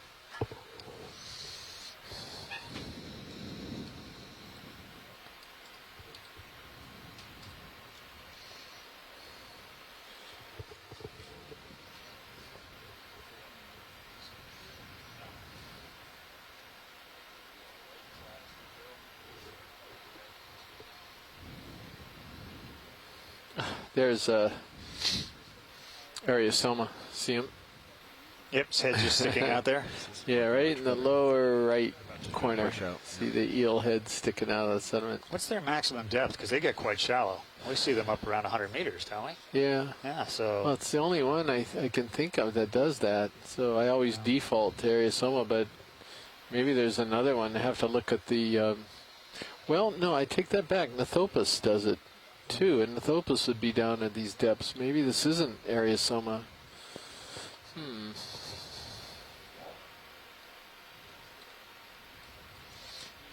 Actually, that would make more sense. I forgot about that.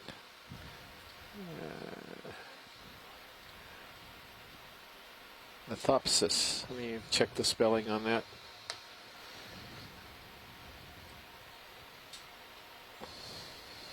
It's another fish I haven't thought about for a really long time. Let's see, where are you?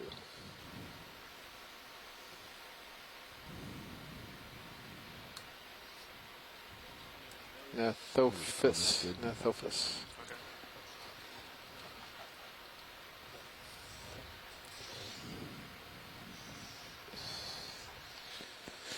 Yeah, I gotta change my entry here.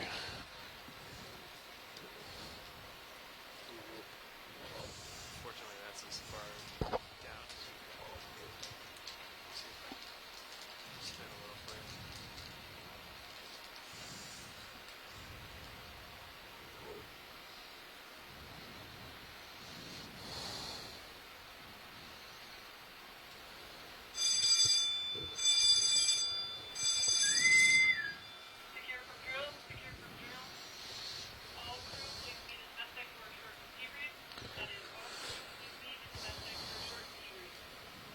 Is that any better?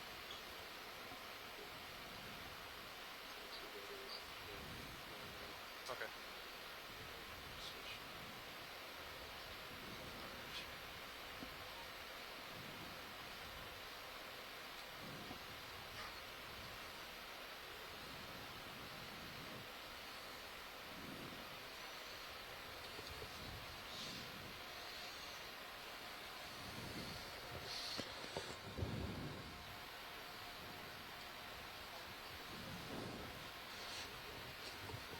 You have not. Do we need to? Watch lead, would you like to image the number on this, the label on this flow meter? Yeah, we could do that. Let's go ahead and take a look if you want to. Oh, I think I can see it right there. It says A right on the bottom. So, yep. Go ahead. That's it. That's A. We're all set. Yep. Excellent. That's all we need. Yep. Come on. Pilot, are you order started? Doesn't matter to me. If you want to go port, you should open the box. We can go starboard. Okay.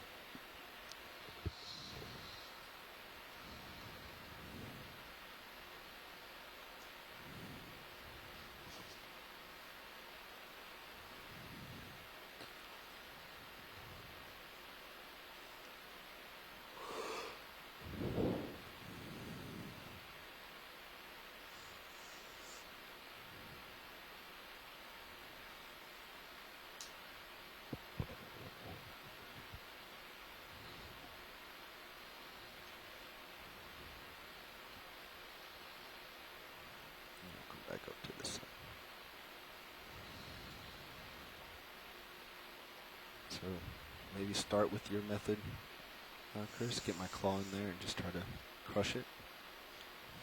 Go for it. Get the claw that's farthest from me tucked in. Does that make sense? Yeah. That's it. You can grab two at a time. Squeeze them together, that'd be good.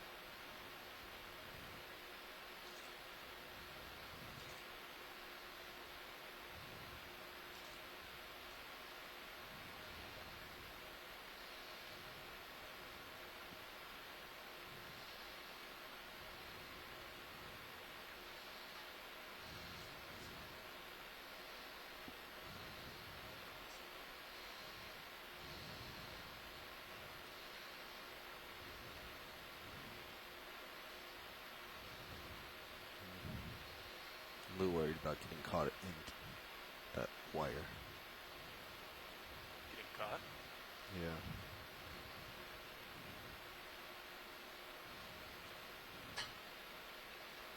You think you just try to swallow the whole thing? Or just two at a time?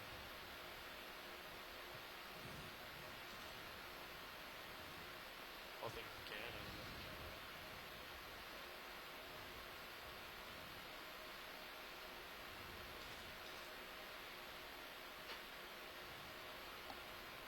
Yeah, I can't get my hand quite in there.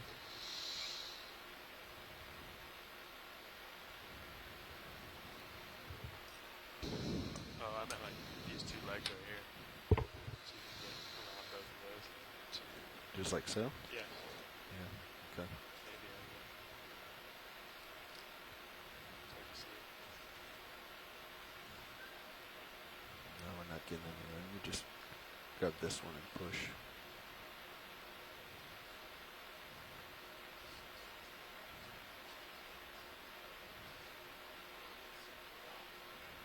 That works too.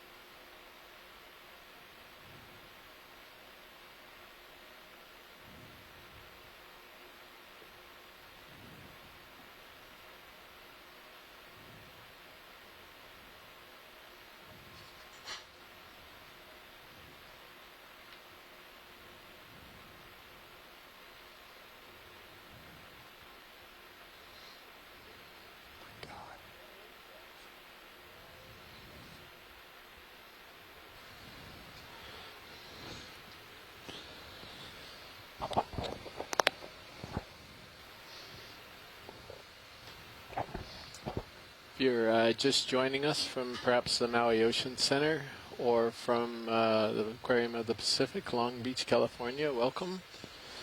It's a live broadcast from the seafloor, about 1,000 feet down or 380 meters. This is off the coast of the Big Island of Hawaii near the town of Kona.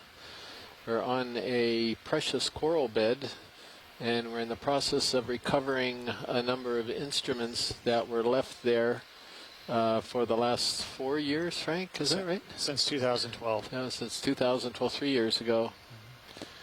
And these instruments were placed there to try to get an idea of what water currents were doing and how it might relate to the corals at this location and their growth rates and so forth. So the instruments are being recovered because they've got recorders inside of them, and Dr. Frank Parrish here, who is a person who set these instruments down, is sitting next to me on my left, is going to access the recorders and download the data after 3 years, and hopefully that's going to reveal some things about what the current structure is in this area. Yeah, we got some back from Makapu some years ago, and it showed, as you might expect, a strong tidal component. We saw high current values up around a knot, and then they they get much lower. Sometimes there would be times where the water was completely slack. But saw these tidal oscillations, and up at about a knot, sitting at 50 centimeters off the bottom. And so as you go further up off the bottom, it's conceivable that rate of flow could be even higher. So the bottom actually provides some level of drag and protection and reduces the overall flow. So in certain areas of the bottom, it could be even less. And the question is, if you're a coral, what flow rate, what threshold of flow do you want to be able to colonize a piece of the bottom? So there are lots of pieces of habitat down here, and if you look at them, they all look pretty much the same, and a lot of them are in the same types of depth. The question really is, what makes one place so special that you have a bunch of corals versus another place which has similar depth and similar habitat, but doesn't seem to have any corals? And deep corals are suspension feeders, and they depend on the drift of the organic material that goes by to survive. And one thing that can change is the rate of flow at different sites. And if you're at a site with a higher delivery of particulates, you might be able to feed more effectively and grow more effectively. So it's just trying to get a sense of it. To take this project to where it should be is we want to have the comparisons of the corals to their adjacent areas without corals. And at the Makapu'u site, we have some flow meters sitting out beyond the edge of the bed in areas that have no corals but have the same depth and the same habitat as what we have in the Makapu'u bed. So they may be the same, they may be different, we don't know. We just wanted to take a look at it. So this is something you're going to have to do back in the lab. There was a question today whether or not you're going to be able to access the data from the ship, but you need to be back in your office, is that correct? Yeah, if you're interested in looking at what the data looks like, you would have to look at one of the, they post mission background documents at the website here, and I provided a background document. It shows a plot of what the Andera plot would look like, and it also shows what the flow meter plot would look like. And you can see the tidal structure, and you can see the direction and the vector plot of the intensity. But yeah, I can't do it here on the ship. And in fact, it being 3 years, the plan was to come back in 1 year, and now it's been 3 years. We don't know what we're going to get. It's we have had some down for 2 years, and we have been able to download those, but we don't know whether we'll be able to download these. So how long do the batteries last? Well, the battery is set up to last about a year. So, and honestly, what happens typically is before, on the average about 6 months or even 3 or 4 months, we'll have something knock over the flow meter. I've gone back to one and found it turning, but most of them get knocked over. And you can see it when you look at the data that everything's turning. It's handling it fine. The rate at which it's turning is well below what its maximum value is, and all of a sudden it's knocked over. So something came along and hit it, and so we'll be able to take them back, drill into them, and then once we've drilled into them, we'll see if we can attach a little jumper cable and see if we can get some life back in the battery, and then see if they'll download. And the Andera is a flash memory card, so we should just be able to take that out and put that in the computer. Hopefully we'll have that. So what's the difference between the Andera and these flow meters? Well, the Andera uses sound. Basically, it's an active sound system that it pings out, and it detects the flow that goes by, and it gives you the direction. That's one of the key things it does. It tells you what direction the water's traveling. The flow meters don't give you the direction. All they do is they give you the intensity. They're a little anemometer without any kind of a compass bearing on it. So they just tell you what the water motion is. And everything records temperature. And that's just in the event that one of the temperature recorders goes down, or you can look at all three of them and say that they all recording the same thing. So yeah, you have confidence there's no drift in the instrument. So.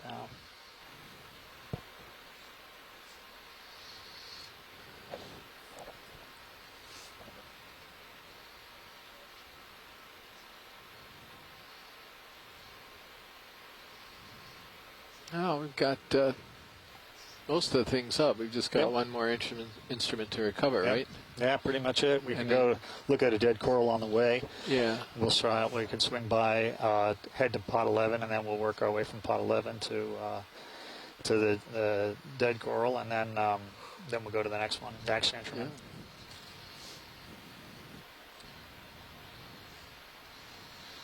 So a little Holardi up there at the top of the screen. Yeah.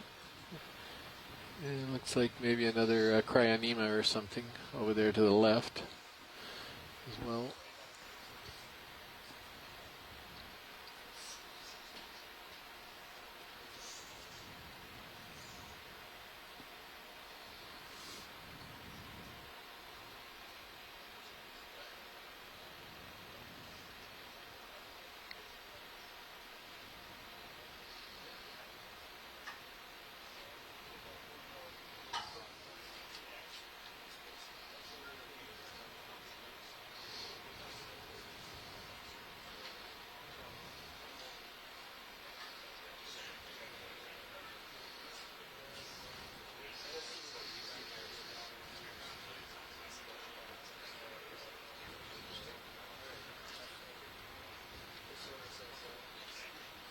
So it looks like they're changing out pilots. Yeah. Yep. So. This is good. They also like to change positions a lot. It's sort of so that everybody gets comfortable with knowing all aspects of it. Different aspects of the job. Yeah.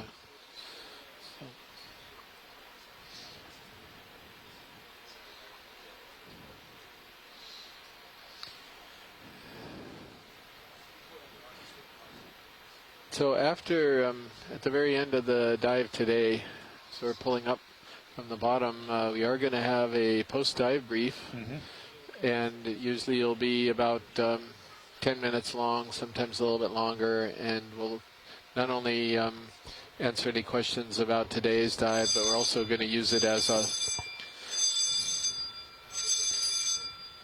man overboard. Yeah. Yep, another drill. Yeah. It's actually an abandoned ship drill.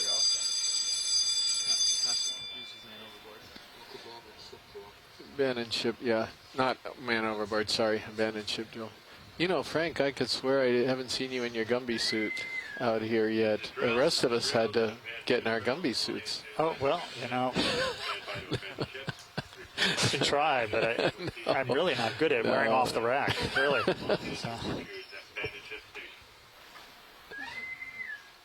This is a donning drill for new personnel.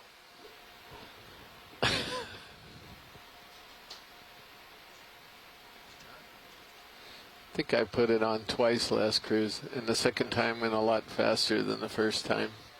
Yeah. So those of you who may or may not have heard that, Saturday is the day that the ship runs its drills. It runs a fire drill and it runs an abandoned ship drill. And for the abandoned ship drill, they have people put on these survival suits, is what they call them. We call them Gumby suits because it makes you look like you're a Gumby. Except you're orange. Yeah. Gumby's green. That's right. Yeah. Let's come out on sled HD1. Okay. Shift has been changed. New pilots in the seats, ready to go. So it's my understanding. I guess that's an effective deal. He's swimming a little funny, a little bit far off the bottom, but.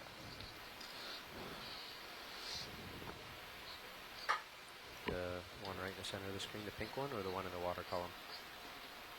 In the water column. Roger, if you want to go ahead in, I'll center it. Yeah, that's what he is, all right.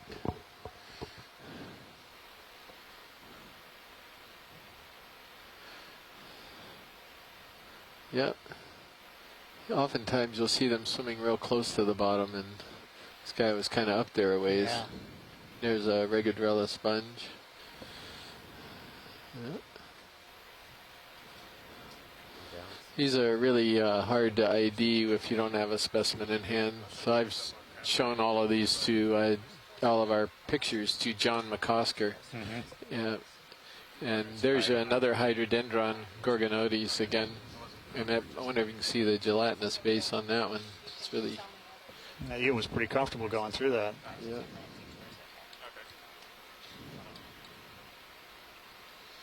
Yeah, you look at this debris, you can see remnants of protein skeletons and other things.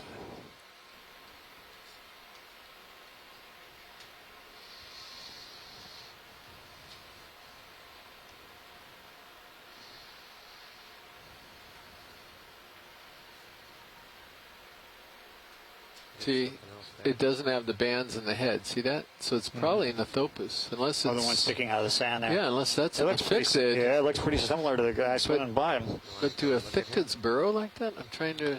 They probably... Yeah, maybe they do. It's up a little, I think. Maybe I'm all screwed up on these burrowing ones, and that it's not an Athopus, they're just Fictids. Come down and Yeah, it sure looks like the same Yeah, one. it sure does. I would agree. get a little better light on him. Pilots, watch lead. Go ahead. Yeah, so we're going to make our way back to pod 11, but we're not necessarily going to stop at it. We're just going to see it and then use that as a reference point for us to try and find the toppled gold coral. Okay. Okay. Do you know where? Pod 11 actual is this point here. So your pod 11 actual is where you want to be heading. Okay. Roughly 135, maybe 150 from us right now. 120, 125, somewhere around there. 135. So if you That does not look comfortable buried in all that stuff. I guess it must be. sorry, Joe. Amy asked a question about whether it's monk seal food, and it is an interesting question. One of the things that got us into looking at corals was the fact that at the same time that the precious coral fishery was starting back up, we had a project where we were looking at monk seals in the northwestern Hawaiian Islands, and we put cameras on the backs of seals, critter cams. And a couple of them were going real deep, so deep that the light level of the camera wasn't good. It was all dark, and you could hear on the audio of the camera that they were clearly interacting with the bottom, and they were feeding on something, but we weren't able to see it. And sometimes the camera would come on as they would ascend out of the subphotic depths, and you would see a fish in its maw, or I guess in one case I can remember they had an armorhead, Pseudopentoceras wheeleri or Richardson eye. I don't know which one they're actually using, but that's the one that used to be a commercial fishery in the northwestern Hawaiian Islands, where Amy and Brendan are doing their work on coral now, associated with the historic trawl activities that we used to have up there. Yeah, we the are. foreign fishing fleet's It's still only up there. 15 meters away. But anyway, the monk seals were clearly finding something at subphotic depths that they would like to feed on. And we also saw them feeding at night when we had some night vision cameras on them, on eels that looked a lot like that, amongst black coral whips. So we were starting to wonder if there was maybe some association with the seals and their interest in that kind of habitat.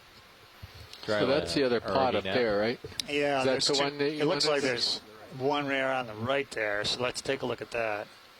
And is that pod 11? That's 11, yeah. And so then we can great. kind of, if that's pod 11, it sure looks like it. I think those other things are Hilardia. That's what I believe. So then what we'll do is once we get to 11, we're probably going to bear to the left, and we're going to go to the other edge of this carbonate finger. So yeah, we'll be turning left and heading off across. Yep, that's good. And those are the Hilardia. Which are hitting there. 150. So you keep turning left. And then there's a slope here, and we're going to be on the downside of the slope. So just keep turning, bearing left. 120 maybe. I can't really hear you, Jeff. Sorry. Okay. So I can hear you a little better now. Thanks. Okay, so you can see where this little drop-off is. You want to keep moving up, and you want to keep turning left as you are. 115. So I'll give you like Spin down. 30 meters at 115. We're going to have to get a ship move going, Frank. To Yeah. Okay, that's fine. We can wait. That way. That's no problem. Yeah, 30 meters. I think you guys are Just about on track here. Bridge, RV nav.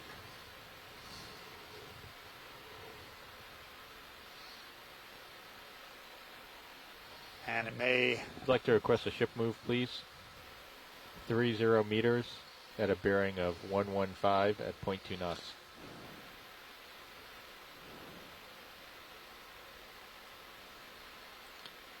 And very close to the area in Correct, here, I'm thank you. thinking.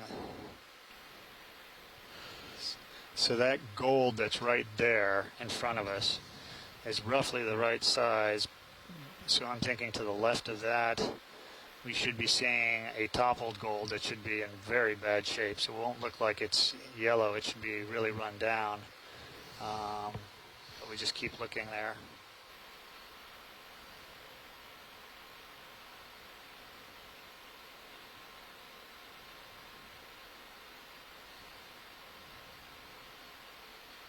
That's it. You can keep panning left as your tether will allow you.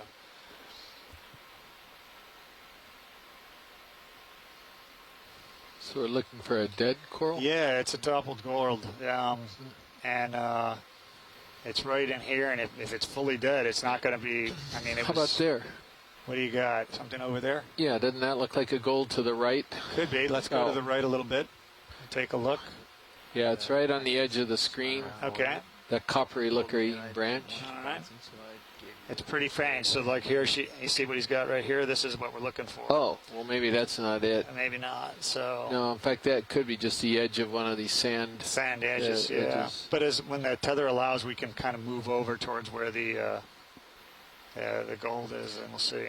And we'll run along this face here. If we're waiting for a second, it'd be great to get a zoom on that black coral that's to the right of the gold coral. Yeah, let's do it. Zoom in on it. This is one of those that's trying to figure out.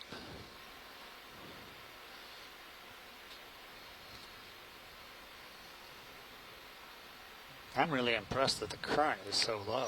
Yeah.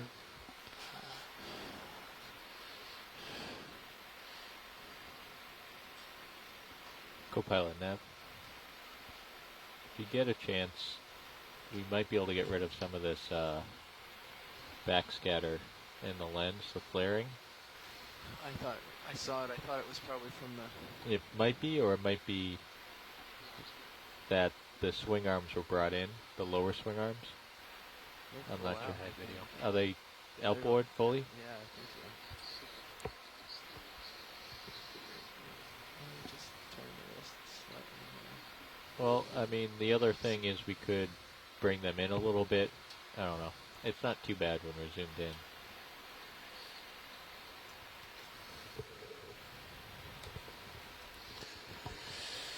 Yeah, boy, where's Scott and Daniel when you need them? Yeah. This could be either... I don't think it's Chisopathes. It could be... Let's see. Amy's on, so maybe Amy has an idea on this one, because she's collected a bunch of these over the years.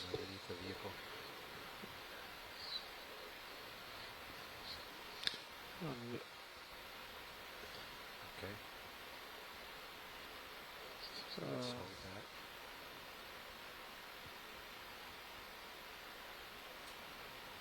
About halfway through the move.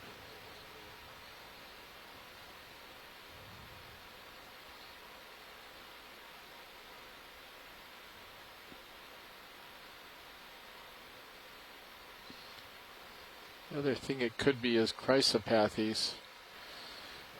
Yeah, these sort of really bushy red ones are pretty confusing to me, because there's a couple of them that look really similar. There's at least 3 of them, I think. And you really got to know your black corals. So Staropathes look somewhat like this one at this depth. Yeah, as Amy says, she needs to look through her samples here as well. And I'm looking at the pictures of known species, and I still don't know. I'm looking at the whole gallery from specimens, and still not sure which one this is. It's going to be one of them. Are you pretty confident? Or is this something you want to collect? No.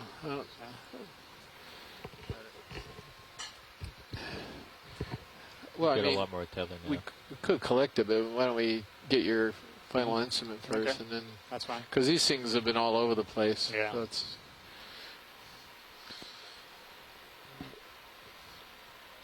I mean, it looks like this if you see it, right? And this is chrysopathes. Yeah. The So laser's closer to the base there. Wiggle over.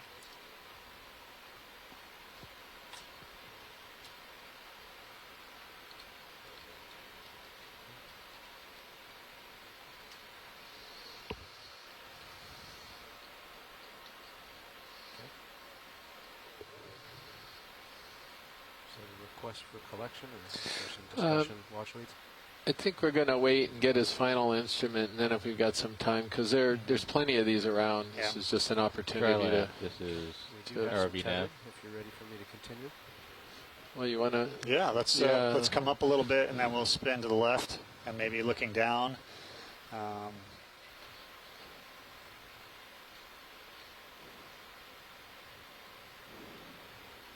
Dry lab, ROV nav. Anyone there? Okay, keep spinning left, and we'll look at the slope behind us. Okay, that's good. Gold, so, right? And we wanted to go further down here. So we're looking for a toppled gold, right, Frank? Yeah, that one's toppled there, but that's not the one that we're looking at. So what? we'll probably. This terrain look familiar to you? Where Well, I it's think we're far beyond it. We can turn right and look back at which way we just came. And That one up in the corner, I don't know what it is yet.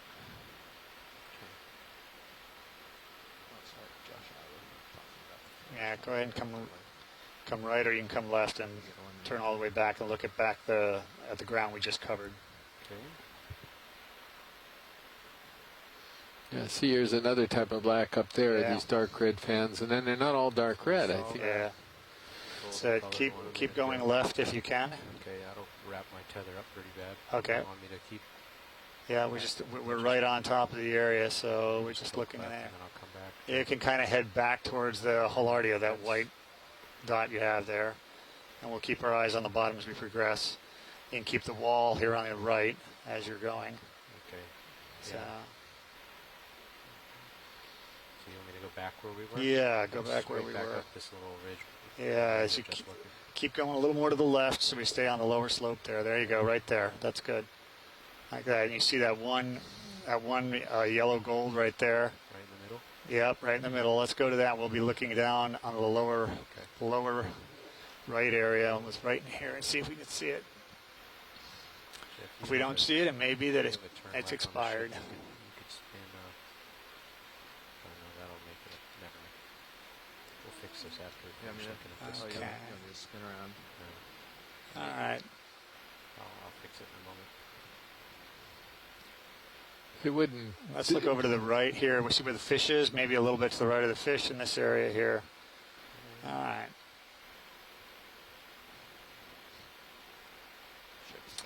I don't see it. That's not it. No. I would think that it'd be Ship just finished its move. in here. Maybe it's right underneath That's us. the one that's This little fan. Yeah. There's one that's fallen over. Yeah, that's not it. That's too fresh. Okay. But it might be right underneath us. We might be spinning right on top of it. That's about the right location. And if we don't find it, that's okay. I've been able to find it in the past here. And Just because I need to spin right to get a turn out of the tether, I'm going to keep this spin That's going, fine. And then we'll back off and look. that's fine.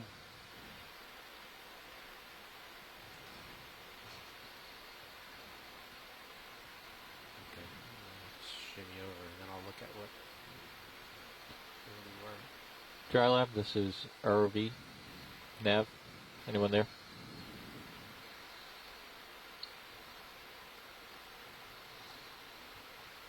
You okay, Josh? Okay, that's where we just were. I need a pen. Yeah. Video, do you have a pen for our navigator? Clipper? Brian took my pen. Done a full spin around.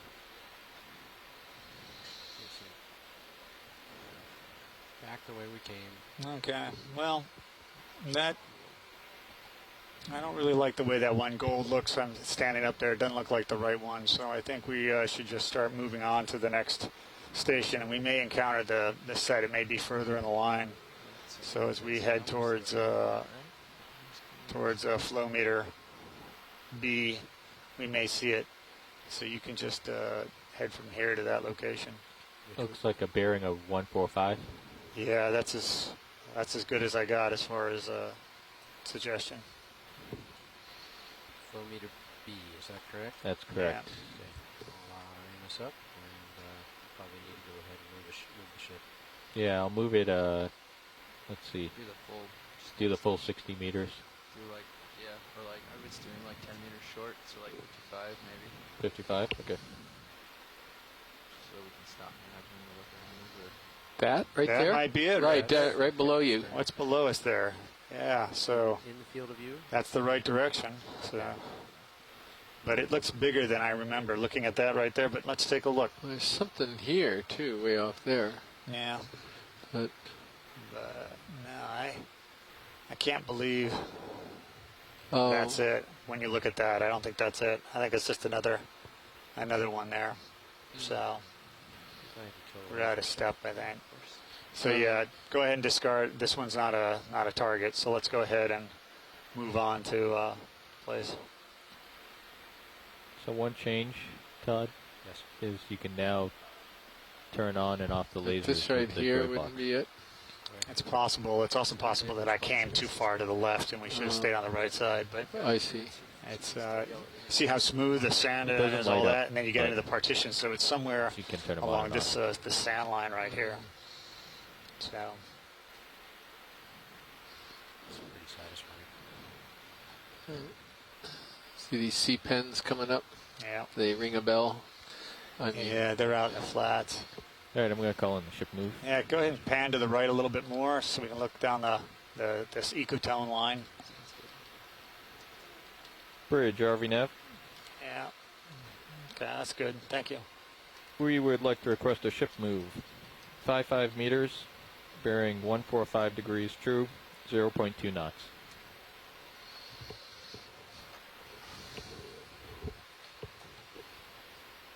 That's correct.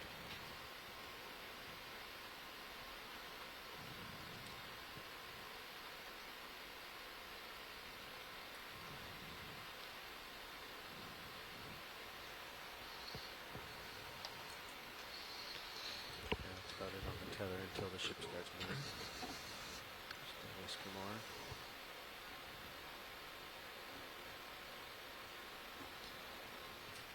Yeah, so then considering the monk seal thing, got really exciting when we did some satellite telemetry on a number of the deep diving seals off French frigate shoals, and then we found that some of them were focusing their efforts out at specific locations well away from the shallows, and they weren't spending any time shallow between Also these subphonic locations and their haul out. Now.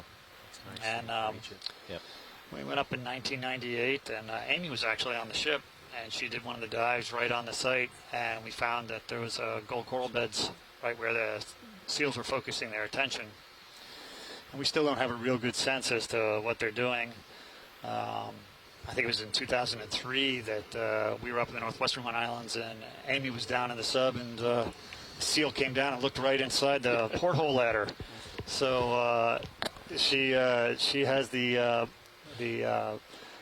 record for observations of monk seals underwater. It's something like, I can't remember, 536 meters or something like that, but it's the deepest deepest observation of a monk seal diving. And I don't know if that's we certainly get them down below 300 meters occasionally, but it may be that they got down there and it saw the subs lights and went down a little deeper than it normally would have. But it was swimming around using the lights, and happened to be a place where there were gold corals, and that's what they were focused on. And so we were wondering if there are things in the gold coral bed that the seals are actually interested in and feeding on. And one of the things were eels, because we know seals go after eels. They go after the aerosoma marginum in the shallower depths, and the things that occur down here in deeper depths would be of equal interest. But it's one of those things that we're not really certain what it is. It could be that that the bed is just something you check out as you go in and go out, like a fishing buoy. You go by it on the way out to fish, and then on the way back you visit it again, and hopefully you pick up a fish either way. Some of these eels, like the cutthroat eel or the snapper branched,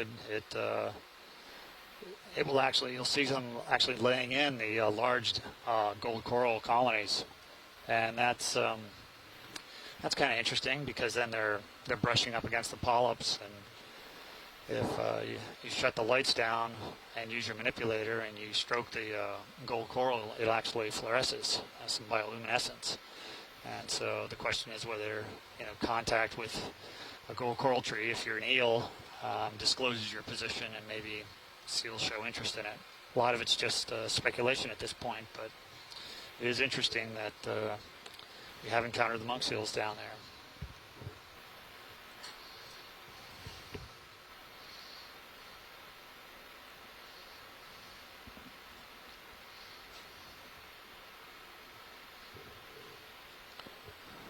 So we're headed further away from the edge, and that's why we're getting into the barrens. Yep. Yeah. Okay, look to the right. There's a marker. Oh, off in the distance. Yep. Yeah, I see that. This marker is fundamentally different than my marker. This is a hurl marker. So this is how the Hawaii Undersea Research Laboratory marks their sites.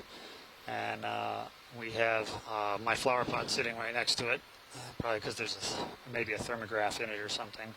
And the flow meter should be right there as well. So this is what we're looking for here. I think so. We'll take a look once we get to it. So, yeah, this is site 54. And so you should probably be looking, you'll see the toppled flow meter right next to it. So what's the number of the flow meter? Flow meters, let's see, what have I got on the list? Flow meter B. Okay. Now.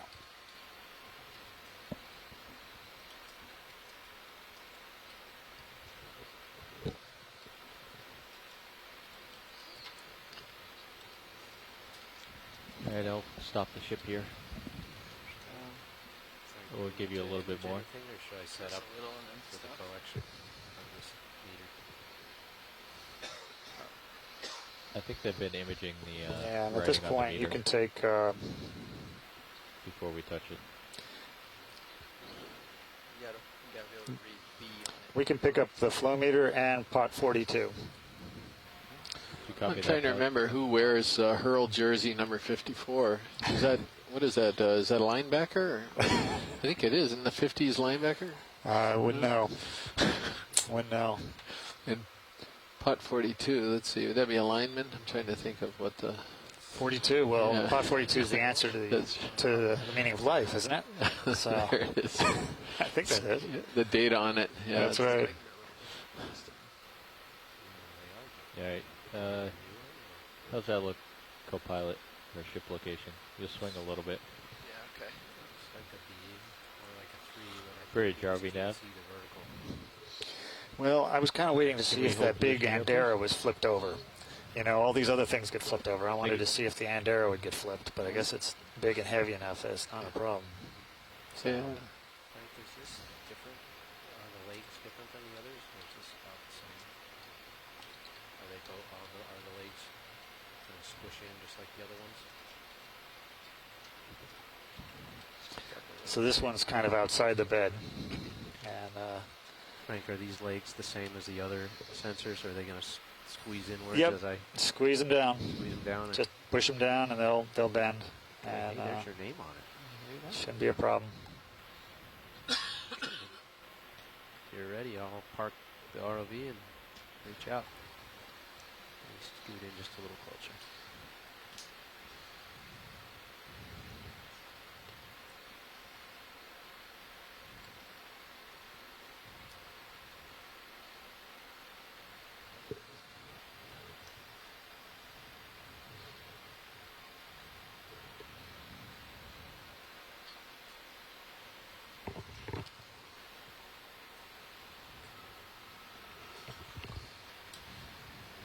hydraulics. What's our RPM?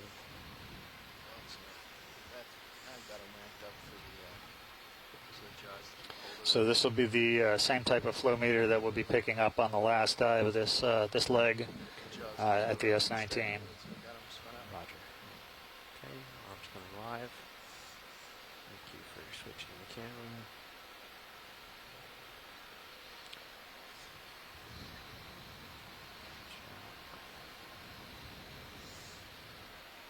Check the wrist position. Set for nice and centered. What's your grip force? Trying to look in the taxa codes, and I don't see anything for a cup coral that I can find. But there's one in the background. It looks like garden area, that little orange thing. But at least I can go to cup coral, and I can't. Yeah, 5 is generally the go-to. Let's see where it is.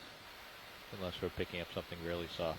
So Frank, we actually do want to squish the legs in. Is that correct? That's fine. Go right ahead and squish them. Okay. We'll just call them a cup coral.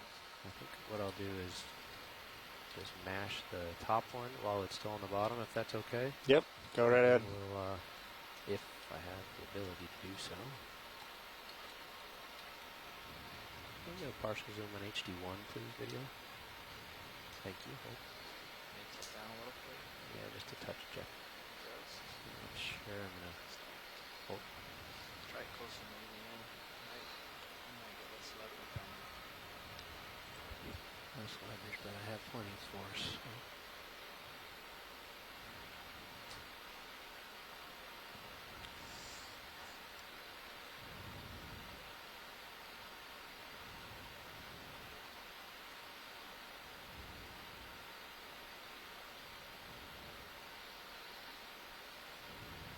See anything you don't like, Frank, just scream.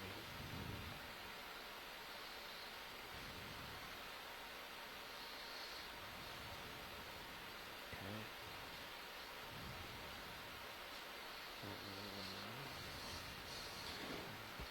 So that fish in the background there, I don't think it's Cryonema. I think it's Bembrops folifera. I think this is its Nema. I think it's Bembrops folifera.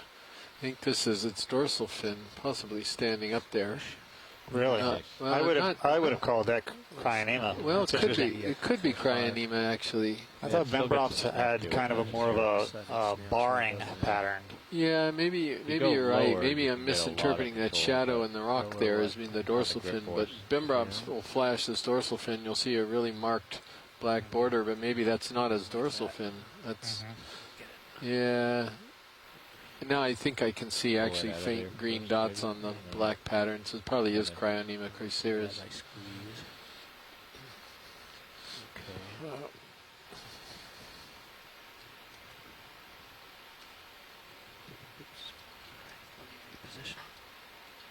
Settle.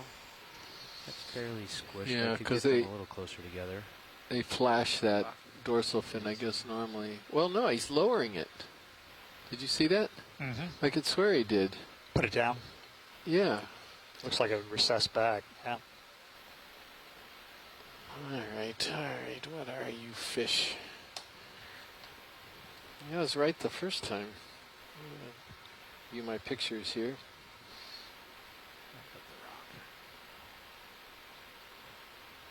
Yeah, so Amy just asked a question about whether the decline of the monk seals has been linked to the heavy fishery for armorhead.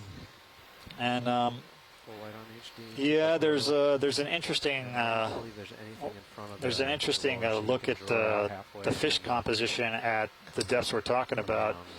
If you go to Marine Mammal Science, I've got a paper there where we looked at the fish community all the way up from Seamount 11 all the way down to Westpac Bank.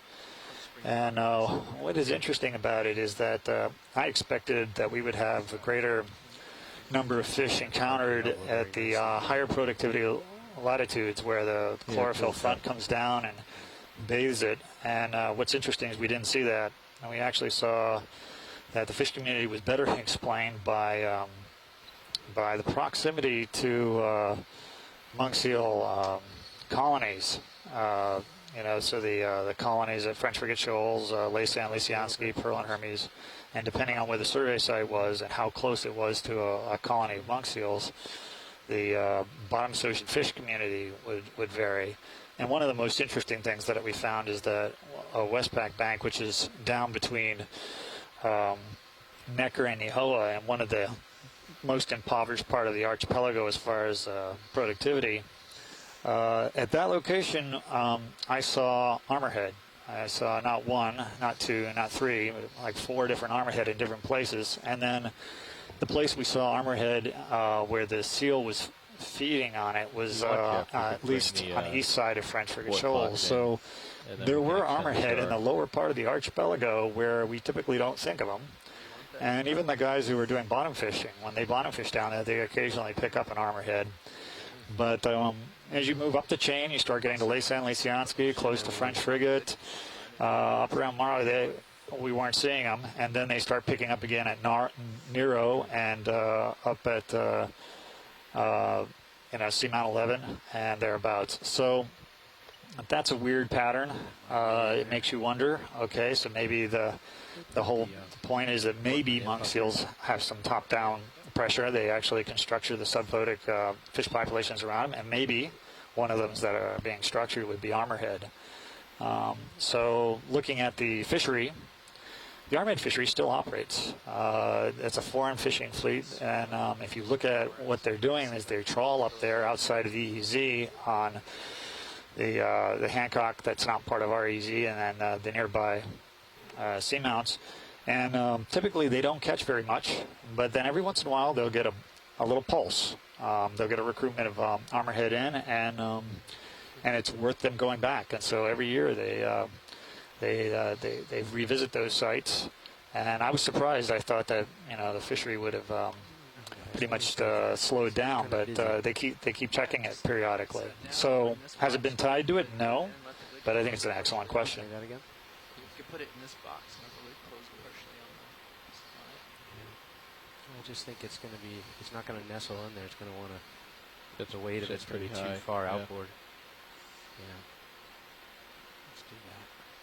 There's too much going on in there.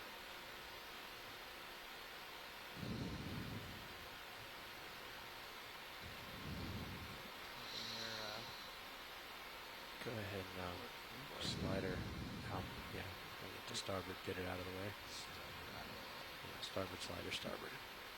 So I've got to put this down, correct? Yes. Yeah, right.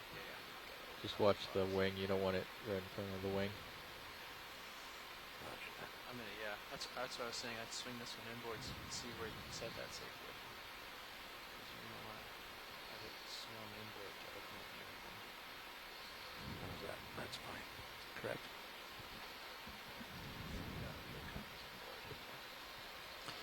Hold, stop. Yeah, watch, Leeds, if you didn't follow that. We feel like the starboard box is just a little busy, and this one would be a little too precarious.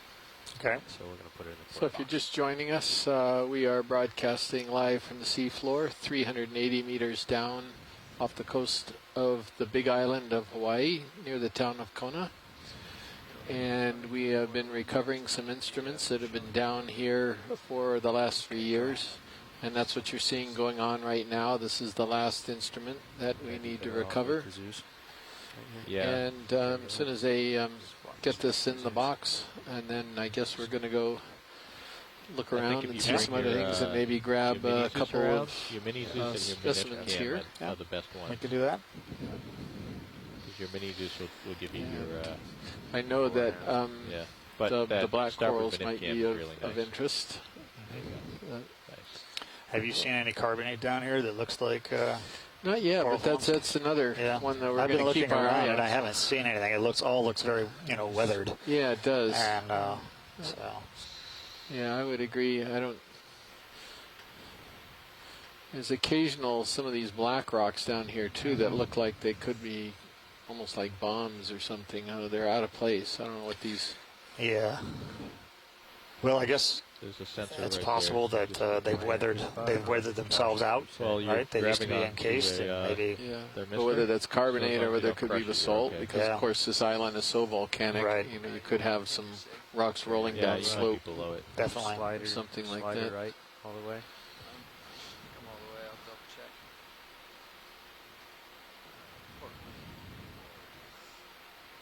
I'm all the way. So these are all well marked, right? Because I never even. Yeah. Give me the positions. No, which one is which? Oh yeah, this is Yeah. B. Yeah, they're all marked, and they're all Yeah, coming in there's as B. insanity. So yeah, Okay. we'll be fine. I wasn't even paying attention to I- the labels, but I assume you were. Yeah, I took a look. Yeah. Okay. So. Well, that's all you need right there, Yep. because the first one was labeled, and there's only two in that, Yep. so piece of cake. Yeah. And if you're not breaking them up into lots of little pieces, then it's Right. they're all Something wrong. Okay. attached. Most of the way there now, right? Your arm, I don't think you can go anymore. So these are what you wanted to collect here? So This is it. This is what I wanted to come back, and it's kind of cool to. with your wrist. I think the highlight for me was going back to pot 10 and seeing that, I think that what we learned here is that maybe one of the colonies that I thought was gold isn't actually a gold, and that might explain why it was spreading slower than the other ones we were looking at. But it's also the host is different as well. So, sorry guys. Yeah. It's been my experience that they heard that chuckle. Frank. Yeah, I know, but yeah, they should know that it's. I go to great lengths to make challenging situations for pilots, and so the pilots should either decide early on whether they want to work with me or not. And the ones who certainly will want to work with me enjoy the challenge. They know that I've come up with more and more unwieldy items that they will have to deal with. Yeah. And, Yeah, your next version of this is going to be even longer with extra legs sticking out as well, right? Yeah, it's going to look like it's a massive bobby stick that will just swing around in the water column and hit you in places you don't want to get hit. So, We'll have to figure out how to design you some legs that retract automatically. You're okay. You're on the leg.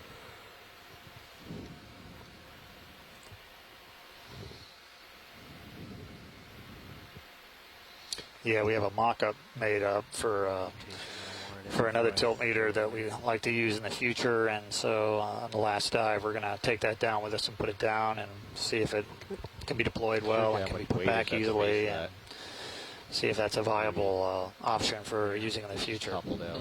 So, Right. So. and hopefully it'll get put back easier than these. These things, when they were put together, Yeah, there's they were also really put back together weights with down the idea of having a large tray out in the front that you could just take them and then stack them in a heap, and so it was. And then you just lay that manipulator on top of them and come back to the surface.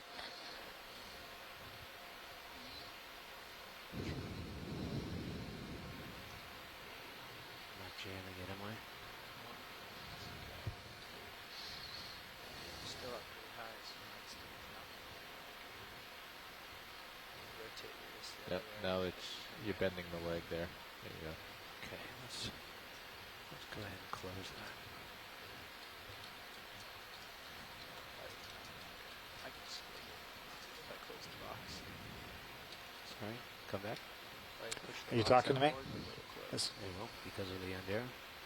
Because of the shoulder of the shell.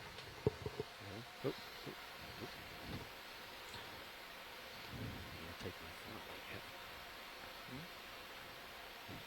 Go ahead and do it. Yeah.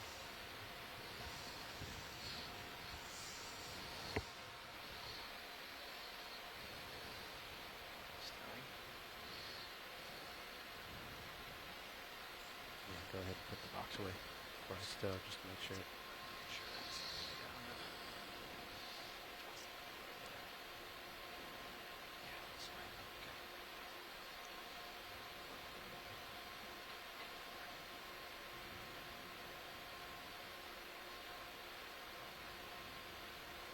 The shoulder, I see.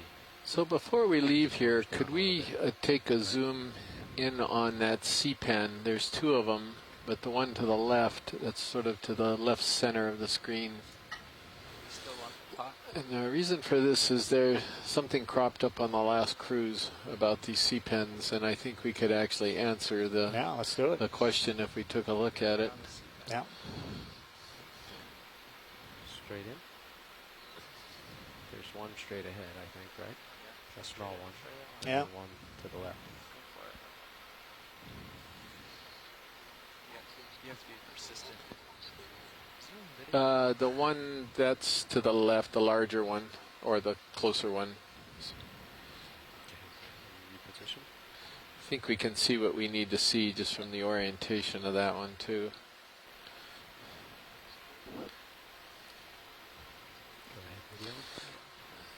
So the issue was whether or not it actually had a pen running down through the main stem. Yeah, I remember hearing that conversation. Right. Is that a leg? Yeah, And I think I see a pen in this one, but I'm not sure.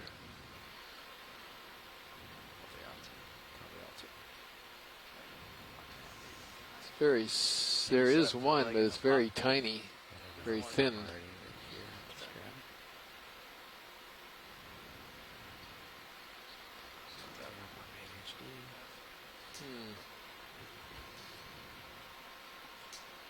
You want to move his mini Zeus for him? Yeah, it's got a pen in it, all right. So where are you seeing the pen? Is that the see center? See that white it's line? the white yeah, spine in it. that's what gives them their name. It's that little skeletal component that runs up the length. So when I tried to collect one of these years ago, it just shrank into nothing. And then Scott's comment on the last cruise was that how can it do that if it's got a pen in it? And then apparently some species have pens and some don't. Right. On there, but that one seems to have it, and I thought it was this one that we were collecting. So maybe I wasn't. Left or right? Maybe we weren't collecting this one. Joe, video. We're good.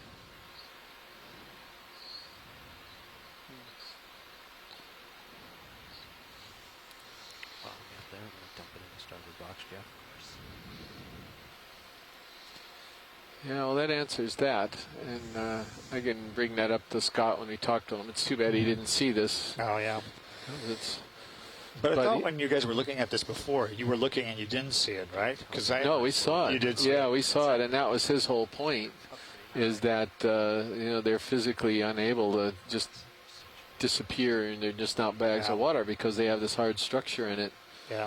So they can't retract. Yeah, and my memory was that this thing just collapsed on its, it just disappeared when you tried to grab it. But if it was this species, it couldn't possibly have done that with the pen in it. So. Yeah.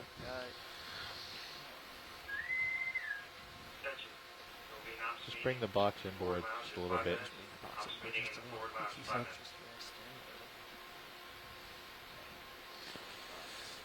So then after this, we can look for rocks. And then we can do some more close-ups of stuff, and then maybe grab a black coral or so. Would that be a good way to? No, it sounds good. We'll grab this last pot that's to the left here, and then we'll be. Oh, we're going to get the pot too. Okay, yeah, got it. I think the pilots know that. Oh, okay. Jeff. Yeah. Come on in. You guys are aware that we're picking up the pot as well? Starboard slider in. Okay. That's okay. Okay, I'll dump it there. Okay. Right, I think they're ready for the pot, Okay, go which ahead. you'll have Start. to reposition a little bit to get. Do we want to go ahead and open the port box back up? Probably. Well, let me get in position first because it'll be in my way. It's right on your port. Where is the pot? It's right off the port side. Oh, there it is. I see it. Yeah. Yeah, since we have the hurl marker there, then there's no reason to have the pot. And I'm trying to remember, I think I have a thermograph in the pot, so I might as well bring it back and download it. Okay. Besides, I think you need to have one in your hand. I think you need to... Souvenir. Yeah, you need to look at it. Grab the pot. In fact, they could use it, and put some plant that's... That's right. How about a black orchid? Because we have a black orchid at home. There you go. Watch lead. Is that a piece of line on the top of the pot? That is a piece of line on the top of the pot. Thank you. Yep, you can grab that and use it to lift it with. Okay. So, yeah.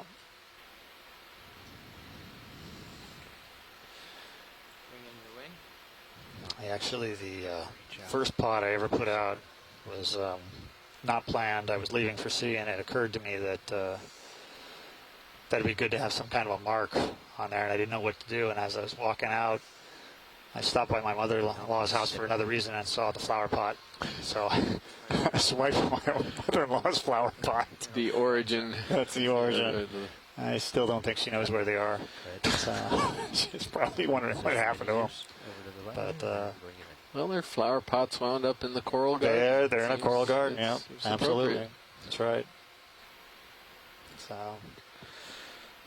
So Amy's asking about how much more bottom time we have, and it is about 2:20. Do you remember when we're supposed to pull off the bottom? I don't about remember. 3:30? Yeah, I don't remember. Maybe 3:30, Amy, about an hour and 10 minutes. Oh. Amy's pointing out that now your mother-in-law knows where it is. Yeah, you're probably right. And yes, there will be a call.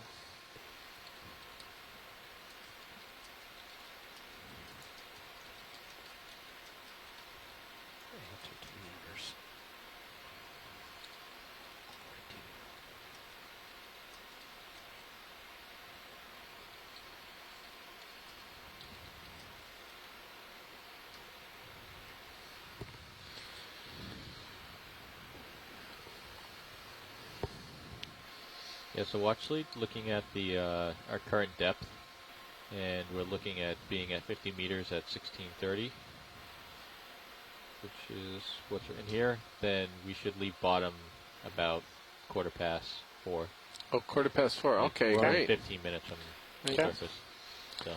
Sounds good. Well, this is the this concludes the primary emphasis of the dive. So we can go off the leash and look around and see what we can find. And that was all local time. Yeah. Good. It's going to be annoying floating around in our view. Just trying to kind of push it inboard while you maybe slide it out forward and close it. I'm not sure if it'll pinch in there or not, but you want to go ahead and start sliding the box port, and I'll just kind of prop that. Oh, wait. Just going to kind of force that line over yonder while you close it. That's pretty good. Let's see if it'll stay there.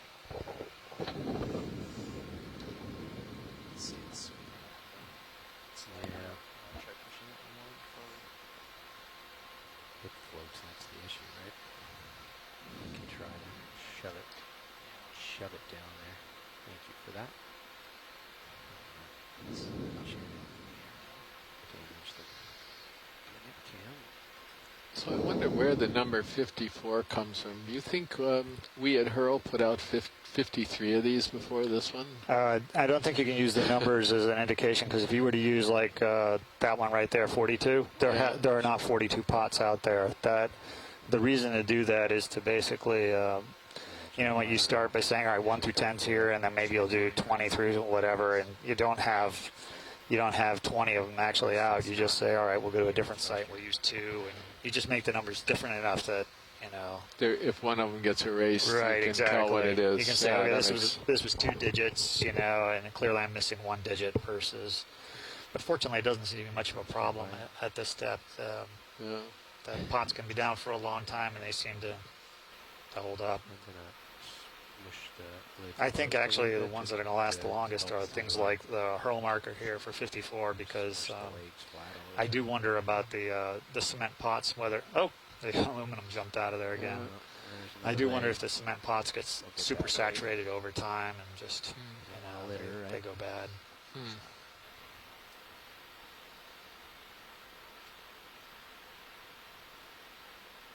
Wow, look at that. Spooked the eel right out of there. You see the other one's holding its head up sort of like a cobra or something. It's on the rock. It's behind the sediment there right now that was kicked up. Go ahead and starboard slider in. I don't see it. Where is it? He'll clear up in a second. Okay, so it's behind a cloud. More to go. Yeah, he's right. Yeah. Oh yeah, there. He's got his head reared up. So he's on the hard rock. Yeah. He's paying attention. Yeah.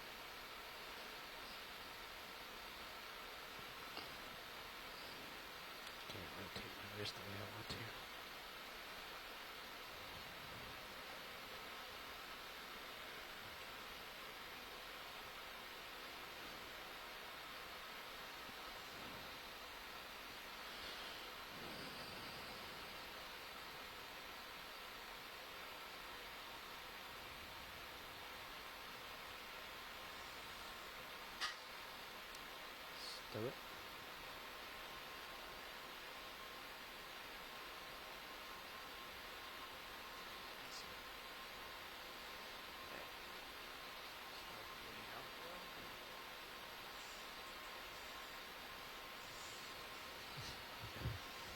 Those move pretty slow, don't they?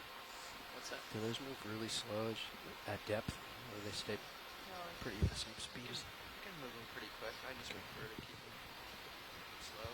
Okay. All right. Thank you. Okay, watch leads. Well, we're going to look for a rock, and we're going to look for a coral. And the question is, what rock and what coral?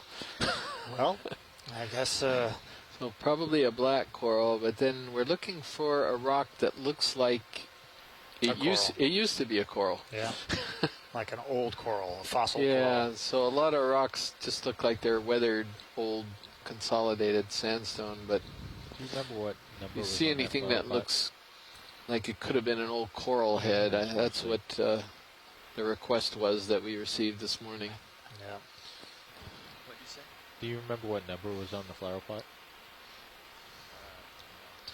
I have a question for you, pilot. So, are you ever inclined to turn off your lights? We can do that if we're stable or preferably on the bottom.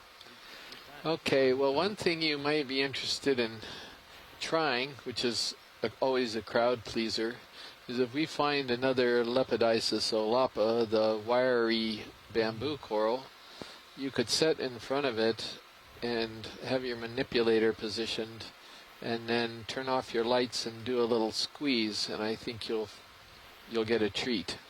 Yeah, brush it. Yeah. Yeah. And it'd be very interesting to see how it gets picked up, the light show that results on these cameras. Yep, it would be.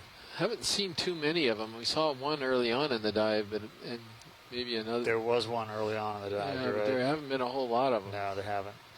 The other one is you could pick a pretty good sized gold coral tree, and you could do on the side of that as well. Right. So now, just by giving it a little tap. Yeah, sometimes tap or a little squeeze, yeah, something like that. So maybe we could, let's see, we could get some.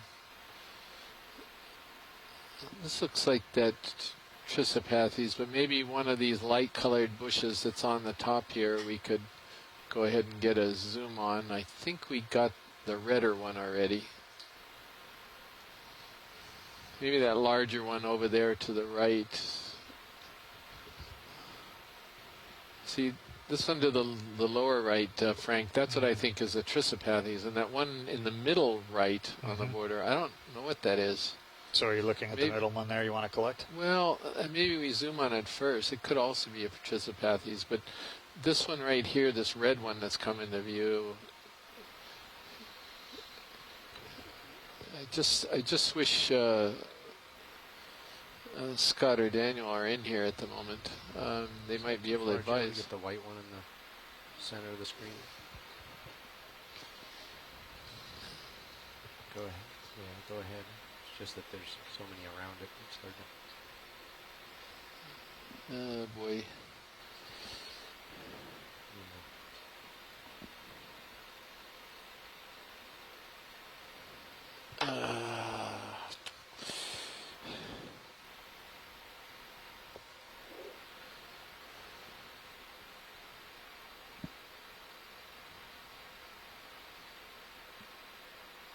Very intricate.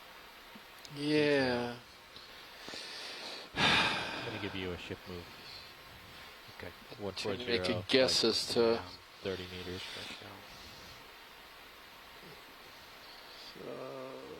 Bridge, RVNet.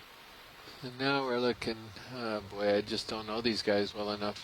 We'd like to request a ship move, please. 30 So, meters at a bearing of 140 at a speed. You know, of the other 0.2 interesting knots. thing is you can't just go by color, Frank. We got a shot last cruise of two colonies that were side by side that were identical, and one was white and one was red. Yeah. It was just, they were No, that's correct. generally the rule for a lot of things, but it's also the truth that when you're looking at things from a distance, color is sometimes all you have. So maybe you just break it into a lumped group. And So that's planar. that is neat. Look at that. So I'm wondering whether this one would be good to collect. I'm trying to... whether or not... it could be Starapathes. Let me... well, now Amy collected Starapathes Staracrata, so now I'm wondering whether this isn't the one we wanted to... yeah, she got this one already. She's not online right now. But that single stem in the planar colony, actually, that's what... yeah. But it could be. I wonder if we should hold off for another black that might be of greater interest. Okay. Well, that's yeah. It's your call. Do you want to go around and look at some of the others in the background there? Maybe take a quick look at the red one that was in the lower part of the frame. And that's right next to us, right? Yeah. Okay. That guy right there. Now, is he the same or is he different?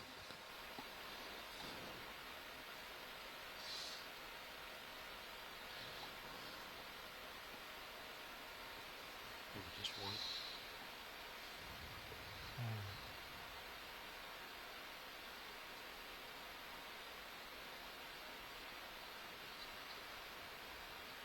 And maybe take a look at the base. Light in, Joe. See how that looks.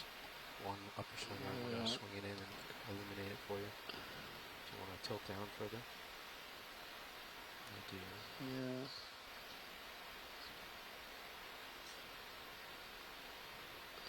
Where is the base? It's hidden.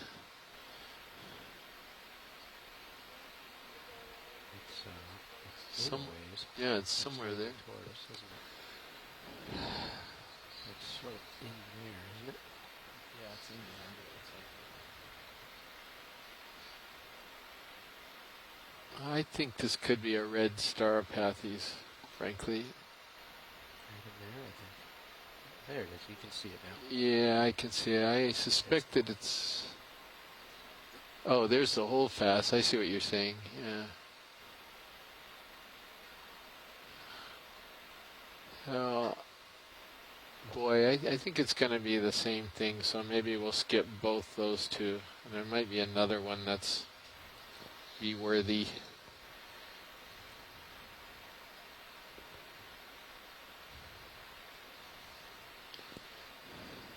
A nice shot of it.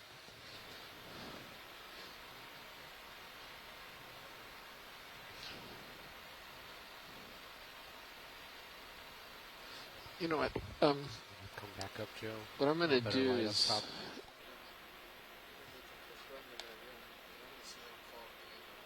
Okay. All right.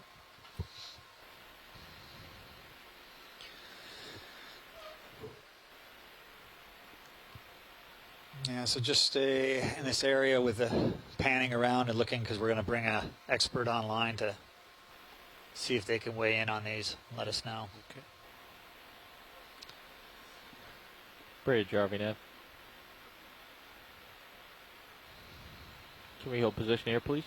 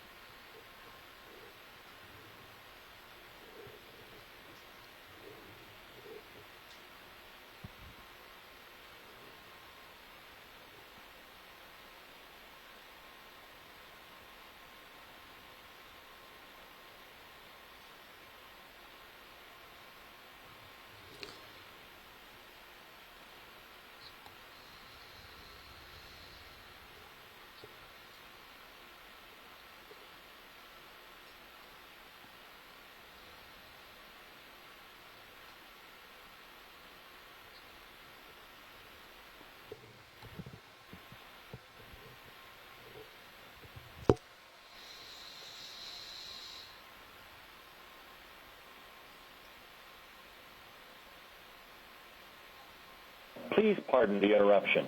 Your conference contains less than 3 participants at this time.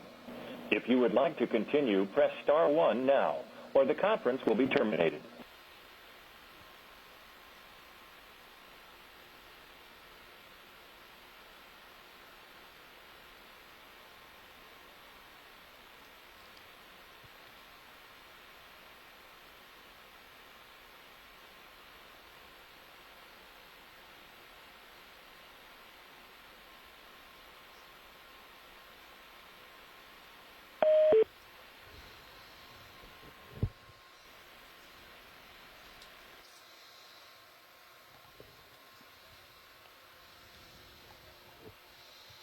So right now we're waiting for someone to call in to give us an expert read on the corals we're looking at. They're a type of black.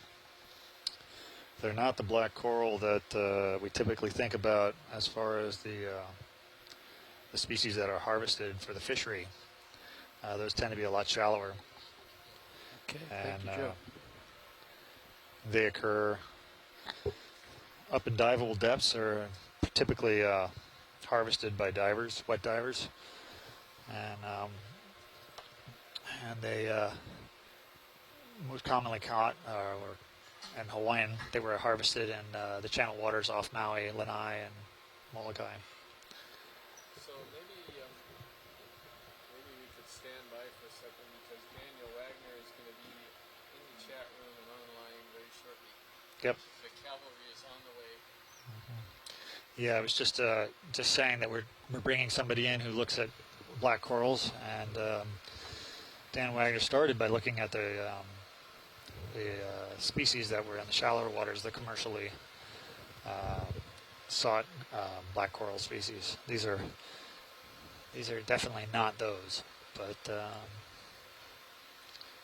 and as a result, we know less about these than we do in the channel waters off Maui.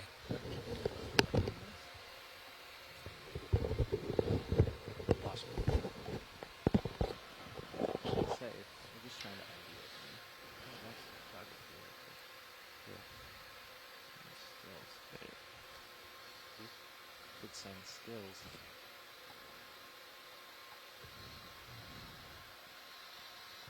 So in this bed so far, I can't say that I saw a single secundum.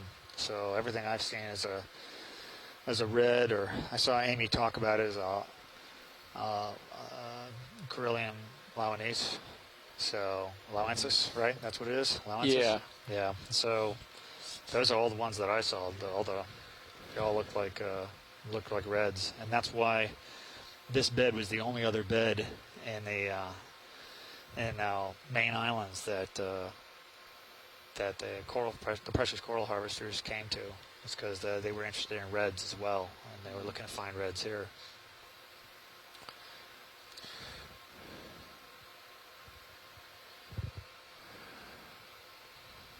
I'm still not seeing Daniel in the chat room, and he may call in. I'm not really sure.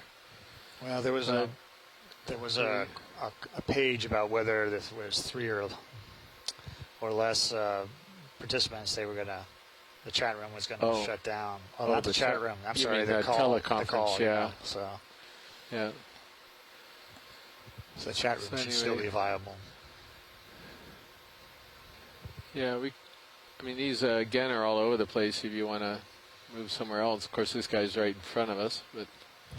We could give him another minute or two and see if he can come in. No, that's fine. Because we're positioned pretty nicely to grab a piece. Yeah.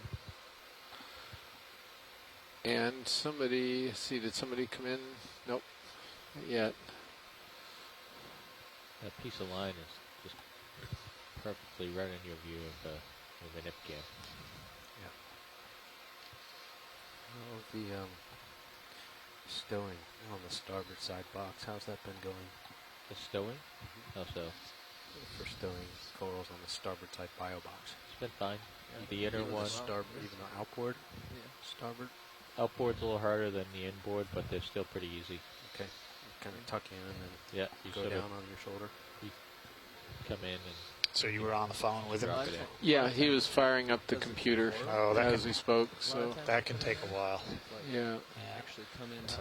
Well, they're all over the place. We just turned and went here. We could go ahead and look around some more and then just stop for some other ones once he's on. Well, And if you want to go ahead and do that, it's up to you. If you feel like this guy right here is the one you need to get nailed down, we can do that. I just don't know. Yeah, he's working with Dennis on which ones have been collected before away on us, and how many they might have, and because we can sort of get it in there and then. Well, I went through the video, and that one that we wanted to collect off by the S19 site. Remember that black that had the multiple fans? I showed you the photo of it. Right. Yeah, that turns out that is sitting right next to our flow meter. So we found the flow meter, and it's right next to that. So we'll be able to address. That's the guy right there that you're talking about. That's him. Yeah, so that's definite, really important to grab one of those. Look at the structure on that. It's got all these. It looks like a series of bathypathes all tied together at the base. You know, it comes out in every direction, and that's a black. Huh? Yep. Yeah. So kilopathes. Yeah. So we should be if we can find the flow meter at the Barber's Point one, then we can get that guy because it's right off to the right of it. Yeah. So. When I went through the video, sometimes that's what you want to do. If you're going to go back to a site, you want to go to the video of the last dive and try and memorize all the different things in the area to relocate stuff. Yeah.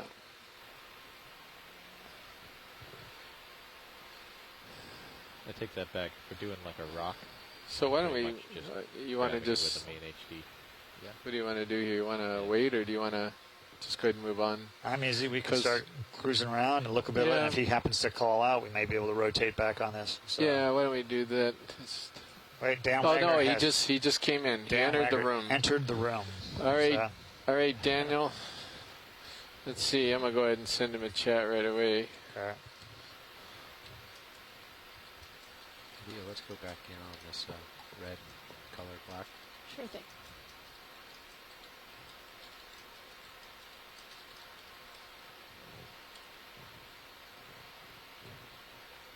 The coral cutter's been working on these black corals. They've been great on the black corals. This is the tough part is when it's bushy, and you grab it and cut part of it, and then grab on some of the branches with the jaw, and then it's hard to like get your piece away. Yeah. All right, he's looking at it. Well, at least he called it a black coral. That's a good sign. Go in kind of like he said. Right? Yeah. Just get collect. Yeah. It's Do you have an ID, Daniel? Times where I got my branch and then I was pulling the entire thing off, and it was like one of the brittle ones. So I tried to like release and grab, and ended up dropping it, and then had to pick it up again. It wasn't enough of a challenge the first time, so I threw it on the ground and pulled it up again. Yeah, exactly. Well, it's taken him a while, so that's a good sign. He's trying to find an ID. Yeah, so Daniel Wagner thinks this is good to collect, this red one. So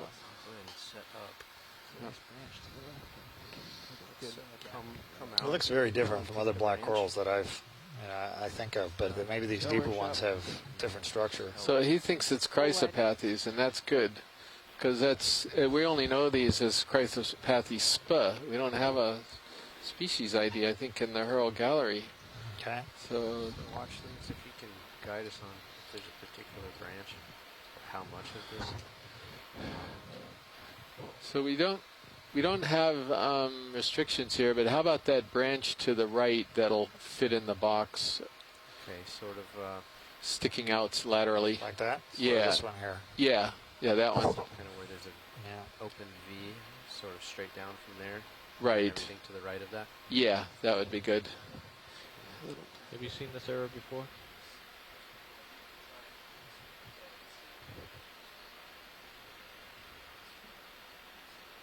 Get Mini Zeus up on Getting a timeout error. Let's get Mini Zeus up there. So Daniel Wagner is saying that it is clearly different from the 30-odd species we have in the draft guide of the Hawaiian black corals. Yeah, I guess that qualifies as a collectible, wouldn't you, Frank? It does, and it sounds to me like we're going to have to call it the guide of 31 species of the Hawaiian black corals. Yeah. Rotating the 300 degrees that ought to be rotating, guys. Maybe the limits were reset. Something, because that's only going. That's not going. I was getting really frustrated.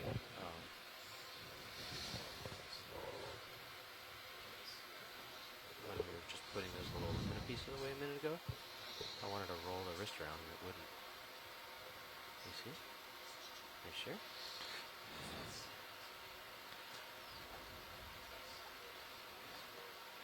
So this is our one and only picture of something that we thought looks like it could be a Chrysopathes, and that's it. So this is great. This is actually really good collection. Yeah. We just was worth came the wait. up on. Yeah, it was definitely worth the wait. Down a little bit. Hold Yeah. down center a little more. I'm going to just peek in there. Yeah, great colony shot there too. Yeah. Perfect. Can help guide me on the mini Zeus, Jeff, that I've got the right depth perception. We can zoom on mini Zeus too.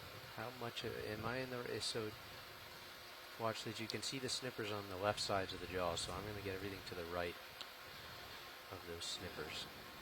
Are we in about the right? We're getting enough. Yeah, or you could get more of it. It is smaller than I thought it was, so we could get some more, and probably we could get as much of it that'll fit into the one of the boxes there, because this is pretty common, it looks like, and probably the more that would be helpful. Even if you want to get those 2 branches, that whole half of the colony, or even the whole colony, I think would. I mean, but that looks kind of big for a box, right? The whole colony. You guys are driving the bus.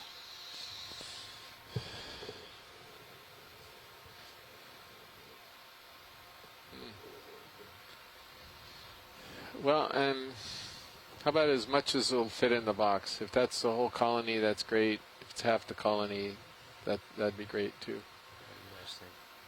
Jeff, Josh?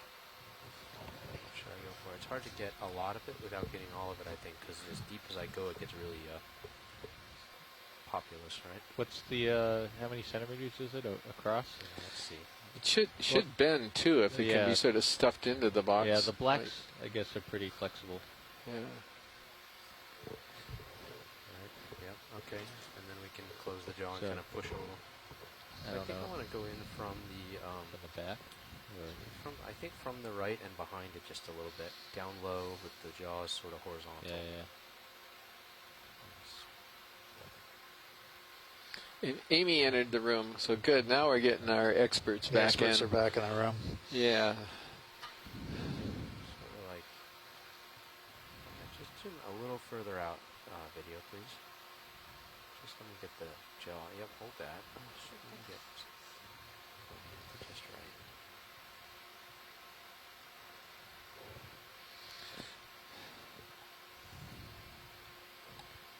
It might be. Yeah, you can do that. If you two want to coordinate, let me sneak in from behind that branch. Get the fingers in underneath. Yeah. Right? Yeah. Very nice. And pushing on the ground with the Yeah. far ones. Oh. There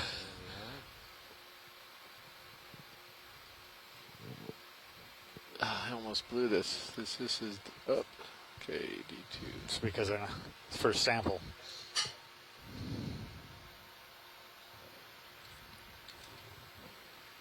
Yeah, your far fingers are on the deck. Just up to get that. Just shoulder up to get it off. Bunch it like a bunch of flowers. Well, I hope that's the naming convention. Well, that's what I was going to ask you. D2 is the vehicle. Dive 1. Is this the first dive of this leg? Is that what that is? Yeah, maybe I'll put I think you can only do... Right there. I'll pull You must it out. use this format. No, it says that the format's right. I have to use that format. So. Okay. What's that? We're counting that first dive? No, it's because Okay. it's supposed to be organized. So dive 2, that's what I was wondering. There. Let's do a zoom in. So, but then is that, excuse me, Catherine, is that the format here? Jeff?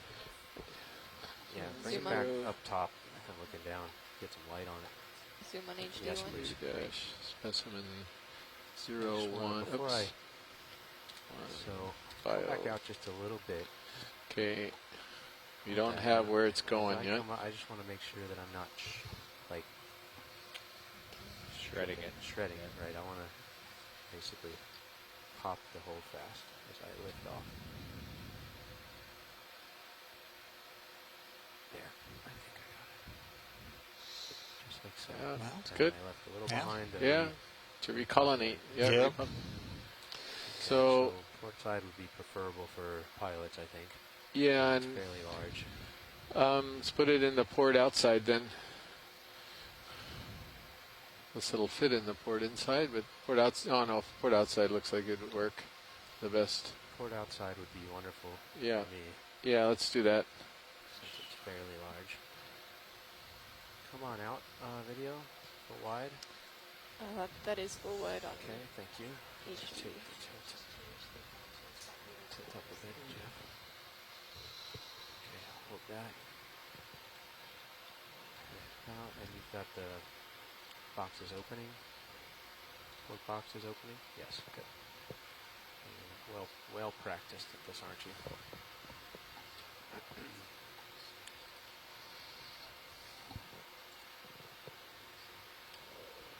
Let's get the starboard manip. I don't know which manip cam. One of the manip cams ought to go here if you don't mind. I think starboard gives you the best perspective. So what I'm seeing Or here is the such a tray good of the sampling tray has just extended out. Is that what's happened? Swing Or is Yeah, it- they've come out. So if So you, it's slid out, or is it Yeah. just that the camera is no, the actual box is slid out forward. Okay. Yeah, this is the first time I've seen it from this perspective. Yeah. So. Okay. If you don't mind. Now on this particular, this is the SCS snapshot here. Mhm. So as soon as I hit enter, it'll take all the data automatically. I'm going to wait to make sure that actually the collection is secured. Okay. Yeah, because, yeah.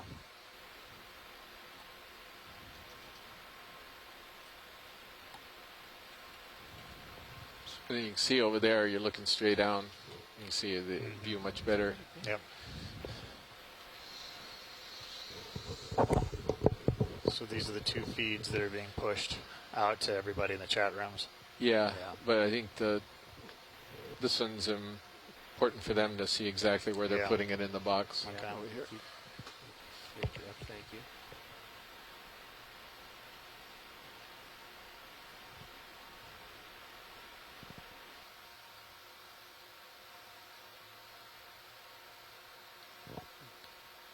You guys speak up if you have ideas for having done this for the past 3 weeks. You're pretty much in there. I think I'm happy to drop it there, Yeah, and then I if you can let it go smush in. easy. Nice, gentle. Yeah, without making the jaws jam and Yeah. Nice, gentle open, and then partial. Leave it partial as you back out. Shake it in.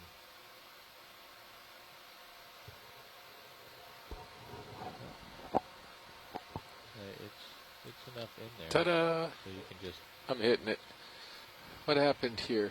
We use what format? Oh. Don't let it float away, right? Oh, it's falling in. Is it All falling in? capitalized? All the Yeah, letters? you see this? Yeah. Not fully.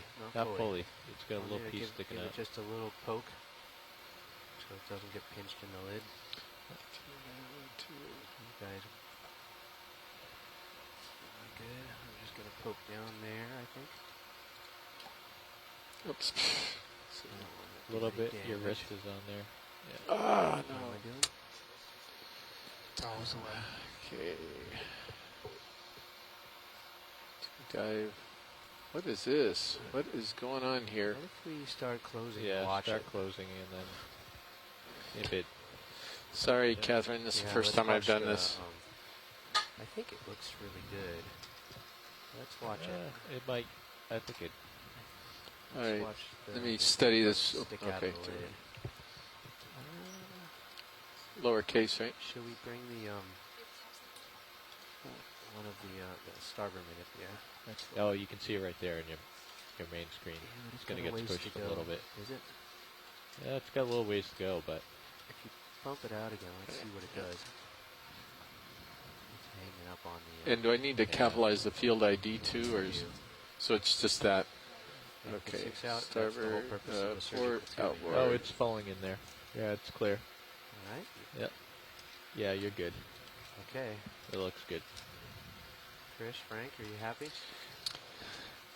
It's in the box and locked up. Are you good to go, or is there anything you want to do, Chris, with this? No, it's good. I just need to get the data. I had a Catherine Woodard who has been very extremely helpful helping with the collection database. Needed to hold my hand there. First time I've done it. Yeah. Daniel was doing it on the last cruise, and a few things I'd forgotten about is that everything needs to be capitalized and underscore rather than hyphened. And see, he's got the dive kind of right there. He's trying to show you what. Yeah. Well, by then Catherine had already. Yeah. Well, I think that. But I got it now. And then how do we, let's see, how do we go? All right, Daniel, since you've done this before, how do you get to the next entry?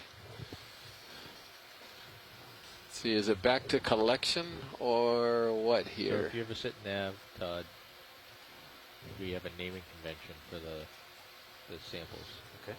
It's D2. It's in, there's a sheet here. Okay. So that describes it is back everything to you need to collection, do. and that'll advance it to the next open one. So you have a visual. Oh, cool. And right. Very nice picture. tells right. you what to but name that's the fine. waypoint. It'll okay. Got it. So Thank you. Based on what sample it is. So it's D2, dive, 02, specimen. It's spec for specimen, 01, and then whether it's a geological or biological. Okay. So geo or bio. Okay. Yeah. Do we have a code? Thanks, Daniel. And yeah, I got it. Yeah, we usually mark it in the log. They mark it. We mark it in the log as like port outer, port inner, starboard inner, starboard outer. Yeah, port and starboard forward for the rock boxes. Okay.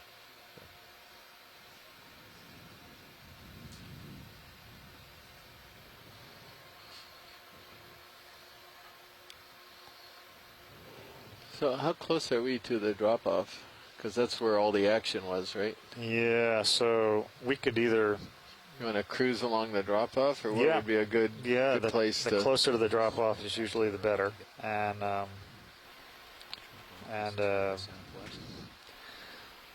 so we can either cruise down. I mean, we're not going to get to the end of the track. There's nothing magical about that. We can do that, or we can go back towards the bed where we were at, or heading to the drop-off where they're headed right now is fine. So...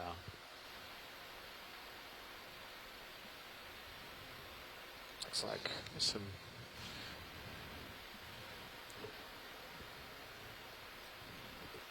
So would you like to head southwest towards the depression? Yeah, we could do that. Take a look. Sure. Yeah. Chase the tether out pretty quickly here. Yeah, so we're looking at 233. Sure thing. So you see some gold coral stumps there where the lasers are. Yeah.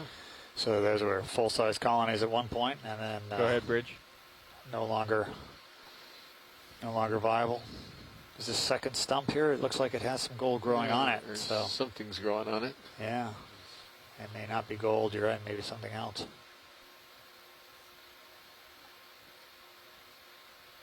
Would you like a better view of that? Do you want a close-up or? No. It's all right. It's interesting. It's you have these stumps, and then you'll have colonization of the stumps again. And it could be one of those Cantha gorges. Well, do you want to look look at it? Guess. No, I mean it's really up to you. Yeah. Look at the mix of stuff down there on that one. Yeah, they got.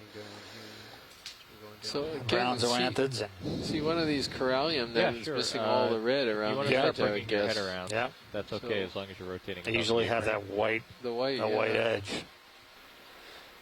But so that would make that a really high quality corallium, I gather. Well, most of it would be red and usable for jewelry. Right? That's what I was thinking. I think that when they. And we can I think when they were doing the harvesting at Makapu the last time, they were disappointed with the color of the corals we were bringing up. So looking at and that was one of the reasons that they came over here and they looked at Keahole to see if they could find a richer red over here. So that's so what Amy was saying here in the comments said just you can't tell the color of the skeleton, even though it looks red superficially. She's pointing out So that what the heading tissue are you could be looking really at? red, and it may not Current be heading? so.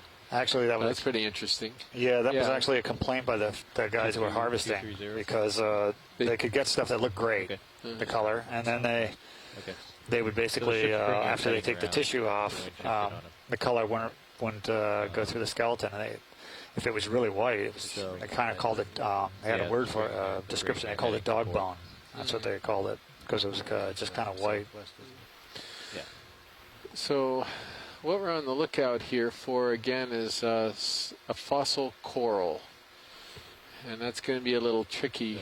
But if any of this rock looks like it actually isn't just sort of weathered 225 sediment,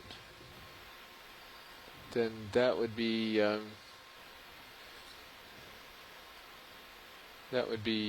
possible collectible. And I don't know where. It's always a bit awkward. Yeah. The tail is dragging while our nose is pretty far off the bottom. Well, it's given us a good overview of the terrain in front of us too. So this Great, like this chunk is too big, but does that, that very? All right, so No, the you're saying tip we would just like a is, broken piece that you could. Well, I 50 meters. don't know actually, because I mean, you could take a piece of the carbonate sticking off of one of these. I mean, that'd be something that they could probably bump into with their bumper bar, and then we could pick it up. Yeah, just a little. Yeah, because I'm not going to be able to grab a big piece because the that's a two good rock copy. boxes are filled with Yeah. your We'll do stuff. this for a little while. And see how But we the- could put a rock the on top of my thrusters stuff. handle. It'd probably be Maybe okay. speed up, Yeah, if that's okay true. with you. Yep, copy. We reached the end of our tether, waiting for. It depends. I mean, is he looking for structure in it? Something Ship is like shows the starting to calyces and Will be it has starting a with, a cemented 0.1 for the moment. record that you would See how section. the thrusters It handle would doing definitely heading be change coral, like is what he's Yeah. want, rather than just Sand that's been Ship is- lithified. Yeah.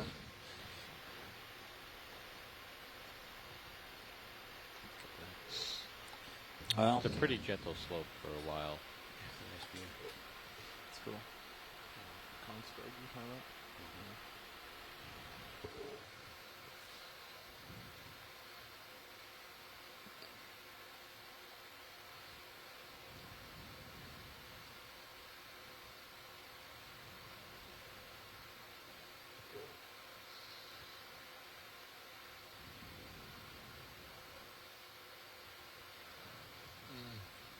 I was gonna say mighty fine work since you haven't manipulated since Puerto Rico, but I forgot that is Galapagos too. Yeah, a little bit. Yeah. It's out there. It's the same. In here, it's all different. Yeah. Yeah.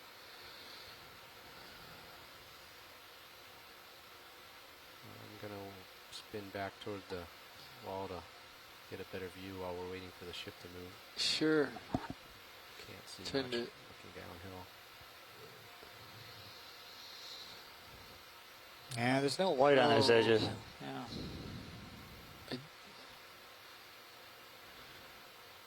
Oh yeah, the corallium you're Yeah. saying, yeah.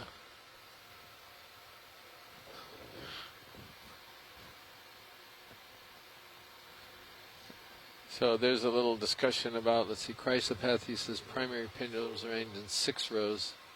Dendropathy says primary in 2 rows. That's Daniel Wagner with the monument. Papanaumokuakea Marine National Monument just called in to provide some information. Cool.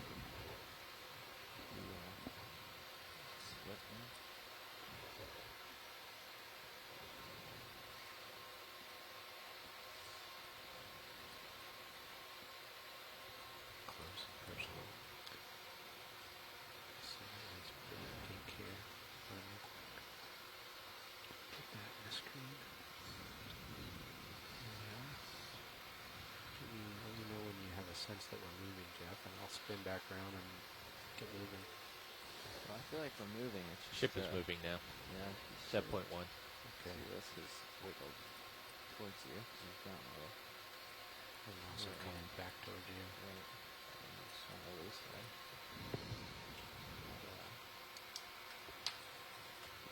Still have lots of time. So What exactly are we gonna? So Watchley, did you want to go down this slope and then follow a contour? I don't. I think probably trying to follow a contour. I remember we once took a travel down a slope and it was actually pretty barren. Yeah, I would. Whereas- I would say we would stay up near the crest where the corals are, and then see if we can find a rock that might work. Yeah. So around this contour and then head down towards the southeast. Craft on. Okay. That sound good? Yeah. What was that? Excuse me. You said to the southeast. Yeah. And Should the we turn track. it off and just let the weight of the arm? So just head down that way, Yeah. southeast. We can Copy. try it again. Yeah, we'll get it. And setting the there on top. Keep the rocks close too. Just do things like that rope feels like pulling trying to pull the I don't know how much drag you get or how heavy that concrete is. But. Okay, so we're going to stop this ship move and start heading to the southeast towards southeast to follow this contour.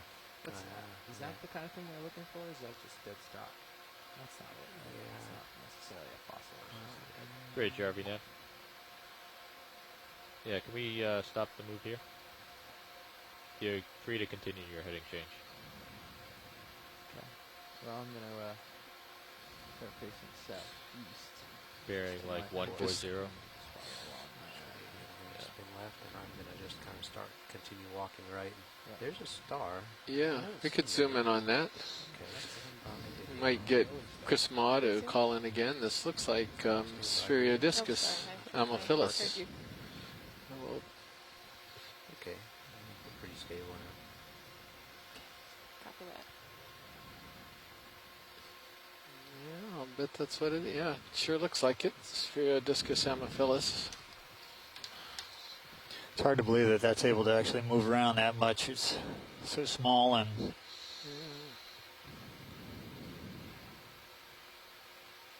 trying to ooch over here.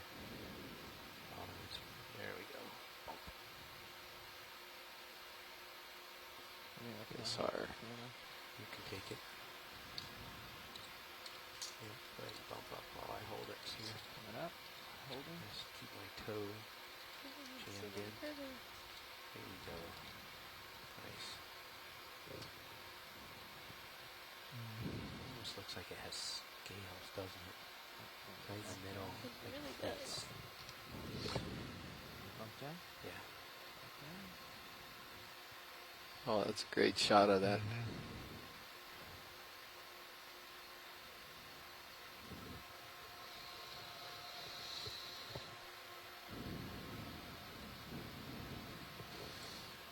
Photobound.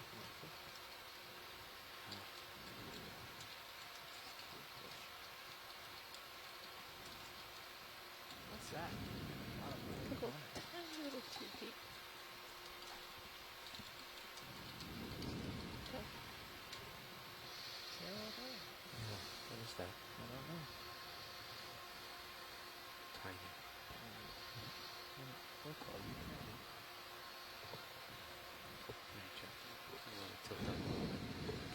Well, as we're looking for rocks, did you want to try to find a squeezable bamboo and try the old illumination well, game? if you see it, sure.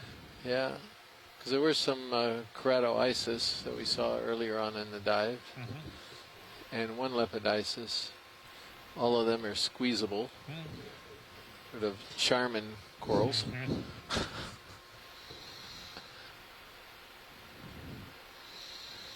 You know, one of the things that's interesting when you are an escarpment or a place where you have the gold corals growing on the ledges is looking down underneath, because you get the toppled corals that fall down into cracks where the flow is no longer suitable to keep them alive. So there, right below us, is a large toppled gold coral that's fallen down in there.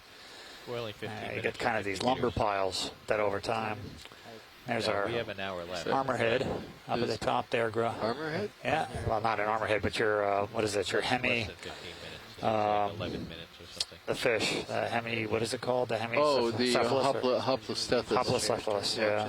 I was looking at the epigonids that were down below. There's a few of those in there. But pretty cool terrain. it is. It's very nice. Sure, go for it. So I'm going to start moving you guys at 140. Let me just tilt down a little so you can get the terrain. 140. Okay. That's pretty cool. Plenty of epigonids down here just below the lip. Yeah, where those all are these holes are. Those are the fish. The blue fish that he's talking about. Yeah, they're really pretty. I'm going to start moving you at 140. And a Hilardia sitting in the back there. I have him sidle farther port before we start. Okay, that's fine. Nope, that's fine. And this looks like my your rope. Yeah, my rope for my pod is deciding to get into the screen here. I'm photobombed by instruments. They're no longer the center of attention. With a view from the port and lift cam. Yeah.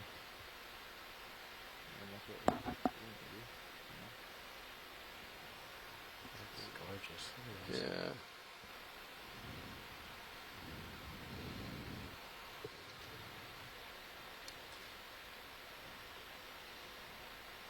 Just trying to see if I can.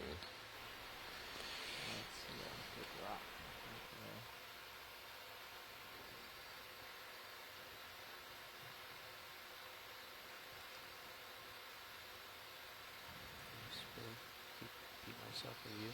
Yes, absolutely.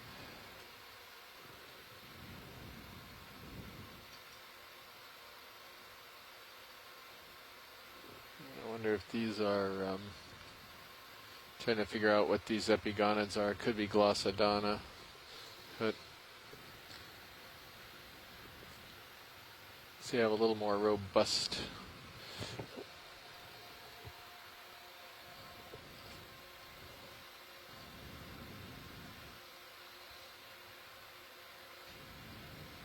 What do you think the strike of this Really feature pretty is?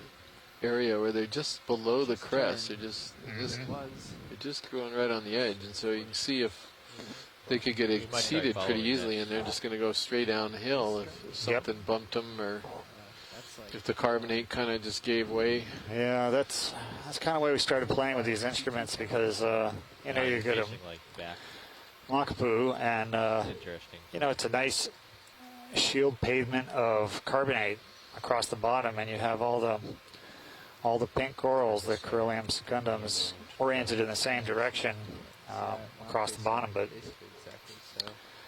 you get these other things where you have these rocks, boulders, and quick enough to do intermittent flow associated with a complicated bottom, and you get these really big old coral trees on the top of it, and you get the reds growing on the sides and in different directions, and oh, look at that! It could be Clavularia there. The purple, purples. yeah. The purple, yeah. It's surprising that it's. I would have thought it'd been encrusting a branch or something rather than just. But I guess it's got to start somewhere. Your starboard side there, Todd. That's a pretty scene right there with your rope. Yeah. Something poking out. Yeah, it's a big coral. It's going to come in the center view here. Yep. Everyone's going to say, ooh. Nice brown zoanthe growing there on the gold. Yeah.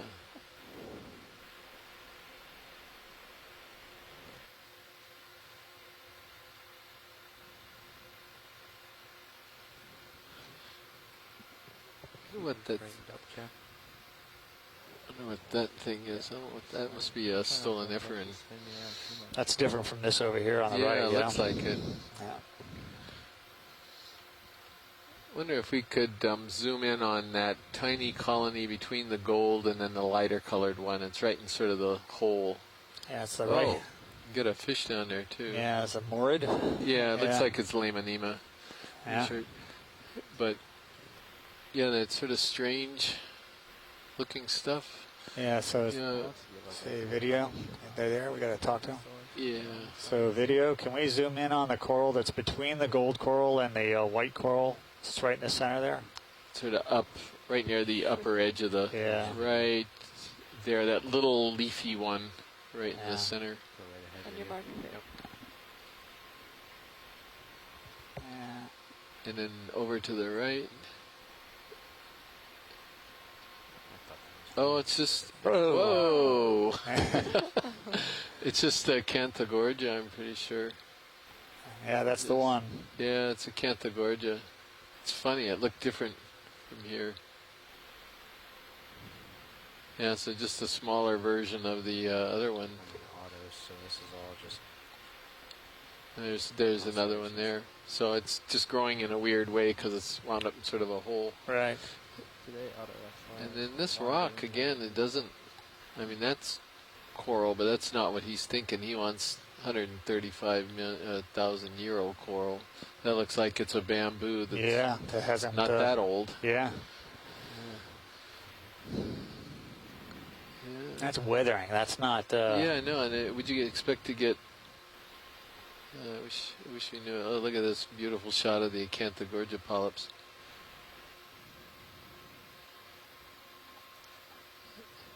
What's your foot toe?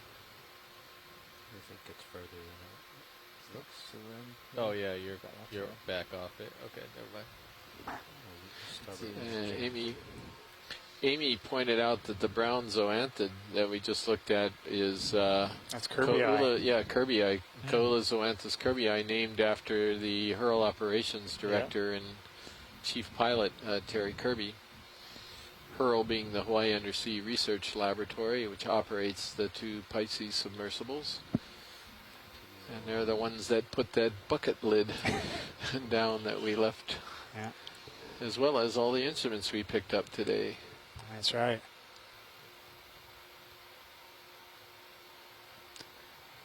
Do you really think that's Limonema there?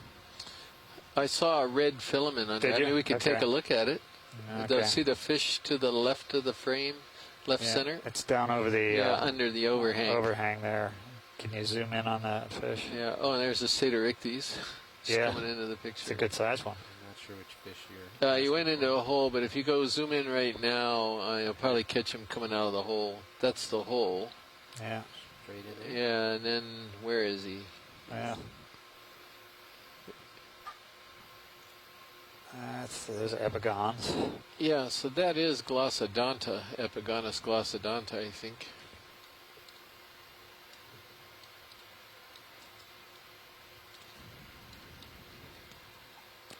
Yeah, I thought the Limonena had a white line, and that the red was a different morid.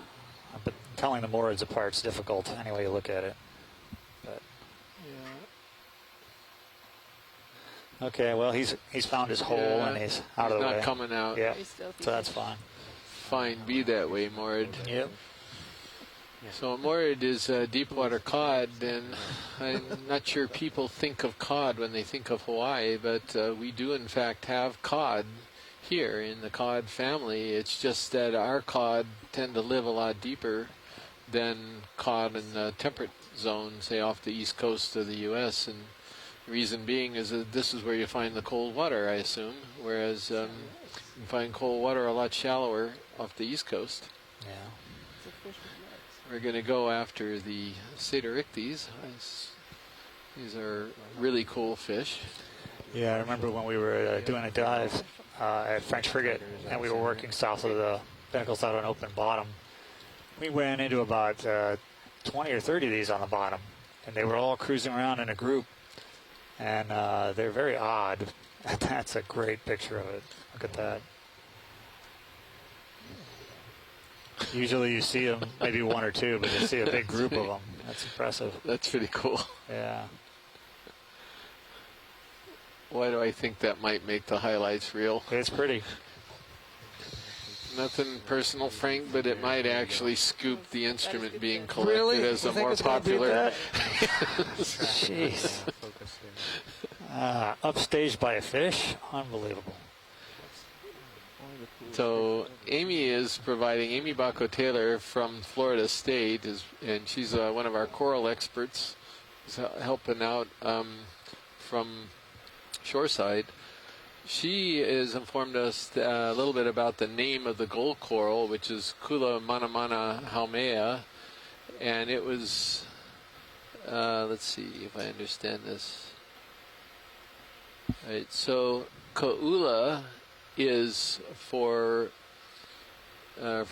of Kula zoanthus is the Hawaiian god that killed Haumea, and that's the root of Haumea. So I think the reference is that the gold coral is named essentially after the god that killed Haumea, much like the gold coral kills its host. Its host. Yeah, copy that. So a very appropriate name if you know something about the root.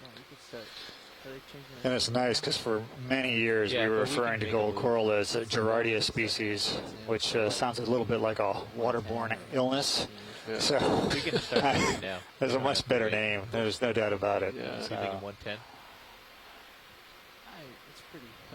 And then what she's also pointing out is the brown zoanthid may kill the gold coral as well for the Kula zoanthus Kirby eye. 140 and is so what the point was, it's frightful down there. Oh yeah. There's a struggle going on that probably stretches out over hundreds, if not thousands of years. So this is another hydrodendron, Gorgonoides. Bridge, RV Nev. Interested in getting a zoom on this coral? Like to request. We zoomed it earlier, but sure we could get another one. 50 meters during 140 at point Okay, 1 knot. sure. Let's get it then. Still looking for the gelatinous base on this thing. That's correct. could that be a stage-specific thing where basically it goes down and it creates something that is gelatinous, a puddle for a while, and then it solidifies over time? And maybe.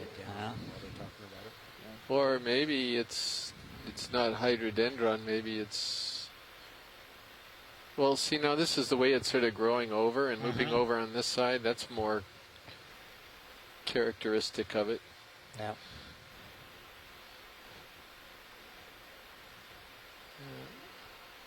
It's a little confusion between something hydrozone that's called Solandaria and hydrodendron, and so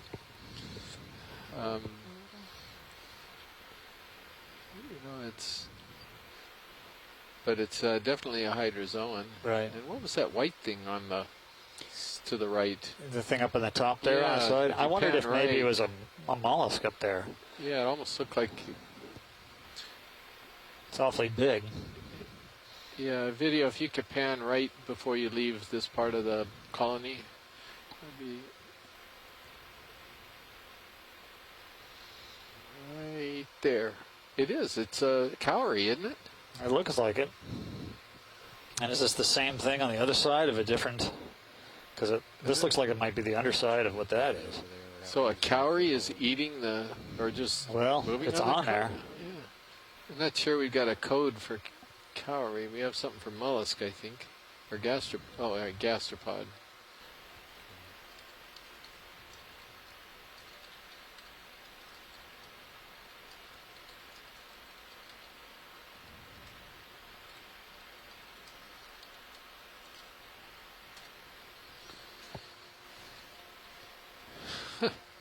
I'm not expecting to see a cowrie down here.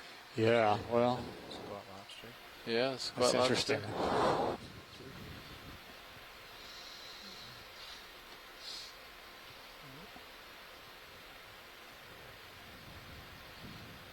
Not exactly the prettiest cowrie. It's just white, but I don't know. No, it could be when it polishes up, or like, it's going to be deep. It's going to be hard to get at. It's going to be rare. That's It's true. something somebody has never seen before. You know. Was that a collection discussion? no. We don't need to stick around. Okay, so Josh Sometimes we diverge and think of value of things. Yep. You know.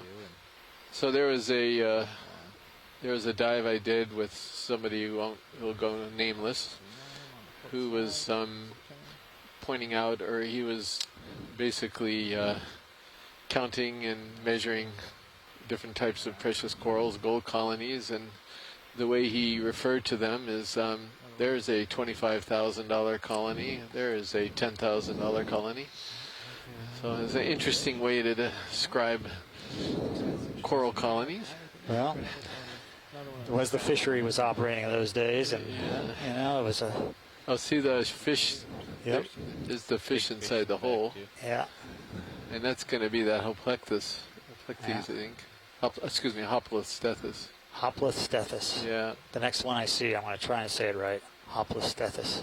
Well, I think that's him, but now he's going back into the shadows there. Yeah, it's pretty much the biggest fish we've seen down here. Yeah. That fish is interesting because it's a relative of the orange roughy that's well known probably off of New Zealand the best, even though it occurs worldwide.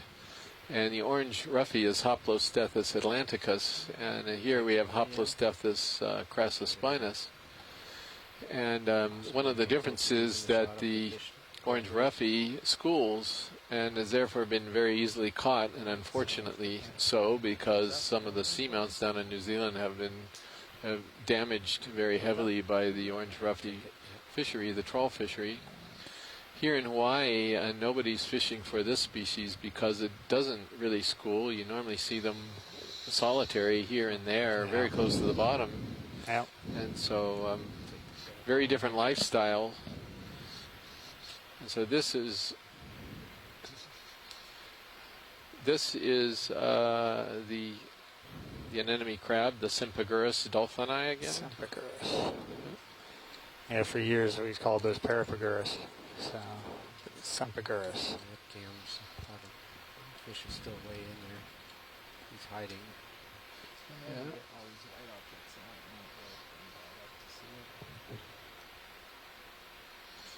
Yeah. Away he goes. Yeah. They're pretty common. You see them pretty routinely. Pretty shy there. Yeah. I wonder if these are as long-lived as the orange roughy. I mean, I would assume that they have sort of similar, but they are in a different temperature. I don't know what orange roughy is. How shallow does orange roughy come? Don't know. It's deep. I think these are shallower than orange roughy. Oh, there's a face head pattern. Right? Yeah. That's impressive.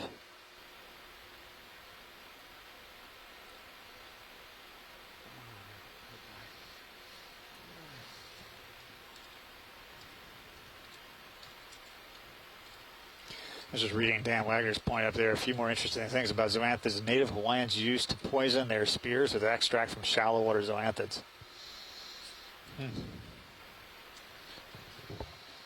Where was that? Yeah, it's got it up here on the top.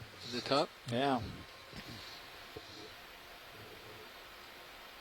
I didn't know the shallow water zoanthids were toxic. That's really interesting. Thanks, Daniel. Yeah. Is that a break or sponge?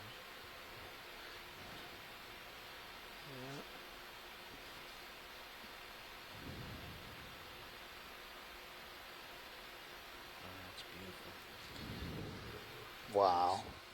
A Halloween fish. Yeah. Right here. Look at the mouth. I've never really seen the detail of their mouths before. That's incredible. No. Very tiny teeth, it looks like. At least. Well, are those even teeth? I don't know. I don't know what you call that.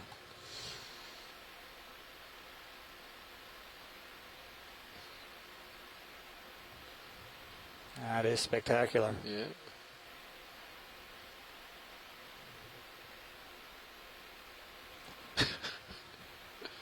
I've already forgotten his name again. Hoplostethus. Hoplostethus. Yeah, crassospinus. Yeah.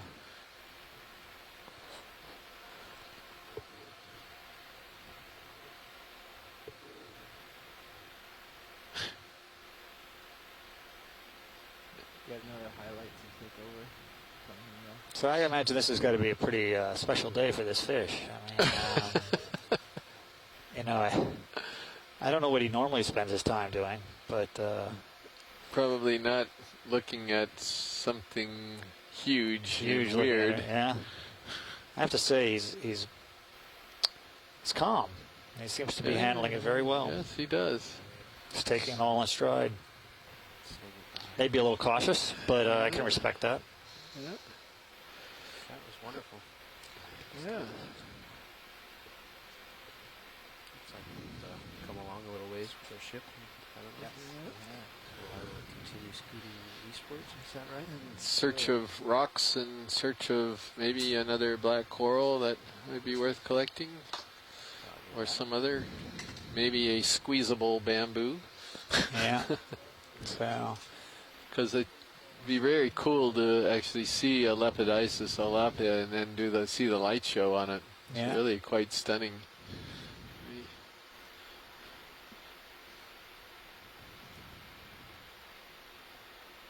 wow, look at that.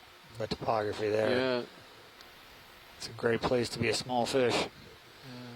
Plenty of places to duck into. So is all of this pretty tough?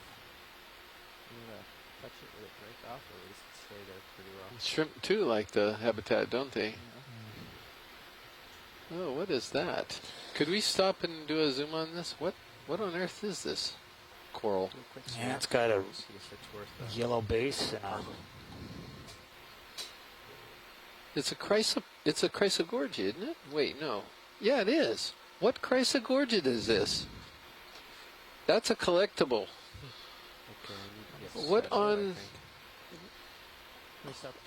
earth is that? I've never seen that before. Where did Jarvie at? Well, these are I'm waiting here. Yeah, Amy is screaming collect, just like I did. Yeah. Stop the ship here, please. I have a feeling she's never seen this before either. She goes new species right off the bat. She's gone right to it. Yeah, I don't know what it is. Just gonna let it settle here for a I moment. have never seen. I mean, we've all done a lot of dives in this depth range here for different purposes. You, Amy, and I, and I've never seen this before. Yeah. I would say starboard. Because we don't want to mess with that up. And they're going to want to take some rocks in on the It'd be left interesting side. to know if that color we're pattern's gonna in have to there grab is it and then something associated with moving beyond yeah, a they're gonna want certain zooms on this height, before and we then grab it also. I mean, you don't see many The lasers corals that are two-tone. You know, it's I really want to pan left to center. Daniel Wagner's definitely going in here. Yeah, collectible. His immediate gut response by everybody. Just take a look here. Yeah, let's Look at that. this. As you wish, Jeff. So, Amy, would you agree this is a chrysogorgid, or are we looking at something else? I don't know what we're looking at. It's got eggs in it. It's amazing. I'm assuming it's a chrysogorgid. It's definitely an octocoral. We can go there. And Amy's going, it's an isidid. Really? And but I didn't see any. Shouldn't we see nodes or something associated with that? Or is, Hey, there's a node. oh, she's absolutely she's right. Look at that. I was looking too far out on the end there. I wasn't looking back, and there are some nodes. Yeah, so, Yep, I was looking at the polyp. She's seeing the nodes on it. Yeah. And then I wonder if we can see a branch point on it too, because we might be able to. And it's going to be internodal branching, I think. We could take a look somewhere over to the left there. I still think it's a collectible. You know, if we That's really weird. It's like it's counter shaded. The lower end is one color, and the upper end is. And I can hang it there in front of the screen for a few moments. I guess we see that in acrylium some, I but think I'm nicely parked here. I don't want to screw that up. you can even get the arm out. Okay. Yeah. You go ahead from Yeah. Zeus over here. You get control of the cameras and be ready to. Ships can stop for a little bit, right? Yeah, I Yeah, don't see you're it moving much at all. You're not really moving. Right. And this one, let's see. How close you Are we ready for a snip? Yeah, let's go for it. Before I get the arm out, can you give me an idea where we would snip? We're going to try for it. Well, we always like to get a branch point, but it's so leggy that I don't know if you could. Let's go back in a little bit. Yeah, just a little bit. See if we can find some place where it branches near the end. Yeah. That's the tricky part. Top branch? So I wonder if we could get that branch that's right in the center there now, just beyond the branch point, and then kind of fold it into the box. Okay. Would that work, or is that too long? Second branch off the main trunk. Yeah. Second branch point is what you're talking about. Well, it's left of it. It'd be tough to get in there without. I don't want to take the whole column. Well, then maybe maybe if we could get a really tight zoom at the branch point again. Oh, you can't. Okay. Well, then as close as we can get. I can, Right. yeah. Yeah. How Sure. would that be okay? That top one there somewhere, where we get just beyond the branch point. I see one little, what do you call it, a node? Yeah. The black little dot. Yeah. You're talking about there? No, I think I'm looking at this top branch. Oh, right up here. Okay. And I'm just wondering if you caught this. Maybe we. Get it right below. I don't know where we're going to get it. So long. It's hard to get it in. That top branch is going to be hard to grab. Yeah. Could we put the lasers on just briefly and get an idea of what type of size? They were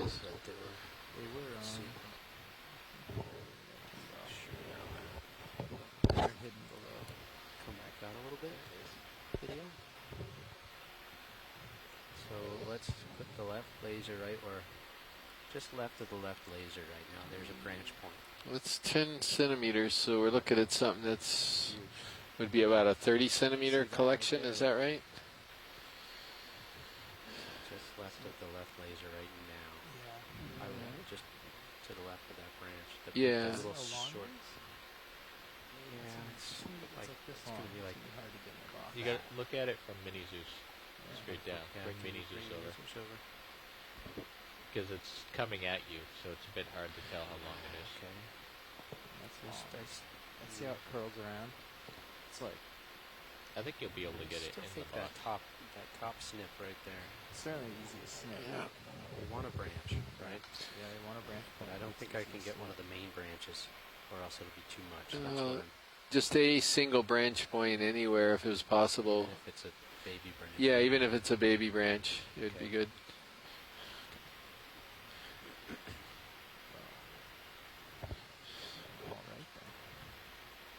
Well, let me get started in there and nestle the. I'm gonna look up at your joints against the wall, or are you just gonna come all the way in? Well, yeah, I can see in the manip cam that I'm not really up against the wall. Okay. Okay, arm on.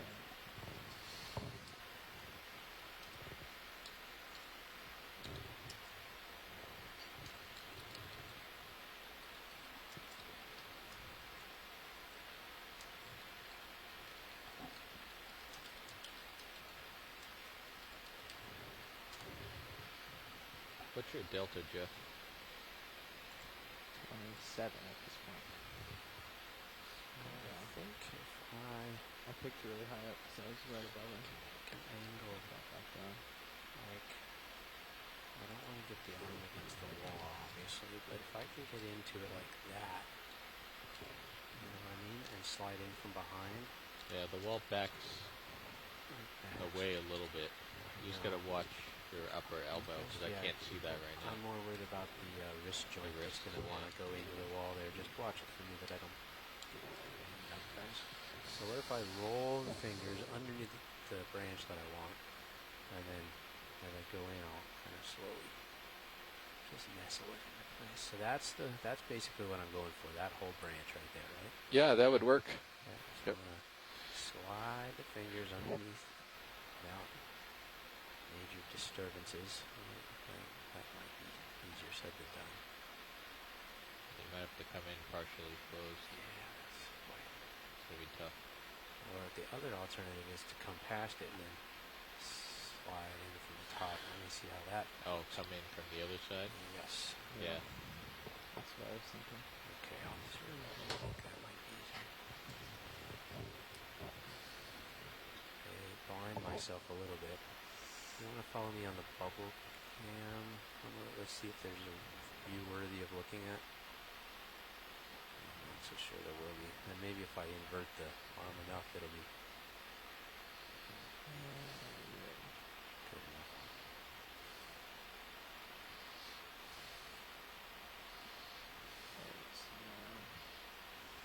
I think it's smaller than it. I think it's smaller than what we think it is. I think it is too. It's going to be hard not to take a bunch of it when I go in there. Well, I would say go for it. Go Again, for we're it. not. Maybe try for that lower branch. Yeah, This then is go for the lower branch, which would yeah. be easier to get my Much fingers easier, into. yeah. And then, so below the first branch. Yeah. Is that what we? Yeah, just that would be fine. partially closed. If I can hold it.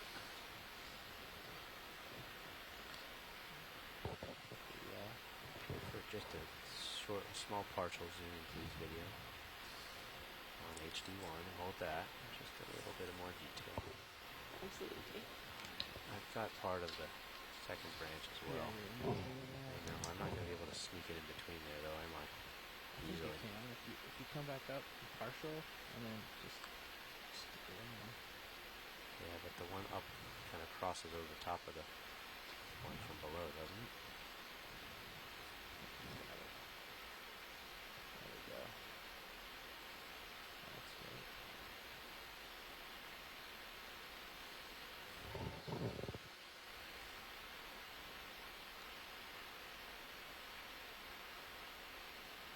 See, I don't want to do there.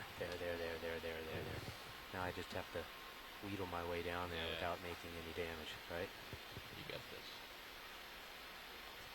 Nice. All right, am I on the cutters? No, you got to come down, a little more. Wait. Don't cut. Why? Cut. One's, I think, behind is broken already. You might want to. I'm right there, Josh. Okay. You don't want to cut. Am I snipped? I'm snipped. Yeah, I see. Excellent. I see what I did. Yeah. I basically have the whole colony, except for the part that fell. Well, that'll make some coral biologists very happy if it can fit into the box. So, Polyps are obviously retracted, but there's a shot to take a view of it. Yeah, that'd be good.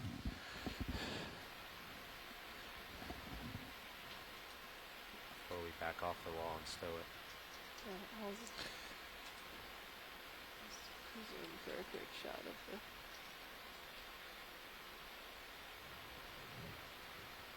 Yep, look at that. Definitely internodal branching.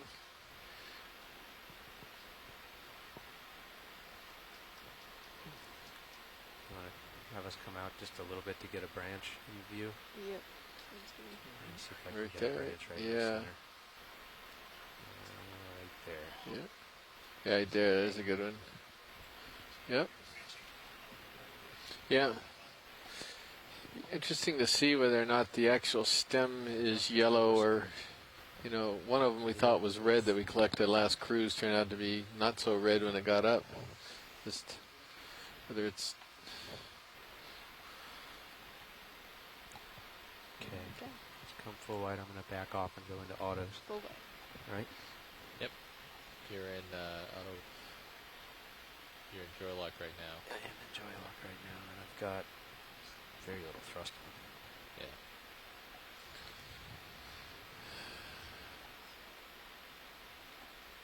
And your arm's in a safe position, so you're good. Are we full wide on the main Zeus? Full wide, please, video on main HD1. You're full wide. Yeah. Okay. Right, come on.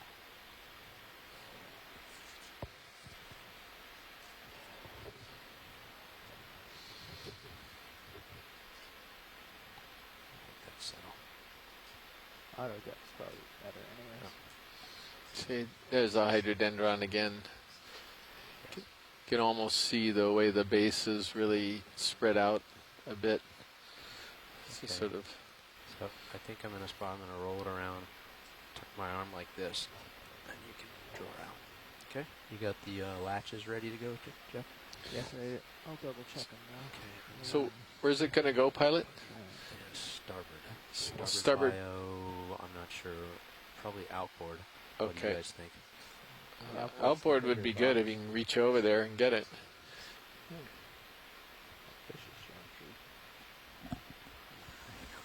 Get back out of auto. That's fine. Back up a little more. Yeah.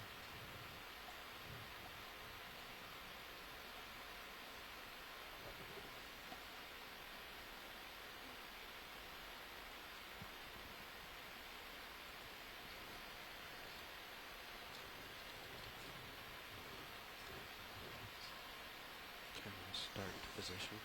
Let me know if we drift in the wrong direction.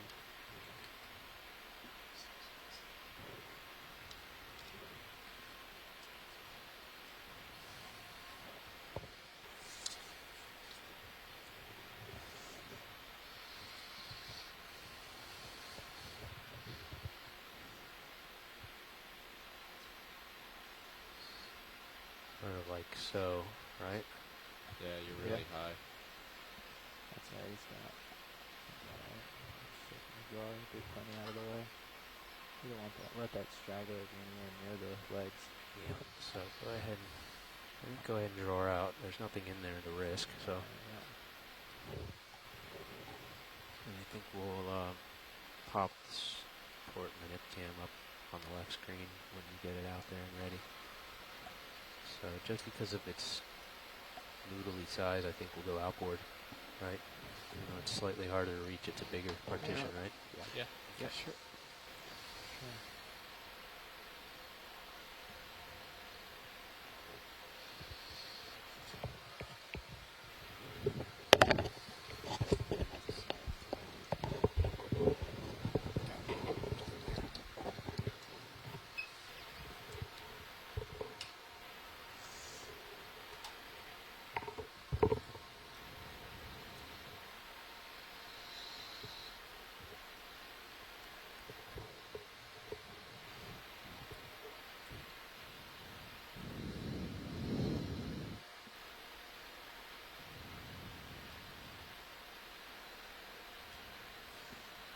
So you're drifting forward very slowly. Just an FYI. Okay. You might have to come out of auto XY and push yourself back.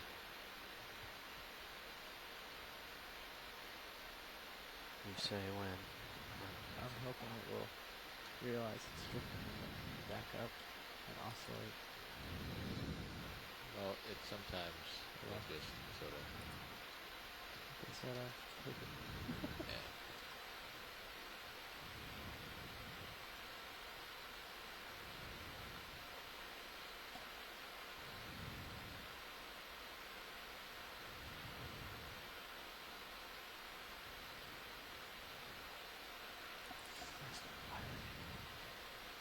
You're not using your pilot cam, right? This is a good time to pause. You gotta back up. Yeah, back up.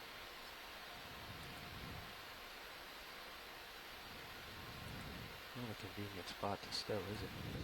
No, you might want to go the inner. Just because you can get your wrist over it a bit easier. Okay. And kind of stuff it in there a little more. If you're afraid of the challenge. You guys have done this a few times. It's I've hard done to hard stuff corals it in there, in the one you're going into, but I haven't done a soft I haven't coral tried in to there. stuff it in before. Yeah, because you can't really get your wrist all the way in there. Just one more attempt at it. Fingers on the bumper. I see that.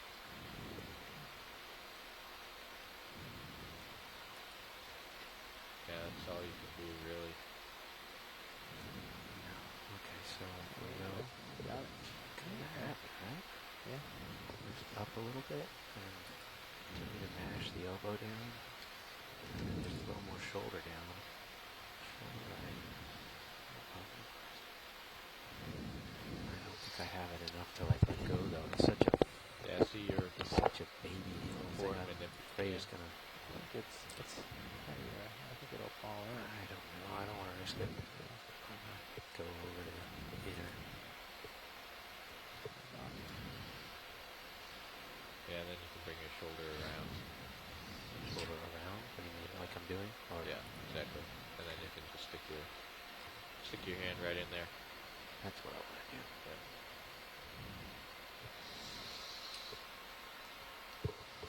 So another fun fact that Daniel Wagner has just brought up in the chat room is that we're very close to Keahole Point off the Kona coast of Hawaii. And Keahole Point is named after the hole fish, hole, the flagtail fish.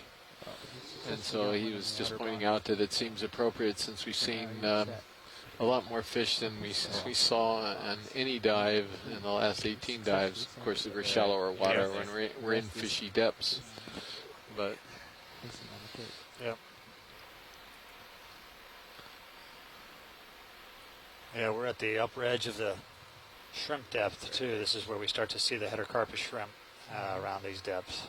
Yeah. Watch your fingers.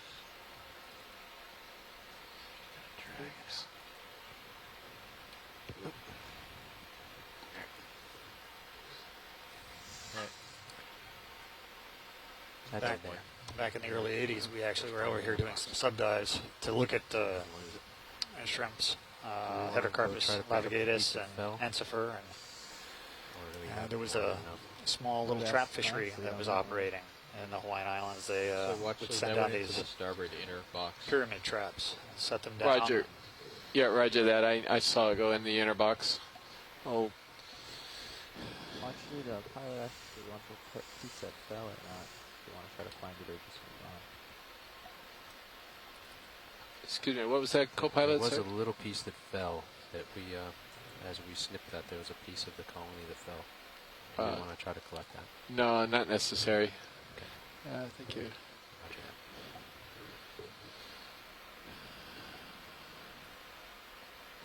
So, Way up there. Yeah. All right. I think we have arm off. We have the box of SCODE. We are ready to roll. Got 20 minutes. Still left. not seeing a rock. That's would be something that would work for them. Well, I mean, That's right behind you. it's Look at possible you could hit one of these pieces that are eroded and sticking out like a little protrusion. You could knock one of those off and you could pick that up, but I don't know if that would meet his need or not. I'm not seeing anything that looks like a coral. That's it. fossilized coral Yeah, colony. I think it's just sediment or something that's just getting weathered out over time. Push up this. There's at the top of this. I suppose we could drop down a little deeper and see if we find anything that way, but Well, he was interested in actually this terrace and is that right? and being further right along the edge, if I understood his email correctly. Well, So we're in a decent spot, I would think. It's just finding something that would work. Do we want to continue along this feature, guys? Yeah, I guess so. I think it's maybe on the top, right on the edge again. Which way? You want to keep moving? Yeah, the ship? which... What was that, Todd? Do we want to keep moving the ship towards the 140? Southeast, right? you mean? Southeast, I guess. Well, what do you think, Frank? Have you... there's no magic direction here. I think as long as you stay on the edge, you're going to have a lot of things to look at. Okay. Well, Heading then- southeast is okay. Sure. Yeah, let's do that then.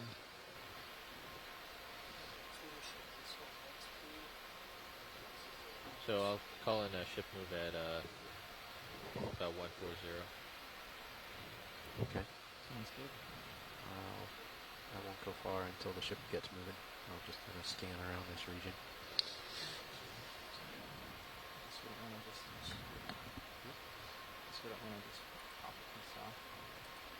It didn't seem like they You were want to do interested in 0.1 the or substrate. 0.2? No, I wonder if we go up to the flats just beyond the crest and look right in that flat area, there might be something up there. I can't hear you, That- Jeff. 0.2 I- solid fine. It's pretty shallow. Okay. Bridge, RV I mean, there's this debris, this coral debris that's down there, but We'd like to request ship move 50 meters, bearing 140 at 0.2 knots.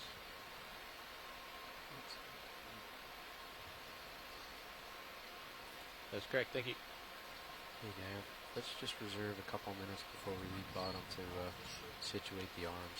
Yep, Since it's already in my. already I was going to factored in. leave you about 10 minutes. Okay.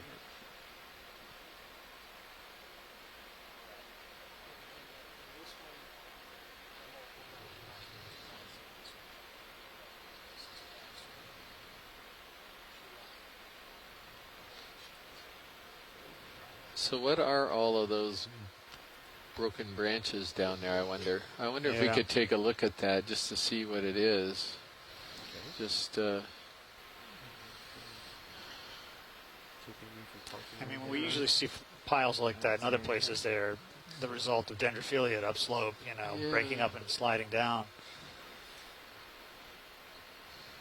but if it's all bamboo, then it's not of interest, if it's old, I think. This rubble. Copy that. I guess I would have thought it would have been broke up a bit more because I would have thought the nodes would have broke apart.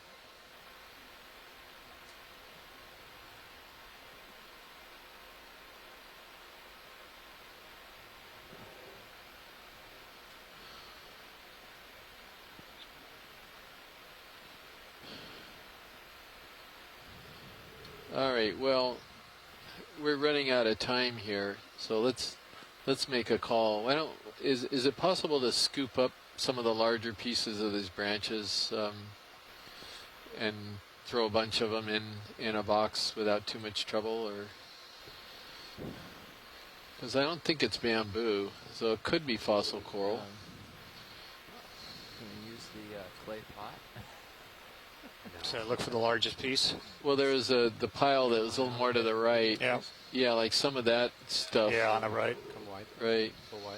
Let me go ahead and mess Do a with big it. grab, and then maybe. Yeah, and then we tried for Dave Yeah. Dave Clegg and Mbari. We tried to get him something that might work. We try for that, and then maybe if you look to the You right, can there's set a. up to where you can extend your box. Yeah. It'll be. And then we can just grab a couple. Yeah. I'm thinking port box inboard port box. Yeah. Yeah. That. Yeah. Are we willing to open the port box again? I think so. It's just you used to have to set up so that those corals aren't in the way. Okay. Well, let me reset then. Can you get me back in your view, Jeff? I'm going to come around and face what? Like they're black. Looks like a Bathypathes or something there, doesn't it? That one right there. You're looking to the. Not that right there. Yeah. Converta. It That's could what be. that is? Could be. Yeah. Yeah. I would think of it as being thicker generally, but maybe it's just. Just a smaller. Yeah, smaller version of it. Right there. There's some right in the middle right here. You can always swing your rock box inboard if you need to. As well. It's gonna hit something. Very jarring These now. eels are very smooth. Yeah. Can we hold the ship here, please? Thank you. Dive. You ready on? You want to get me these roots up there?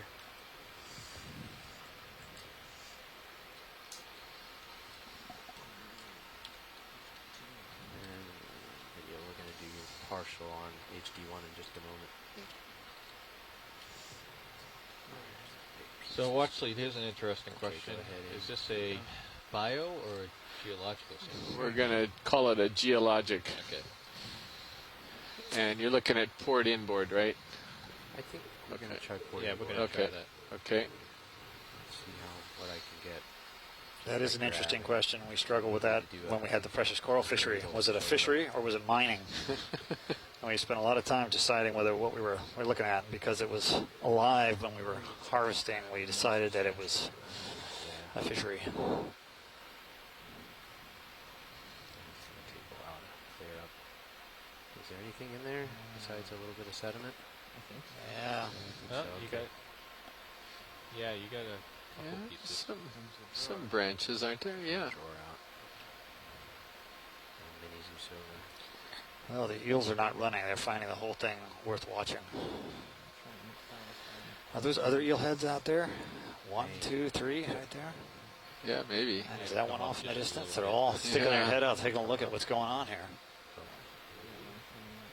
Yeah, there you Swing your rock box. Wow, that's pretty small, those branches. Already dumped Yeah. up, and I'm pretty much just about ready They have to be dump it strong in enough the to, when you push them together, that they hold each other in place.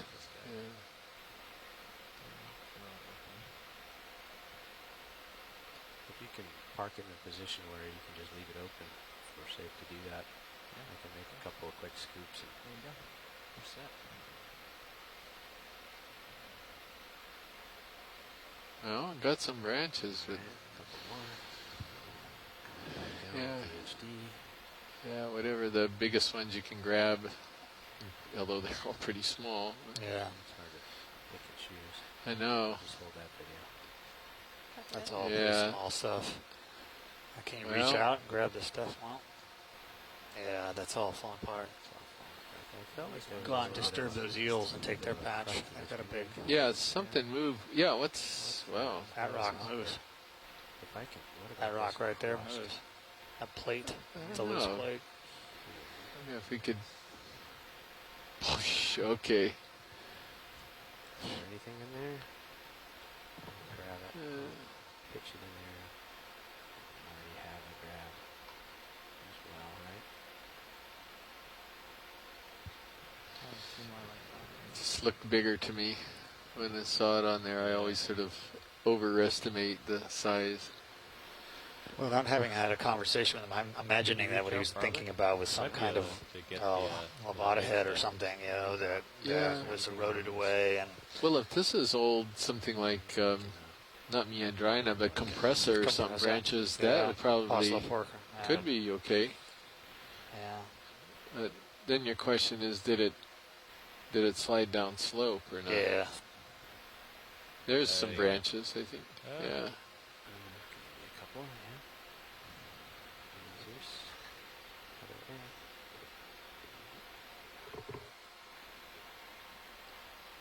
Maybe we could zoom in with the mini Zeus too into the box to see if we get anything. Oh, that definitely has some pieces in it.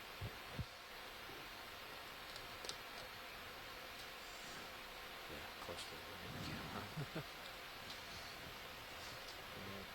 One more scoop we have. It's not. It doesn't matter if I'm happy. Fishes.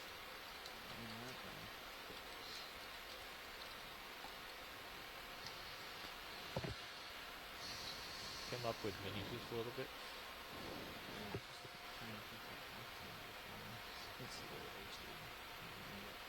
Mostly looking at the work here.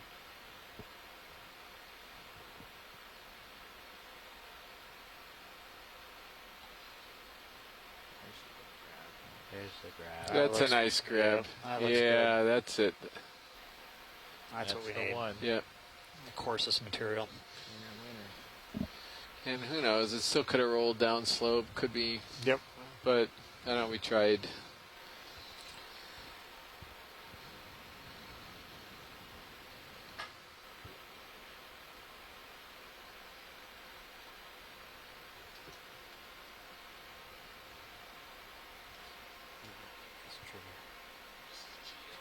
Geo, that's right, yeah. Part of the travel of the button that doesn't do anything. All right, that should do it. Should have.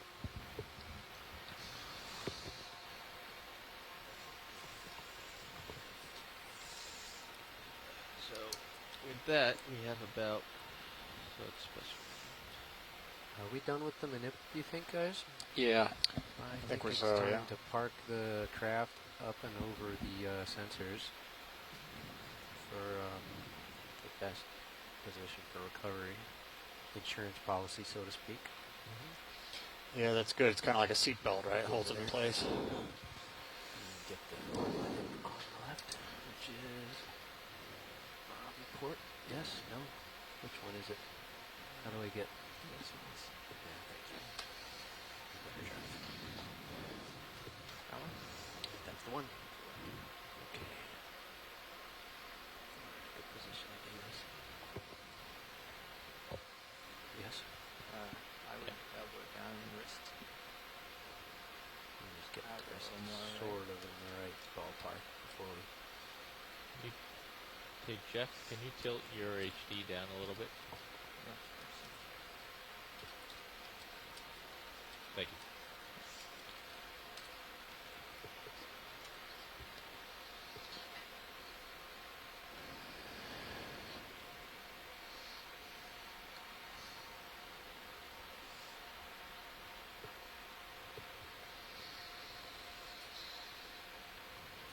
So one thing that there's hope of is that we're fairly far out on the terrace here. So maybe it's stuff that's fallen down, but maybe there's an old Porites bit out here, and they're just seeing the remnants of the branches. Well, yeah, we're a long way from the depths of where we would have that. I mean, this is the beginning of the extension that sticks out where there's a halfway point. So yeah, it is the terrace, and even more there are solution basins, depressions between here and there. So it's entirely possible that whatever would have come downhill would have been trapped in those basins. And this is actually something that would be maybe it was here, yeah, and it's on the reef break. That's right. Probably Exactly. you might expect to find compressor bed out here on it. That's right. So with any luck, we did. Right. Well, the shoulder isn't done. Maybe we just leave it energized. It's worth a try. Right? Well, I didn't see anything better. No, I didn't Pardon either. the interruption. Your conference contains less than 3 participants at this time. If you would like to continue, press star 1 now, or the conference will be terminated. Set down on high Now Dan says he thought he saw calyces on them, and I would, Yeah. you know, I And then I think pick so. the It's a arm question up. of whether it's contemporary calyces Yeah. or whether Because it's, you'll have the you know, crane something from a low stand. pushing down Yeah, the that's vehicle, it. And who knows? remove the Yeah. earth, then they come in and put But the straps all the on. rest of this stuff just looks like consolidated sediment here. Or I don't know. Yeah. Or if it's coral, it's so weathered. I think that's what he was saying, that the coral he had was so weathered that couldn't really use it. You know, No different than. It's no different Daniel than just piped in. They said they collected fossil coral off of Kauai High at 150 meters Yeah, a few years ago that looked somewhat Please similar. pardon the interruption. So, Your conference contains less than 3 participants at this time. far out. If you would like to continue, press star 1 now, or the conference will be terminated. Tuck it in and wrist left. Yeah. Well, how about, I mean, one of these most likely to come out at the surface or on the way up? At the surface. At the surface. And if we bring that inboard, can the shilling reach? Can we take this and just set it on top of all of it and hold it all with the shilling? The shilling's not going to reach all the way over there. Well, no, if you bring it inboard, it will. Yeah, That's think, where you think about that, and then use the Endare to kind of park on top of those. Yeah. So get the predator out. We'll bring it We inboard. can certainly try swing that. around and just What do you think, Josh? Sure. It's worth, I think it's worth a try. It's safer than having the predator kind of like 45 We've degrees got down. about 6 minutes before we have to pull up. So, while Jeff is moving the shilling, we can stow the swing arms. I can do that while you're stowing, and I'll just leave the arm out of the way. I'm trying to think of what other corals we have in Hawaii that have branches like that. like this here. Yeah, I mean, they're not thick enough to be meandrina, right? Well, I mean, So with the lower swing yeah, I arms, we mean, just and need they to look actually too be thick for very sure down that in they're corners in all some the way respects. So outboard. compressa, yeah, that's possible. Because But they can actually Yes. damage these one look of like them. they're Yeah, shilling. deep coral branches. They remind me of the dendrophilia. They remind me of a bunch of stuff that, you know. Well, Amy's saying that some of these branches look like they could be from local octocorals. Yeah, I agree with and- her. That's my instinct as well. Right. So I guess, well, we'll see. Yeah. So it was worth grabbing some of them anyway, just Yeah. to see what it is.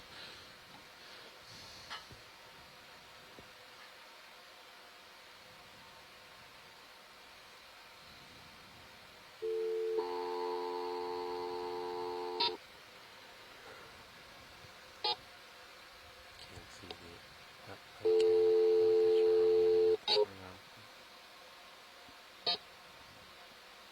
We can check with the mini deuce. Okay. Once we're all, That once eel Jeff's behavior is really weird. He's just, what is he doing? Yeah. It's a little bit almost like, it reminds you of the garden eels. Of course, they're congrids as well. Yep. But he's not burrowing. He knows he's completely exposed, and yet he's acting as though he's partially burrowed with his head up like that. Well, I can't help but wonder if what happened is that, you know, when the manipulator disturbed the bottom, it released some things that maybe prompted some interest. Because you look at beyond the eel, I think there are two more. Is that two more heads? And there are those heads over there. Yeah, maybe. So, and then there's one over on the other side. So when we originally went down, you asked whether the bottom was hard or soft, but it may be that it was soft. So, Slow. okay. Yep. Starboard wing inboard a little faster. Starboard wing inboard faster. Okay. Just being that it's inboard a little bit cantilever, don't jam it. Yeah. This is the ticket right here. Would you, do you want, hey, let's get the HD1 up. Just 1 second. Let me bring the HD1. Does that help? Is that better? Or would you rather port manip? I'm using most of this, I think, in this minute. Okay. Yeah. All right, That's the cool. two views I'm looking at. Okay, good. And if you're able to get this parked nicely, I think we've got a winner. Right? Yeah. Because we're fairly certain the port side rock box. Yeah, that lid's got a good. It's spring loaded, right? Yeah, it's got a pretty good. It's not gonna. And it's I've a big never box. seen that lid open. Good. When it's been closed. Awesome. Okay, so I think I'm at the lock all the way right with this arm. seems like to me, at least. Yeah, it's only 90 degrees or 100 degrees or something of rotation. It's not a whole lot. So I'm just gonna. I think you're in a good spot. You could, Yeah. Like that. Yeah, you can do a wrist. Try to come down really. Well, the next guy who has to do the inventory will be happy because they keep asking me, where is this current meter? And I say, it's in storage. And they go, where is it stored? I said, it's off Kaoli Point, sitting at 400 meters. I said, well, how are we supposed to check that? And I said, just get me a sub dive, and I'll go get it for you. And I show them the video and the position, and so they'll be very happy when it comes back. I'll be able to show it to them. The port manip back. Right.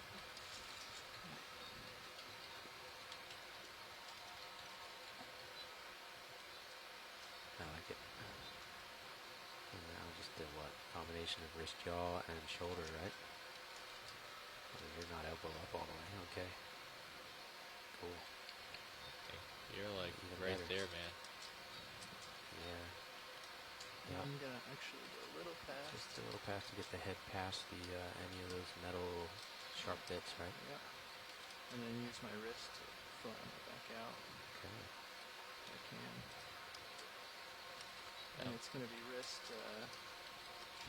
Wrist opposite. I think it's opposite. Okay. So this way. Yeah. Okay. And push down. I wouldn't touch it. Works pretty good. Let me stow the craft back where it ought to be now. Okay. Just tip up a little on the mini Zeus. This is the Okeanos Explorer, Tara Smithy speaking. Can anyone hear me on shore? Just don't want to get anywhere near the head, but I think we're safe there. Yeah, I think you can sneak it inside the head here. I don't want the waves at the surface to make the. You know how sometimes the arm kind of like floats up. Yeah, just leave it there. I'll leave it like there. This is the Okeanos Explorer, Tara Smithy speaking. Can anybody hear me from shore? Okay. Craft is secure. We are going to leave the hydraulics on until we turn the vehicle off, just to make sure that the jaw stays super tight. Yep. Right? All the way. All the way until we go over the rail. Yeah. Yep. Okay. And at that point, we'll want to like turn all the hydraulics down and everything, right? Yeah. So, Tara, you're copying the chat, right? Where they're saying you're very, very faint. They can barely hear you. I think we have a nice view on everything with the HD. All right. What's that? So if you guys are ready, we're right on schedule. Yeah, Daniel and Amy, can you hear Frank and I okay? Just, I didn't go for it. it's okay. It doesn't matter. We're just coming up, right? Yeah. I'll say something so that at least you can check to see if yeah, I'm they the say same yes. volume. Yeah. Okay, so I need to turn right. If you turn Okay, right, we'll be all right. lined up right on the money. So just to let you folks know, we are going to have a post-dive brief. They're going to be leaving the bottom any time now because we've hit the end of the dive. So why don't we go ahead and set it for 4:30 p.m. Hawaii time. I think they're any second they're going to be lifting off. And that'll give us time to get Derek, get the Fleeter Mouse set up for tomorrow. Oh yeah, it can be. Yeah. Very good. We are 15 minutes from 50 meters. Push out. And just spinning there and pushing out. Leaving. I'm going to start easy off the bottom. As I Stand stretch by. out. We haven't even come off the bottom yet. Bridge, just stand by on the ship move. We haven't come off the bottom yet. I'm pushing out and easy off. Now, 15 minutes until ROV recovery. That is 15 minutes until ROV recovery.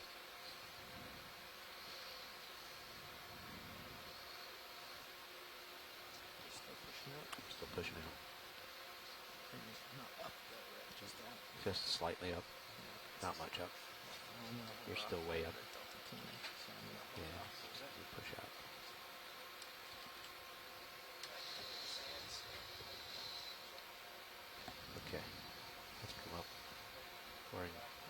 butt cams now, so I just put a little bit of stick lock on. Yeah, look at all these C-pens here. Yeah. Guys. Sorry? Yeah.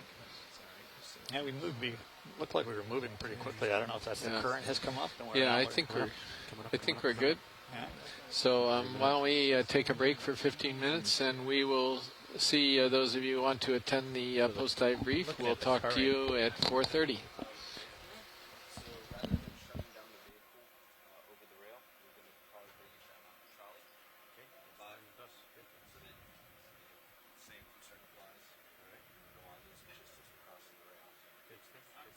Once we're on the